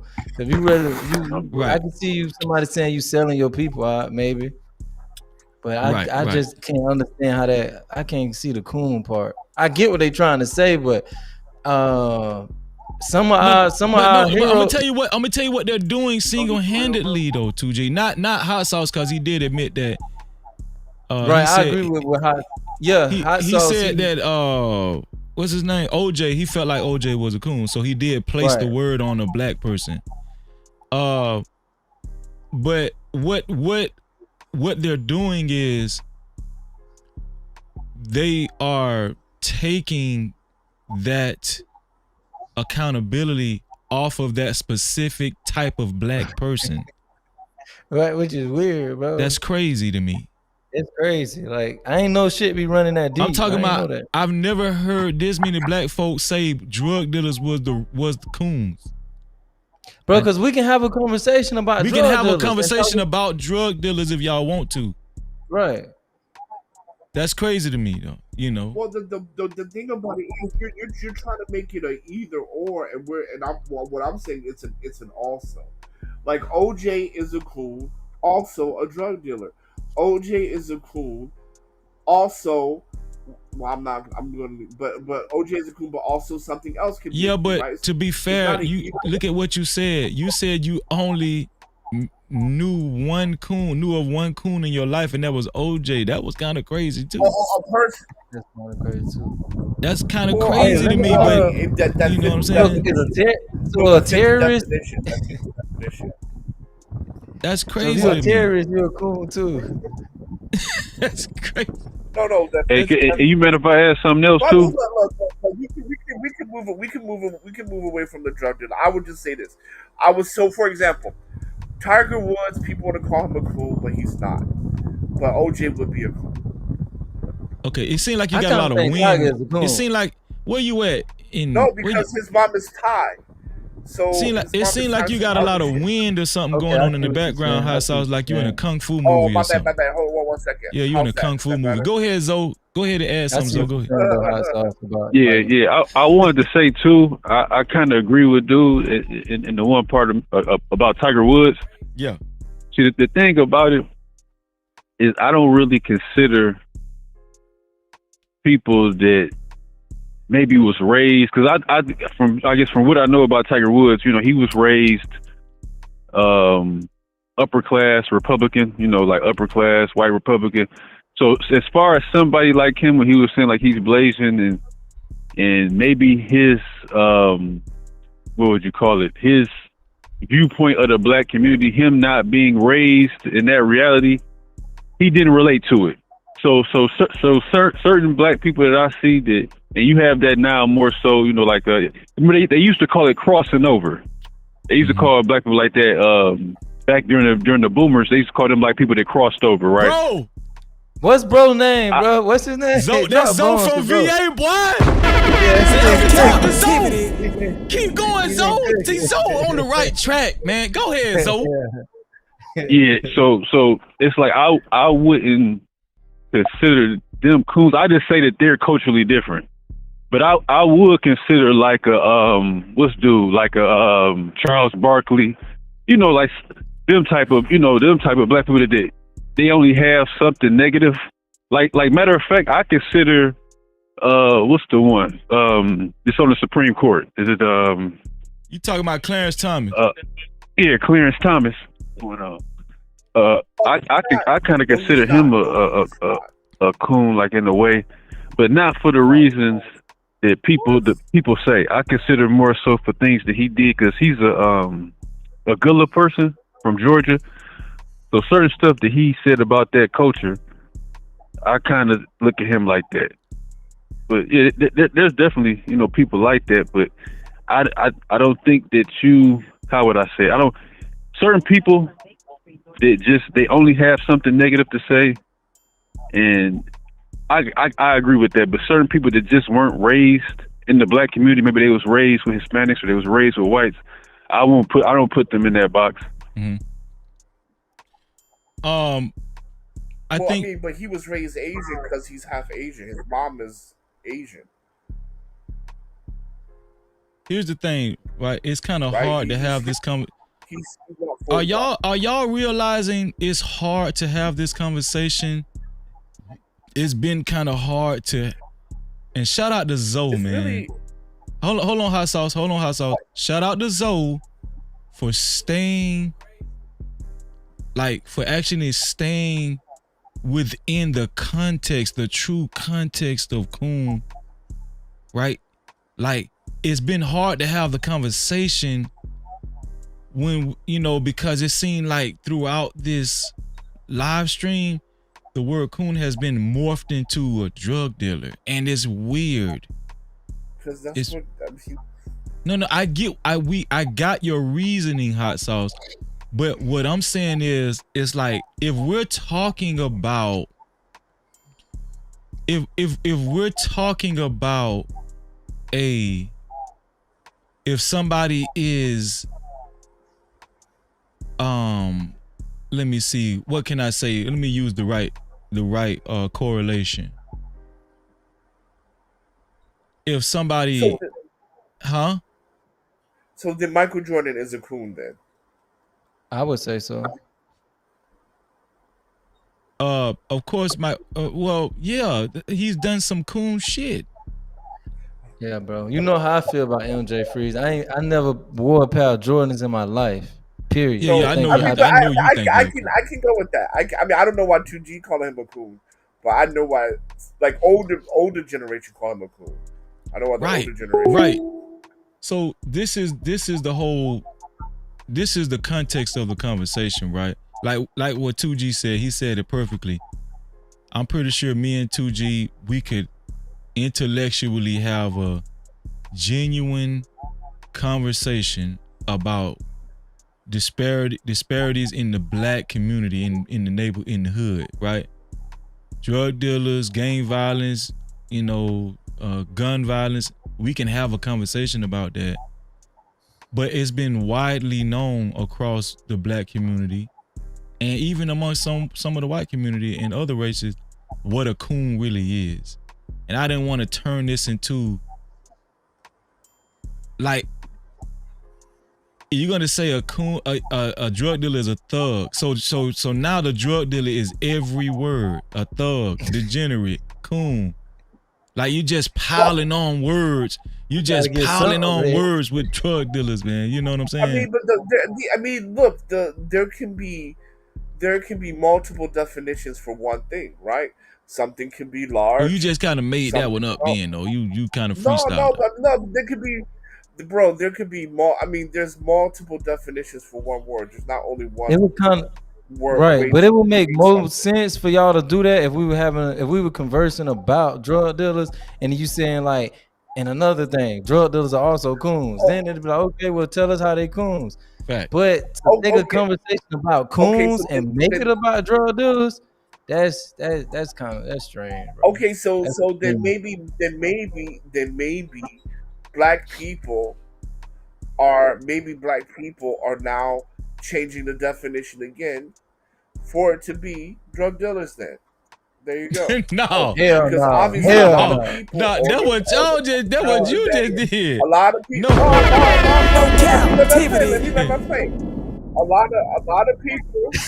lot of people have called in with the same sentiments. A lot of people in the chat said the same sentiments. Coon used to mean nigga, right? Because white people said it first. Then black people took it and say, okay, coon is a Benedict Arnold. Now, a lot of people called in and said, hey, drug dealers making a coon list. So hey, maybe we're evolving to that. No. Now, can I say something without offending anybody? Go ahead.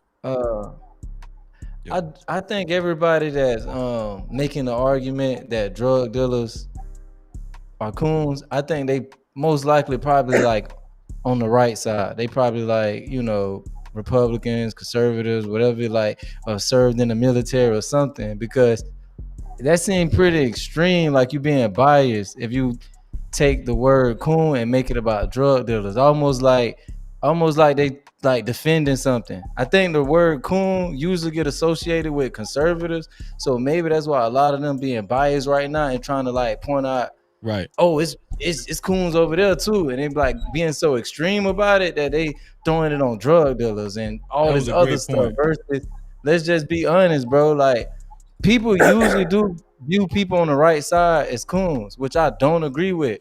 But let's not be so extreme that we trying to make it about something else. Like, oh, nah, coons, this is cooning.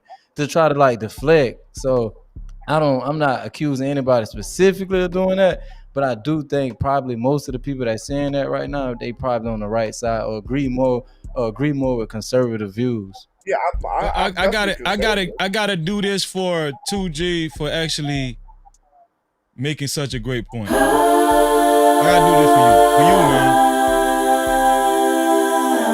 That was awesome, man. That was awesome. Gotta be something, bro. They defending something, dog. That was awesome. I'm gonna tell you why. Because I stipulate I don't think that all black conservatives are coons. I say that, but it does seem like if you claim black conservative, you think that just if I say coon or if you hear somebody say coon, they're automatically talking about you. No. We know how to compartmentalize. I know how to compartmentalize. Most black conservatives don't do coon shit. A coon is a specific type of black person. All right. It's not a black conservative. And that has to be known. You know what I'm saying? So we taking it off that scope and just putting it on all drug. Like, this shit is crazy to me. Like, we can't even stay on course with coon acutely, right? What's socially accepted as a coon today is not a drug dealer. We all Freezy, know that. Freezy, if you're saying we're socially acceptable, if the people on social media right now are calling in one by one, saying drug dealer, then obviously it is socially acceptable. That's by definition, people. That's by definition. But it's some coon rappers. What? It's some cool rappers. It's some cool ball players, but absolutely, a cool drug dealer. I agree with you, bro. Some rappers are coons, right? Jay-Z is Right, one of them. right. So all I'm saying is that I be looking to have a good faith conversation. So you're saying we're not having a good faith conversation? This is definitely not a good faith conversation. It's definitely disingenuous. But Hot Sauce has been like making his points and saying like based off history, this is what the word was for, and then he pointed out O.J. Simpson but it's still kind of being a little too focused on drug dealers though. Okay, Big Bad Bull said, yeah, Freezy, you ain't being fair. How am I not being fair, bro? It's weird that Big Bad Bull would say you not being fair, because bro, it really seemed like they not being fair. Because even if we gonna talk about being fair, well, let's just acknowledge the fact that, bro, even if y'all trying to present this to us, like push this on us, I never heard this before. So how can you say I'm being unfair about? This is my first time having this presented to me that drug dealers are cool. So how am I gonna pretend like I'm just with it? Matter of fact, if you talk to most pro-black people, pro-black, especially up north, pro-black, because pro-black will say the same thing, right? That hey, killing your people is cool behavior. I never heard that before. Talk to most pro-black. I don't think I heard that either. I never heard that before. I was waiting to see if you heard it, Freeze. I was waiting to see if you heard y'all that from before. Florida. Y'all don't have a strong. Bro, I'm gonna tell you, when I think of coon, Nightbreaker said Freezy bash black conservatives on a regular basis, no smoke for the. I always stipulate I don't think all black conservatives are coons. I always say that, right? Now, I will grant you this, Nightbreaker. You don't hear me like actually harping on liberals a lot or leftists. I will see I can honestly say you're right about that. But I'm gonna tell you why. Usually the people that actually disrespect or disparage people like Sonya Massey, when Sonya Massey lost her life to the police officer, I don't hear leftists disparaging her. From a black position, I only hear black conservative coons do it. That's it. Like Carmelo Anthony, I don't hear leftists saying, like black leftists saying, well, I'm not saying there aren't. I'm saying I haven't heard black leftists saying, calling Carmelo Anthony a hooligan or, you know, a murderer. I've only heard black conservatives do this. That's a little unfair, Freezy, because you can't expect that from black leftists, because they're gonna align with the black, like they're gonna align with the black person in whatever situation it is. So you can't expect that from them anyway. On every situation? On every situation, bro. If it's black person and white person involved, most black Democrats just automatically believe the black person is innocent. Most. I agree with you on that. Most. All right, Freezy. Well, So all I'm saying is, okay, when I'm online saying that word and hot sauce, and you know this too, and Zoe, I want to get your opinion too, Zoe. I don't wait, Freezy. Damn, my bad. I didn't mean to cut you off. When I'm online saying this, it's usually in reference to something that happened, like Carmelo Anthony, right? Sonya Massey or William McNeil out of Jacksonville, right? This Charlie Kirk situation, when black people were saying, when black people were giving their opinions, just like any other race of people, but there were black conservative people that were jumping out of the woodworks defending Charlie, say, man, you shouldn't talk about this man. And they was like being aggressive with black folk, saying they shouldn't have their opinions about Charlie Kirk.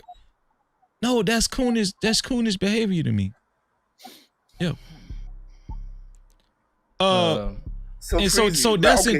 That's when I usually say it. That's when I usually say it. Go ahead, hot sauce.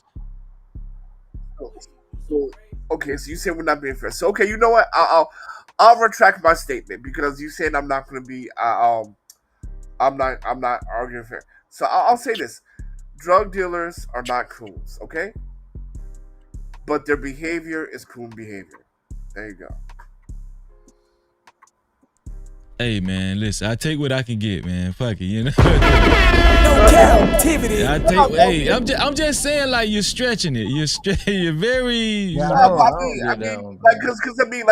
if we're gonna call Michael Jordan a coon for not backing a black man when he was running for political office because he said that Republicans buy shoes too, right? If we're gonna call that a coon, then okay, fine. I think Michael Jordan is a coon. Why? Big Bad Bull said, "Of course you country coon dude." Now we coons. Now me and you. Now of course you country coon dudes ain't never heard of it, and you don't want to concede to the fact that it actually makes perfect sense. So, listen.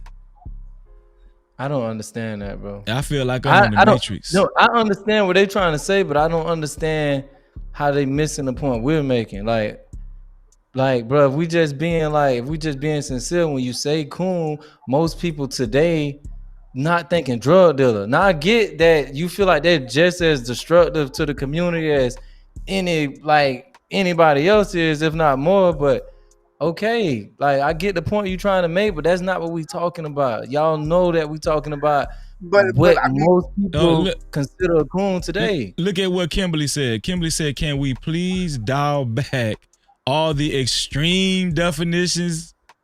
Can we please dial all the extreme definitions back, please? I'm trying to sleep while listening. You keep waking me up." It's not extreme definitions. Yes, it is, man. The day, right? Like in Florida, okay. No, in Florida, in the South, where you guys are from, most people, according to YouTube, most people will say drug dealers are not cool. But if you go to the conscious community, New York, Philly, DC, New York, stuff like that, if you ask them, they would say yes. They will say yes. Yeah, but let me tell you something. I was very big in the conscious community. Sarnetta,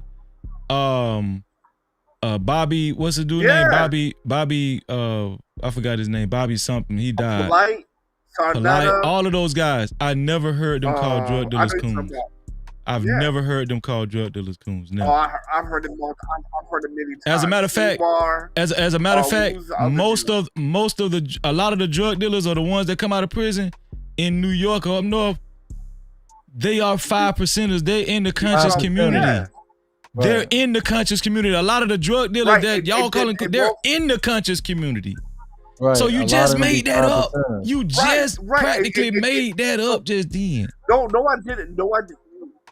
You just made that up, bro. Right. A lot of those 5%ers, a lot of conscious community people do come out there when they get out of jail, and the one thing they do, first thing they do, they talk about making amends and being guilty, and they do say that was some cool shit. Okay, they do say. I used to listen to the debate. They do say, but it's not socially accepted. We tonight are talking about the socially accepted word of coon, especially in the urban community. That's what we are talking about. We're not talking about what some people might do say just to appropriate. No, bro, we're not talking about that. That's what I don't even sound how this hard. This is not even hard. You should have had a picture of Big Meech instead of Stephen A. Smith on the damn thing, man. Exactly. Bobby Hemmett. Thank you, Blue Blaze. Bobby Hemmett. You should have. That would have made more sense. Shout out to Cash Kid. Shout out to Cash Kid in the building. What's going on, Cash Kid? Zoe, you been listening. You there, Zoe, right? Zoe, are you there, Zoe? Bruh. Zoe, are you there, Zoe? If you're trying to talk, Zoe, I can't hear you. Call back in, Zoe, if you're trying to talk. Go ahead, 2G. Bro, it's like we can call a drug dealer like every name under the sun, like any derogatory term you want to throw on him, cool. Even if you want to go with the coon thing, okay. But bro, like I don't understand how we can't like old girls say like dial the conversation back. Like come on, common sense, bro. When we say coon, we not thinking Freeway Rick Ross, Big Meech. We not thinking drug dealer. But I get what y'all trying to say. But so hold on. 2G. So when we was watching New Jack City back in the day, we thought of all those characters as coons. When we was watching Menace to Society, we was calling them coons. When we was watching Boys in the Hood, y'all gotta stop this bullshit, man. Y'all gotta stop it. Why are y'all doing this to me? So we was going to watch some coon shit on purpose back then. You don't, bro. You be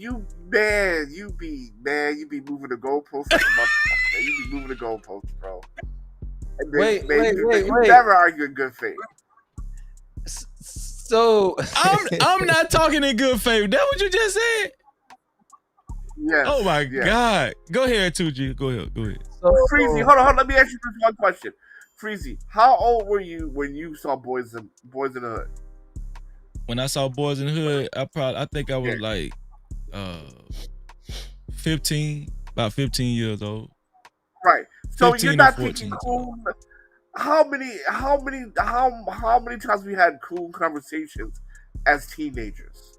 Come on, man. No. What I'm telling you is, I've watched Boys in the Hood later on as an adult. I've never thought about these guys as coons. Nobody who I've watched it with has thought about them as coons. Nobody. I seen Paid in Full for the first time at 25. I wasn't thinking like, look at these coon ass niggas. Right. I wasn't thinking that. And they know that. That's what's so bad about it. They know it. Yeah.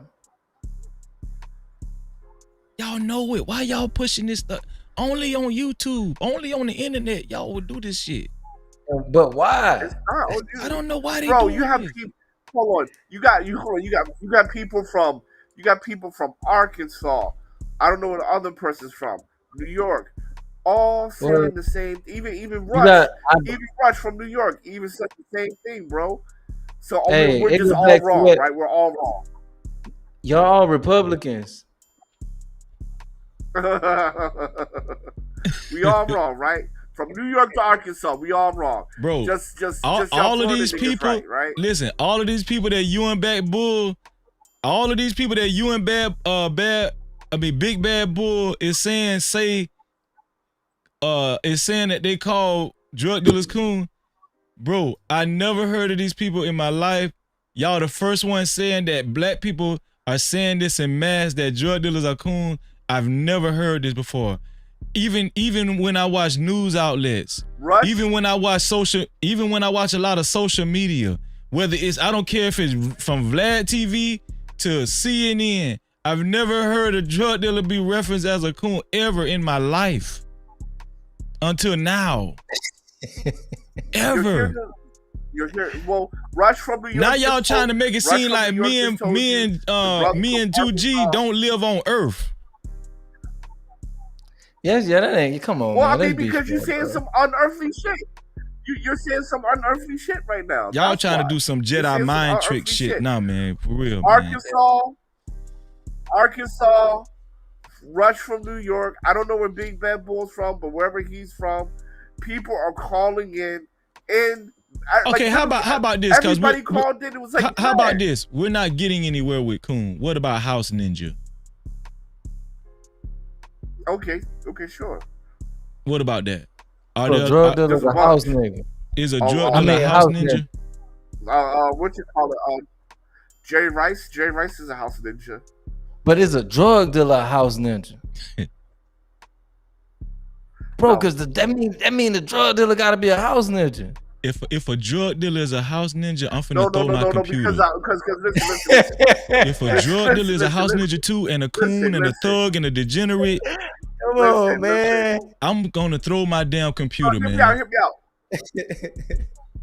out. A coon is a person that will destroy another black person or black people for the benefit of himself and for another race. A house nigga looks at himself as a servant to the dominant race. So when Master say sick, we sick. When Master say I'm going here, we're going here.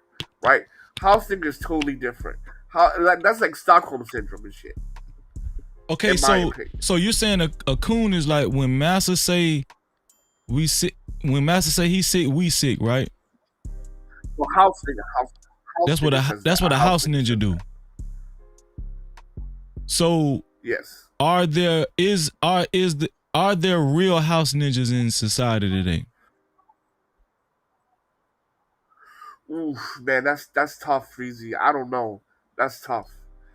Because I mean, you got to look at yourself through the eyes of white supremacy. That's tough. Like they look at themselves as an adjacent or white by association. That's tough, bro. I don't know. So you don't know if there are real live house ninjas today in society. Like for example, right? We all saw the movie Django, right? Samuel L's character, right? That is the epitome of a house nigga, right? No, that's a drug dealer. So I that's tough, bro. To be on that level is tough. On that level is tough. Well, we know it's not going to be on that level because it's different times, technology and, Yeah. But I mean, but a cool. You're not going to see a Steven. You're not going to see a Steven today, like in society today, You're going to see a Stephen A. Smith. Yeah, but I mean, but right. But like for example, you got like, we all watch Dragon Ball Z, right? You got Super Saiyan and Super Saiyan 2. House nigga would be a Super Saiyan 2. You feel me? Yeah. Damn. Wow. But basically we saying when you talking coon, we talking like old boy from Django, Samuel character. We ain't. Yeah, like, I would say he's a a house nigga. I would say he's a house nigga. House nigga is like that next level up.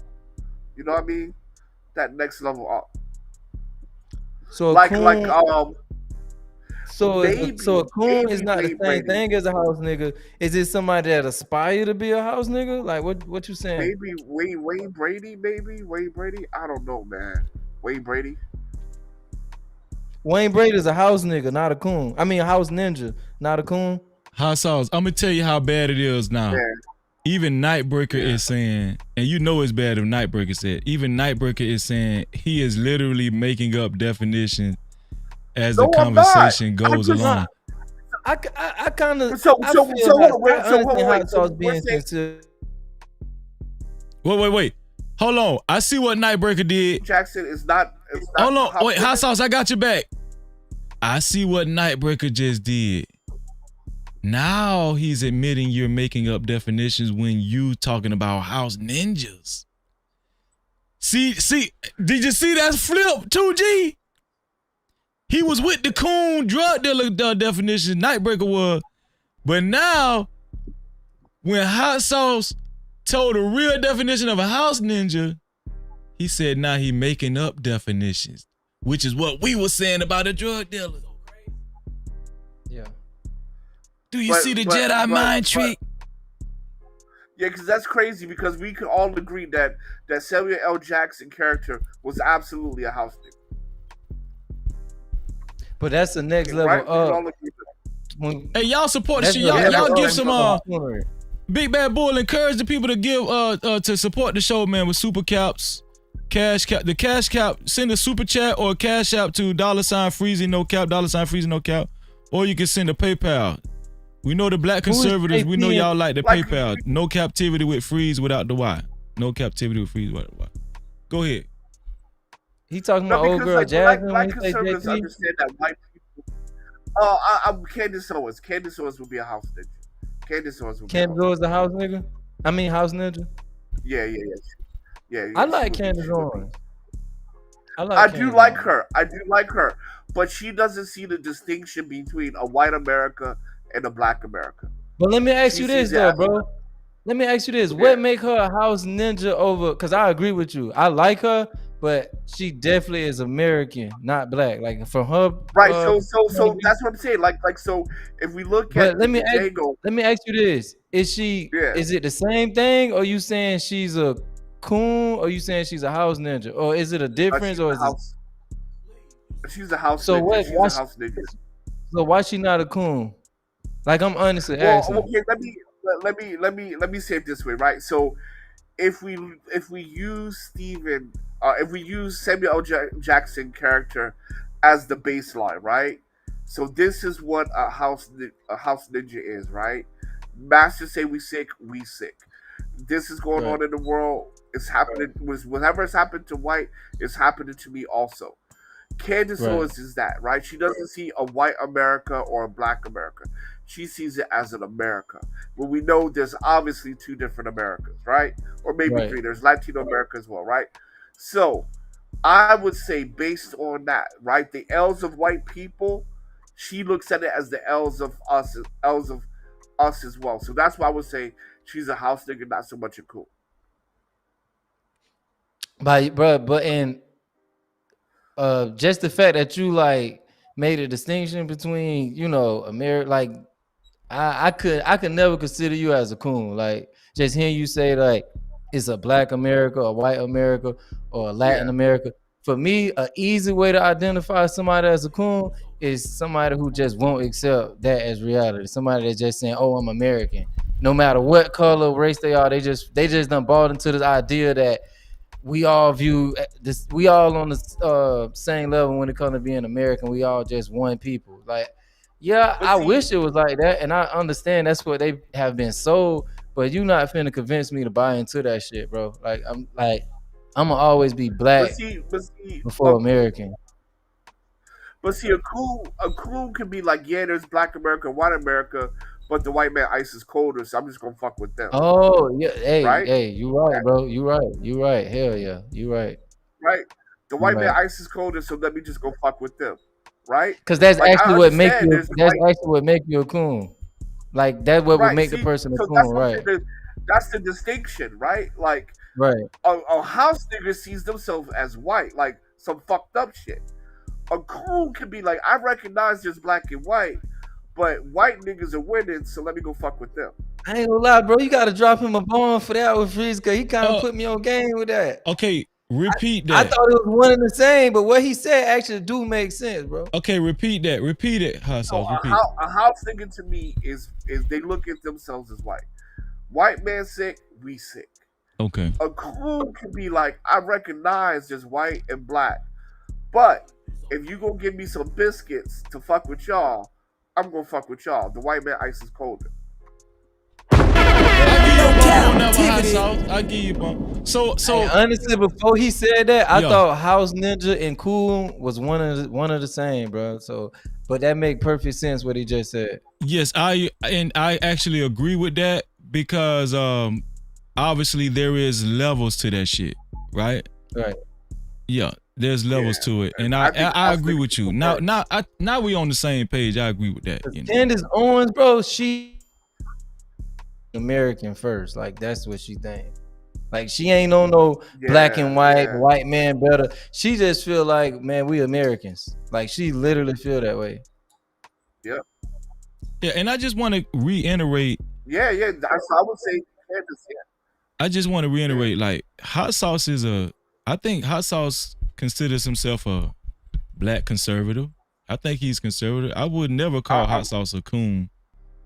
I would never call Hot Sauce a coon or, because I know Hot Sauce. I know his character. We've had too many conversations, and I know where he stands. So I think people need to understand that there is a behavior that goes along with that word coon, right? Or house ninja.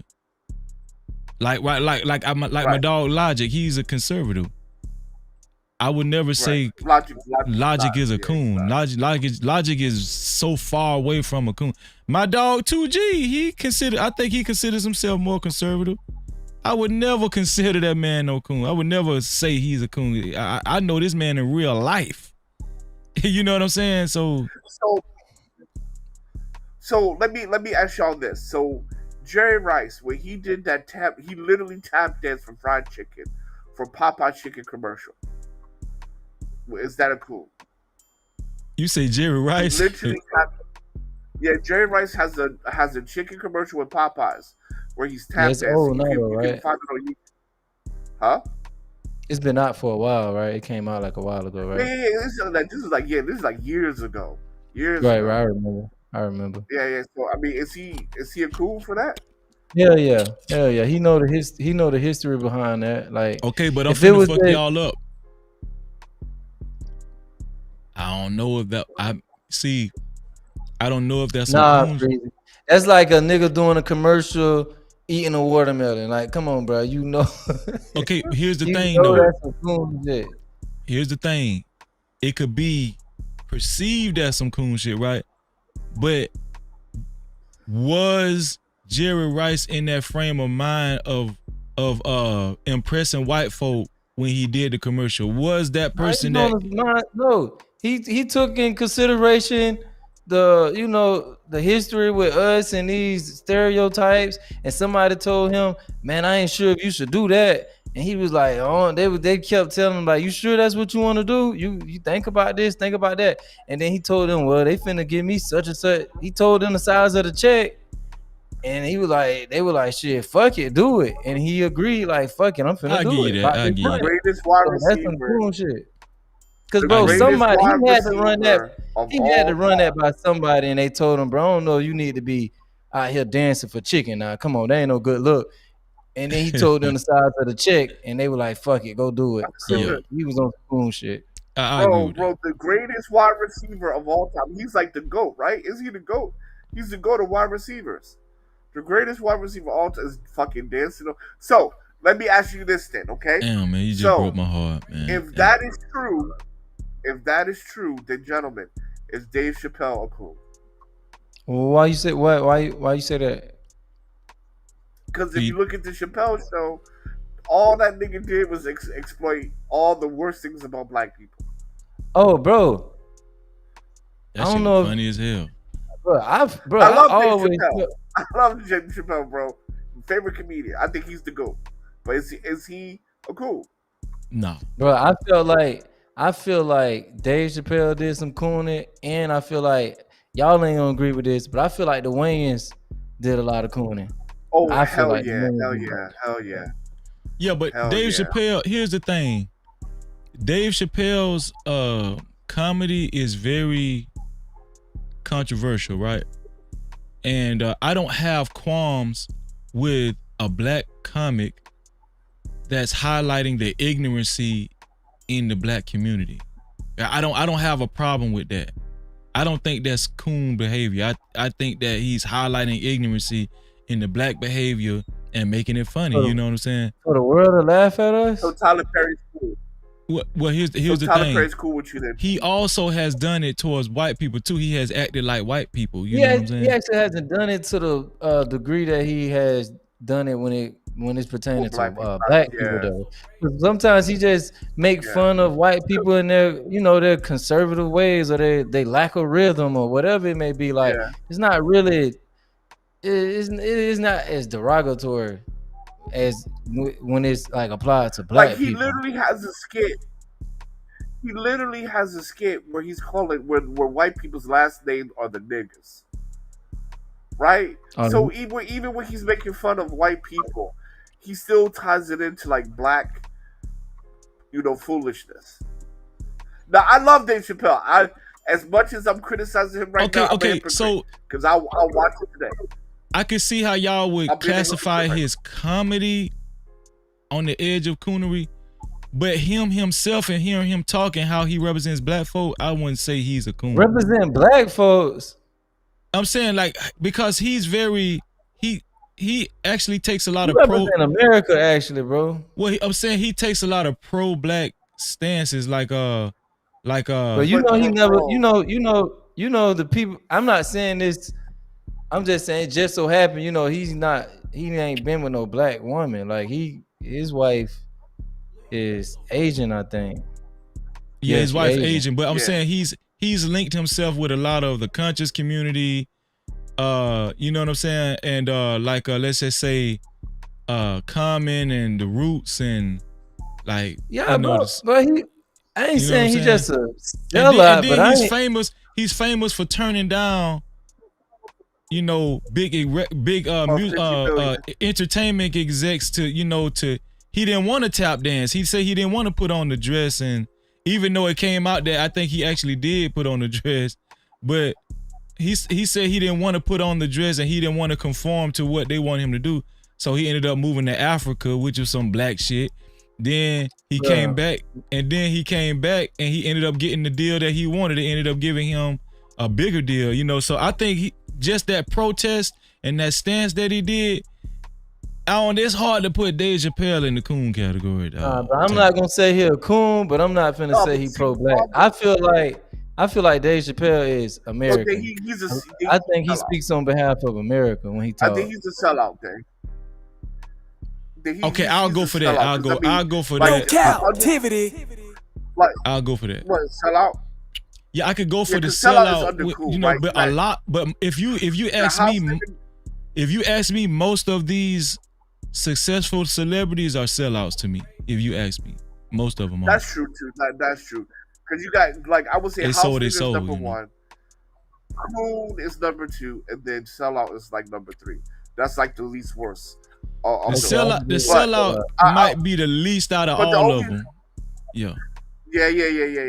But the thing about it is, because drug now, hold on, Hassel. Now that's where I will agree with you at. It's a lot of drug dealers that sell outs. They will sell out. Yeah, they sell outs. They'll literally sell out their mama. They'll sell their mama out every damn time. I will just say this. I will just say that when it comes, but the problem is with Dave Chappelle, man, like your artwork is always going to represent you more than whatever your stance is, right? Because his art, which is his comic, like that's going to represent him more than whatever stance he takes or anything, right? Because that's going to be portrayed to the world. So, but I'm going to say this because after this, I got to run. But, I'm finna get ready to shut it down anyway, man. Yeah. But go ahead. So, but I mean, but like when you said like the Wayans brothers and Living Color, now Living Color, that all that was cool shit. But I was too young to recognize it. But now that's just cool. in Living Color, all that shit was cool shit. Yeah, them guys were shucking and jiving for real. Them guys were shucking and jiving. Even that white girl, like you know, them guys is weird to me. Those guys are very weird to me, man. I still got to see. Did y'all see that movie yet? The Him movie? No, I haven't seen it. Oh man, that's too demonic for me, bro. That's too demonic for me. They said it's weird. They say it's real weird. You know, man, when you watch stuff, man, spirits can come to your house, man. They be speaking spells and shit, and you let that shit in your house. Yeah, they say that shit weird now. That's what they said. Listen, I'm getting ready to wrap it up. 2G, I'm gonna tell you something. I think we got ourselves something here. I think we might need to take this show on the internet road, like Facebook, with this call in and just have just relaxed conversations and stuff. I think there's something. Then your camera glass. I just mean to tell you that, like your whole setup is glass over there. Appreciate you. Yeah, your whole setup glass, man. Shout out to Hot Sauce. He dropped down. Shout out to you, Hot Sauce. No Cap-tivity. He just dropped down, man. Shout out to everybody that joined us this evening. We finna get ready to wrap it up. This has been a great show. Actually turned out better than I thought it did. Let me read the benediction and then we can close it out. Let me see.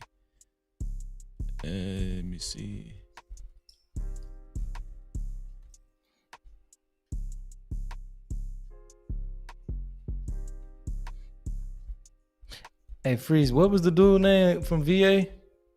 Zoe, man. Zoe and Hot Sauce was cooking, bro. Yeah, it was cooking, man. It was cooking tonight, man. Yeah, I agree with that. Where is that at?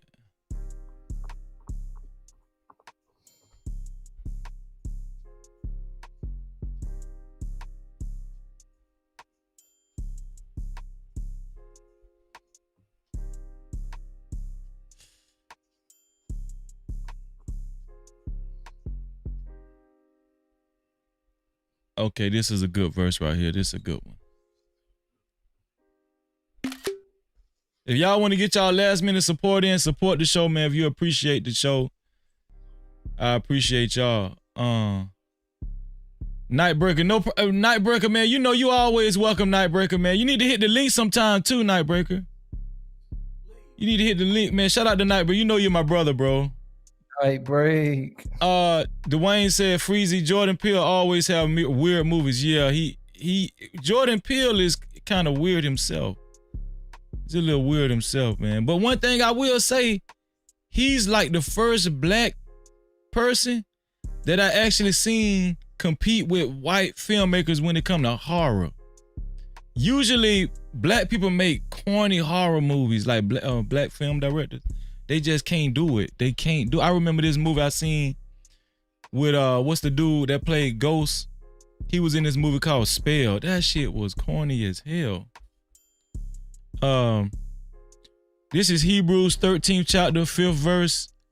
It says, keep your life free from love of money and be content with what you have. For he said, I will never leave you nor forsake you. No Cap-tivity. There's no reason to be a sellout. There's no reason to be a coon. There's no reason to be a house ninja if you really believe in the Most High God, the God of your people. 2G, man, it's been an excellent show, man. Yes, Let me get you to wrap it up in so many words. What's your final thoughts, bro, about what you learned? What you learned today as far as the different definitions in the beginning? What did you learn from all this, bro? Bro, I didn't know it get that extreme, man. I ain't trying to call nobody out, but I feel like they got a little extreme here tonight. But I would definitely love to run the convo back, man. Elaborate more on this coon thing, this drug dealer. Yeah, but it was an experience. It was it was definitely an experience, man. Definitely. Yeah. I didn't know it get like that though, bro. Like I see this shit can like get extreme on both sides at any given time. Oh yeah. Yeah. It was definitely fun kicking it with y'all though. Bro, I'm gonna be honest with you.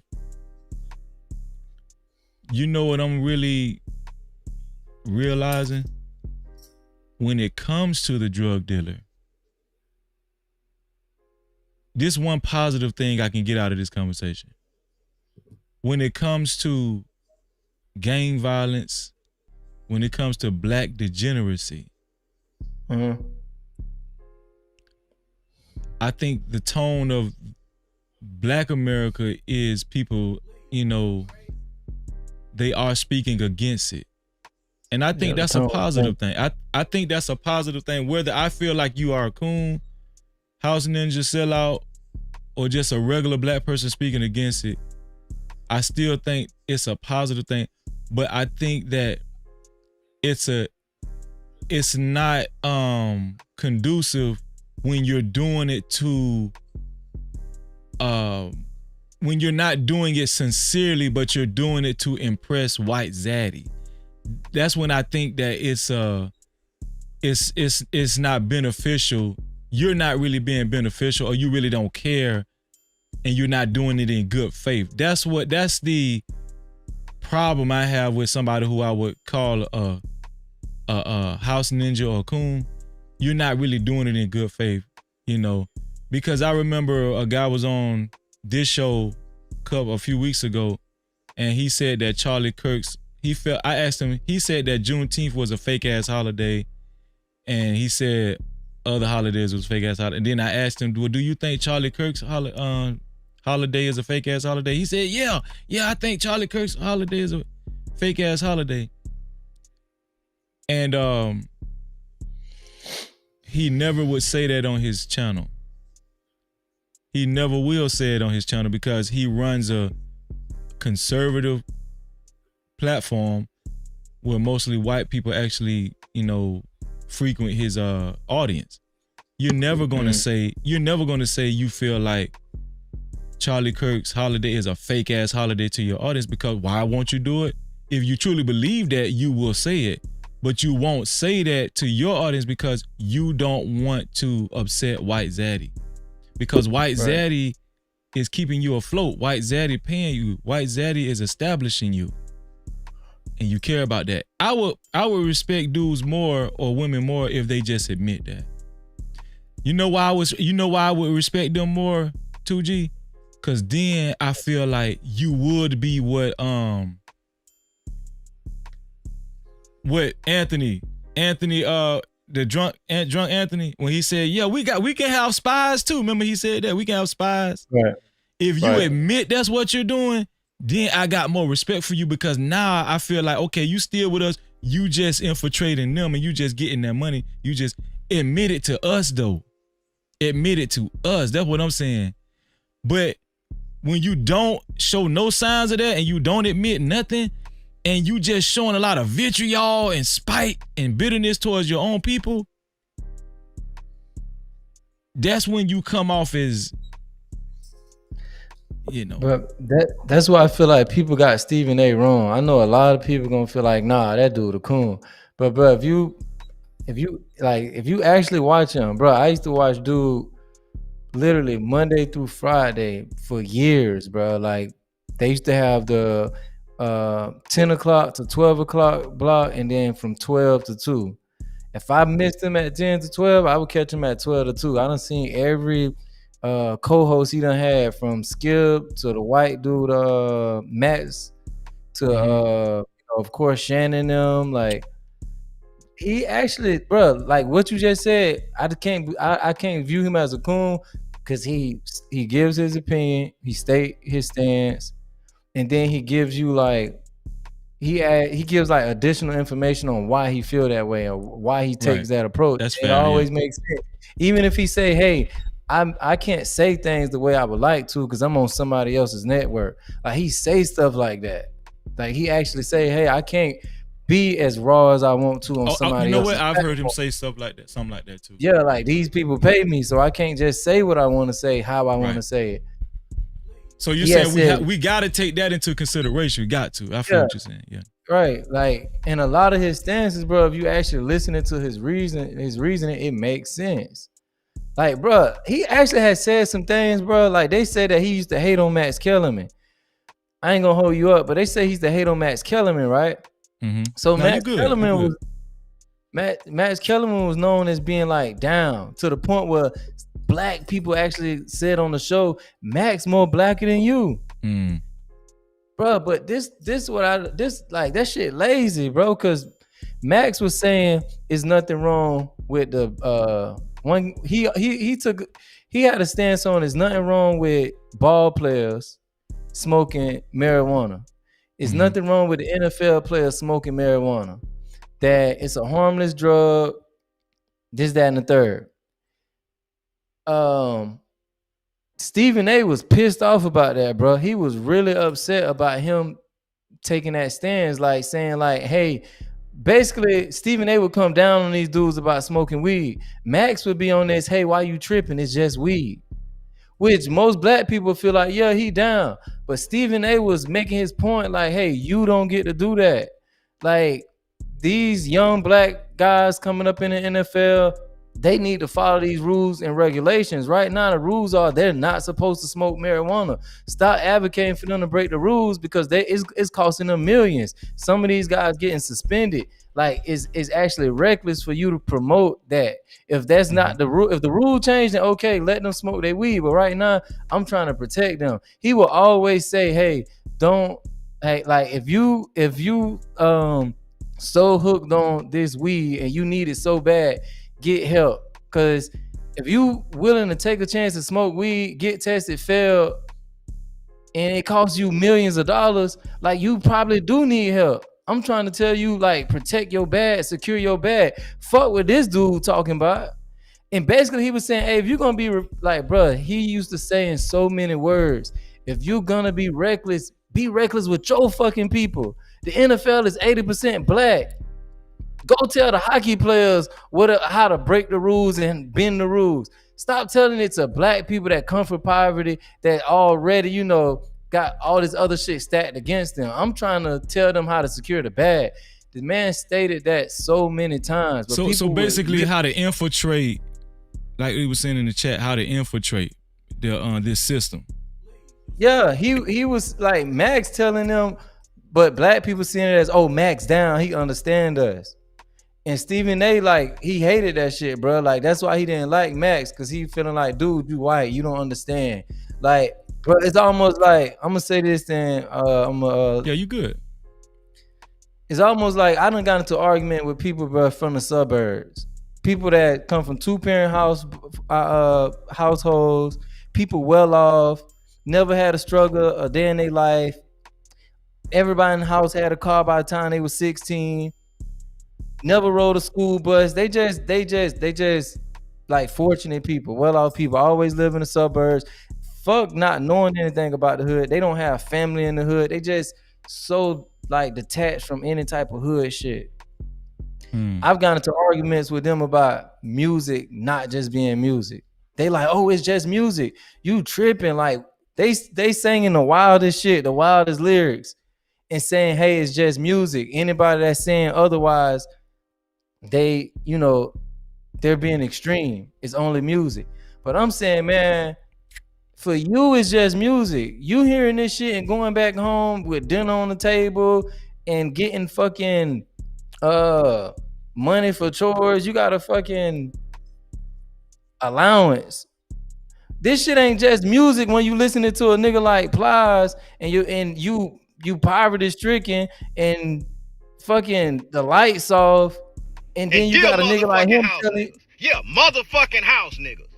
You got this same nigga, bro, telling you to go out and bruh. I don't know if people like really know about Plies' history, but only thing he promoted was robbing. He promoted robbing and shooting. Yeah. That's the only thing he promoted. So it ain't just music when you in the hood and it's really what you subjected to. This shit is like the soundtrack to your life now. But a dude like, so I feel Stephen A when he's saying, hey, for you, it might be just music, but it's gonna have a different effect on my people. Like my people really living these lyrics. So they don't need to be listening to this shit. Cause this shit is like the soundtrack to their life. For you, this shit is just music. You're gonna turn the radio off and you right back to, your luxury lifestyle. But that shit ain't the same for people in the hood, bro. Like they really living these lyrics. So we can't say, oh, it's just music. Cause these kids really being raised by this music. You being raised by two parents. This nigga being raised by Trick Daddy. This shit ain't just music, bro. I grew up in the hood, bro, and I'm telling you, Trick Daddy, Plies, Tupac was like big brothers, bro. I really thought they meant me well, bro. If them guys said it, T.I., them was like big brothers. And I know some right people now. probably You cooking. like, bro, some people probably feel like, well, that's simple-minded. Bro, you fucking weak-minded. Bro, you fucking 14 in the hood. You 15 in the hood. Yo. No dad in the house. Hell yeah, Plies gonna be your big brother. Hell yeah, Trick Daddy gonna be like a father figure. Now that I'm older, I realize, man, I was following some fucking fools. But back then, at 13, them niggas preaching straight to you. You relate to everything they saying. It sound like they right there with you. So you can't tell me this shit just music when it was once the soundtrack to my life. So I feel somebody like Stephen A saying, I can't get with that because I understand for you as a white man, it's just, it's that simple. But for my people, like this is an actual problem. And I can't have you co-signing bullshit because he ain't gonna feel, I guarantee Max ain't gonna feel comfortable with Stephen A saying, hey, it's just opioids. It's just opioids. Nah, because his community had a fucking opioid crisis. So he ain't gonna want to hear him talking about it's just opioids. Hey, what's the big problem? Doctors prescribe it all the time. We need to make it more accessible to all people. Mm-hmm. Like y'all, like he ain't gonna like that shit because he probably got a nephew or something that been strung out on that shit. So I can't say Stephen A is a coon when I've seen him take that approach. Well, he like basically saying, I gotta get this dude off the show. Cause I'm constantly trying to remind this dude, hey, this shit different when we talking to the black community. But you think because Max actually thought he was a black historian. He always quoted black history, but only when it came to like music and sports and shit like that. Cause I guess Max used to call himself a rapper too. Mm-hmm. So Stephen A basically was telling dude like, hey, you think you down, but you really not. So I think Stephen A more down than people actually give him credit for. And if you actually listen to him, bro, and not clips, if you actually listen to him, dude always makes solid points. Shout out to Zone 864 TV in the building. What's going on, Zone? What do you think about what Dwayne Coleman said? He said Freezy. Dwayne actually mentioned that a few times, which I think is weird as fuck, bro, because nothing against Dwayne, bro. I'm sorry. I ain't gonna say weird as fuck. Let me not say that. Nah, he know what you mean. It's kind of, it's lazy, bro. Okay. Hey, Freezy. If I'm at work, dog, and I'm just doing my usual 1-2, and somebody come on the network as a guest, he just supposed to be promoting his business. And he decide to direct his energy towards me over something I said that involves relationships, something I didn't say on this exact platform at the end of the segment, because dude was on his way out. So it'll basically be like a mic drop. Bro, I done seen Stephen A go back and forth with a bunch of people. Bro, the dude, it was via internet. It's not like they were in person, bro. So what would have stopped him from popping his shit? Like they not in the same room. He did come out later after that and said,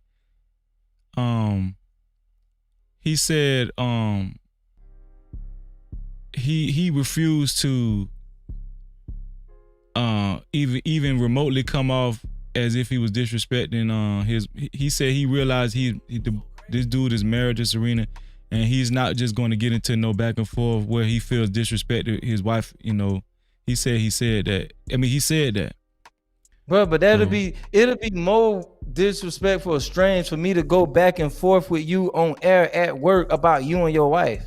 Like, why would I do that, bro? Right, but where he got criticized was before that, he was on set with Shannon Sharp and Ryan Clark, and he said something that everybody said though. Everybody said it. Right, but people don't like this nigga, bro. When he was in front of Serena's hut, well, not in front, but like you said, remote.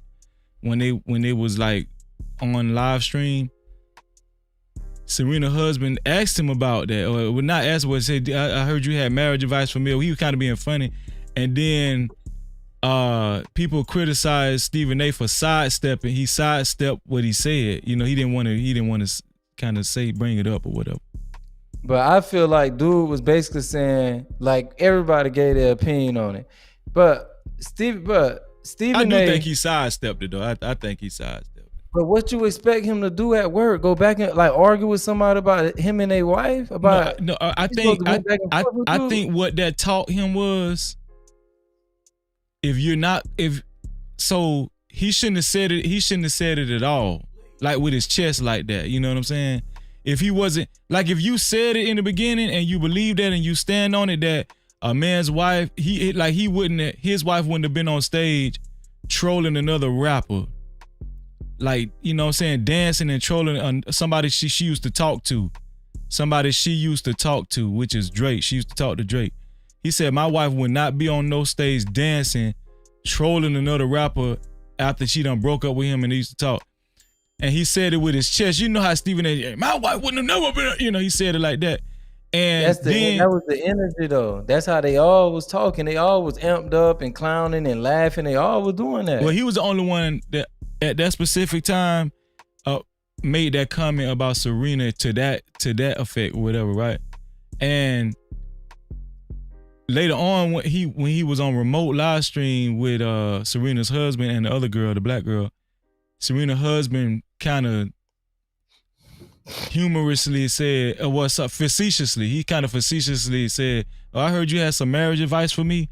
And then Stephen A. Smith, he sidestepped it. He didn't even want to go there. He just said, nah, you know, I ain't, you know what, he didn't even repeat what he said. He didn't repeat what he said. You know, he just kind of like, it was almost like the white dude checked him a little bit. I agree with Stephen A, bro. The shit old for one. For two, the dude said it on his way out. Like, that was the end of the segment. So even the female that was hosting it, I feel like she did her job, the mediator, by saying, we can talk about that later. Like, nigga, we finna shut that down. You ain't finna use our platform to, like, you ain't finna come on here with, if that was your agenda, if that's what you had on your agenda, we finna cut that shut. Yeah, I shut like that what down. she did. I like how she handled it too. Yeah, I agree with what she did. Stephen A need to get her he need to get her that position full time, because she handled that well. And bro, a lot of people seem to not understand professionalism. Bro, dude said what he said a long time ago, and I feel like he said it while it was a topic. That's what everybody was talking about. I feel like he not trying to make the next conversation he beefing with Serena's husband. Cause bro, honestly, that nigga should be beefing with everybody. Like, he need to be doing a tour of checking everybody that had something to say about it. He need to go check Shannon Sharp too then.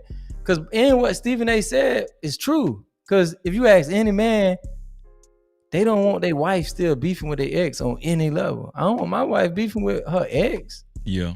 So even if you take part in stumping on his grave, I don't think you should be that invested. You need to be solely invested in what we got going on. So I agree with Stephen A on that, and I don't agree with him on that too. I agree with him. I think a lot of people was just because, you know, here's the thing, he was working then too when he was on live remote recently, right? He was working, and I think just with his character, with Stephen A. Smith's personality and his character, a lot of people was looking for Stephen A. to keep that same energy, and when the dude, facetiously brought that to him. I didn't expect that, bro. That's what I'm saying. A lot of people don't watch Stephen A. They just see these clips and be like, "Oh, see, he ain't keep." That's not who he is, bro. Like, I would expect him to do exactly what he did, and I guarantee he appreciated what the host did. Like, shut it down. Cause, bro, honestly, ESPN did not want that. First Take did not want that to happen. What everybody wanted Stephen A to do or feel like he should have done, that's not what the network wanted him to do. The network wanted him and the host to do exactly what they did. That's what was expected of them to do. Right. Not get into no contentious moment about his wife. And you know what? About his wife. You're right. That's that a would have been very distasteful, and it would have kind of been a reflection on the network too. This guy's wife is there. I mean, this guy is there, and I feel what you're saying. Why was Stephen A. Smith in the presence of this guy, say anything disrespectful about his wife too, while in his presence, it was like he was trying to bait him to say something. You know what I'm saying? But and common sense, when they were having the conversation was around Super Bowl, Kendrick, the performance, all of that. It made sense. But right now, if I do this with you, man, I'm beefing with you about how you handled your wife. I'm not finna do that now. Because at that point, we literally beefing about how you should handle your wife. And that was months ago. That's months ago. Back then, it would have been more centered around what was the topic. Right now, it's a hot topic. We talking about the Super Bowl and all this. You put it in real good context just then. Man, come on, bro. People be being lazy, bro. I'm not finna argue with you damn near a year later about how you handled your wife. No, because that was never my point to begin with. Yeah. But right now, if we do this, that's solely what it's about. How you should have handled your wife. And he's saying, nah, I ain't on that. I've been moved past that. Yeah. Man, come on, man. Bruh, but these people, they choosing to be lazy. Like, come on, man, be smarter than that. I feel like he did exactly what he should have did. Dude should have caught him back then when that was the conversation. If he was gonna do it. Damn, but you just put it in good context. Serena Williams' husband obviously been harboring. He never forgot it. You know what I'm saying? Like, he been harboring that. Must have, Yeah, that was crazy. Now that you brought light to that. Yeah, that's crazy. Shout out to Stan Joseph for the $5 super cap. Super chat. Thank you, Stan. He say Hodge twins only date white women no matter what. Mixed, refusing to stand for black side. Non-FBAs acting white. BBLs, black churches with white pastors. Shout out to Stan Joseph. Huh? No Cap-tivity. What's that like? He said Hodge twins. I know what he's saying about the Hodge twins. They definitely some. What he's saying, like them coons? Yeah. You know who the Hodge twins are? They definitely they right up there with Officer Tatum and Brandon Tatum. They right up there with him. Hodge twins only date white no matter what. Mixed refusing to stand for black side. Oh, non-FBAs acting white. BBLs. He said BBL. Oh, so he calling out all the stuff where he feel like is like coonish stuff or. What threw me off with the BBL part? That's what I'm like. I don't get the BBL part. Maybe he was being funny with that one. I don't know. And he said black churches with a white pastor. Okay, so those are all his definitions and stuff. Shout out to Stan, man. Appreciate you, Stan. No Cap-tivity. Stan came back with a $2 super cap. He said Twitch influencers as well. No Cap-tivity. Shout out to you, man. Yo, we done did the benediction. Hey, don't drop. I want to talk to you as soon as this. I'm just finna end the live stream and then just stay right there. I'm gonna end it. But y'all, man, this was awesome. Shout out to all the support that we got. I appreciate y'all. Shout out to everybody that called in. Go ahead, G. I'm sorry, bro. Let's just one more thing. Did we even discuss the coons? Like, did we get to the coons? See, like we just talked about whether or not drugs. The verdict was the coons is drug dealers. The whole that shit crazy. That was we might need to do a part 2. I don't know. We might. You got to. You never got to the topic. You got to. We got to do a part 2, man. Yeah. But I'm gonna try to leave this live stream up because they got a warning, but I'm gonna try to leave it up. Hopefully they, they'll let it pass or whatever. But dog, listen. Shout out to everybody that showed up and showed out. Shout out to the whole entire NoCal crew. Merch will be coming soon. Shout out to all the mods. Shout out to Big Bad Bull and Kimberly modding in the chat. Shout out to everybody that showed up. And listen, man, shout out to everybody that's been maintaining their members only memberships, VIP passes every month. Make sure you continue to do that. VIP Wednesday is tomorrow night. Wednesday night is our VIP live stream. You got to have a VIP pass to watch that live stream. Got to. So maintain your monthly VIP passes. And shout out to everybody that's been joining the Discord. We do have a new section in the Discord dealing with mental health. I'm telling you, we're doing some great things. And I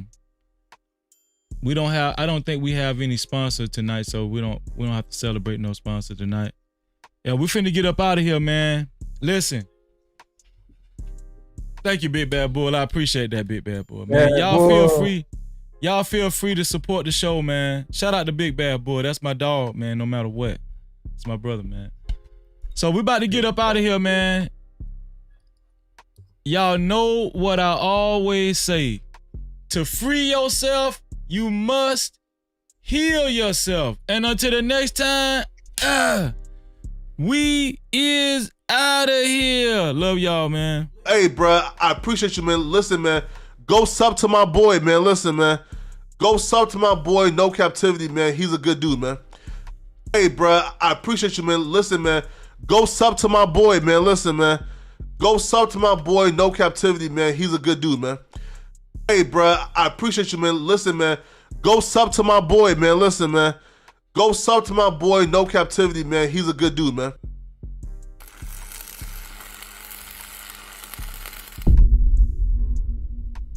No Cap-tivity. Freezy.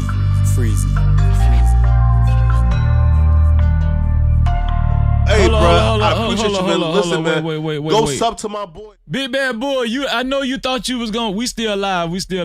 Big Bad Bull, I know you thought that you was gonna sneak that in, but I ain't gonna let you get me like that, man. Shout out to Big Bad Bull for the five VIP passes that he gifted, man. Big Bad Bull, you thought I was gonna let you get away with this, man? That's a total of let me see. Big Bad Bull. He charted tonight with a total of $35, man, because that's $25 plus the $10. That's $35. Shout out to Big Bad Bull. Shout out to everybody that was gifted a membership. The Most High, B. Sammy, Deezy, Dottie Girl, and Baker Man. That's big. And Baker, and he gifted another $5. That's $50. The hell Big Bad Bull got going on? Big Bad Bull done went crazy. Big Bad Bull gifted another 5 memberships, man. Who's the 5 lucky recipients this time? Rainbow Kid. Shout out to Rainbow Kid. What's up, Rainbow Kid? Tony Steele. LA Project. What's up, sis? Ralph Neal. What been going on with you, Ralph? And Miss Jennifer with the good teeth. Shout out to Miss Jennifer. Shout out to all 10 new recipients of the VIP pass. They just got their VIP pass to watch tomorrow night live stream Wednesday night, VIP Wednesday. And shout out to Big Bad Bull, man. No Cap-tivity. Man, I seen that. I was like, man, I can't shut it off right now. Big Bad Bull is the official sponsor of tonight's show. Let's go ahead and add Big Bad Bull. Hold on. Let's go ahead and add Big Bad Bull to the sponsorship, man. Shout out to you, Big Bad Bull. I love you, dog. Big Bad Bull. Not because of the sponsor. You know I love you anyway. That's my brother. So that's 50 plus 10. That's $60, man. $60. Shout out to Big Bad Bull. Big Bad Bull is the official sponsor of tonight's show. Big Bad Bull, I don't give a damn if you don't want me to or not, you know we got to celebrate you, man. Y'all get up out y'all seat and let's celebrate our brother like none other. Shout out to Big Bad Bull.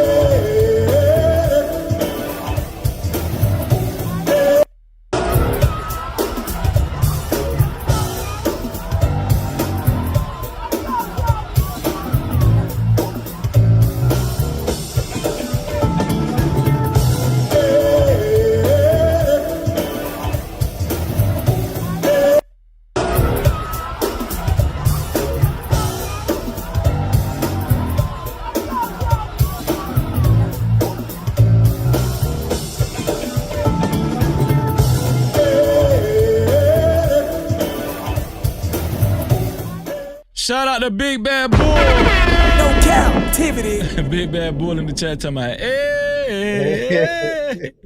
Shout out to you, Big Bad Bull. Love you, dog. I love you, bro. Real talk. Yo, we about to get up out of here for real this time. We finna get up out of here for real this time, man. To free yourself, you must heal yourself. And until the next time, we out of here.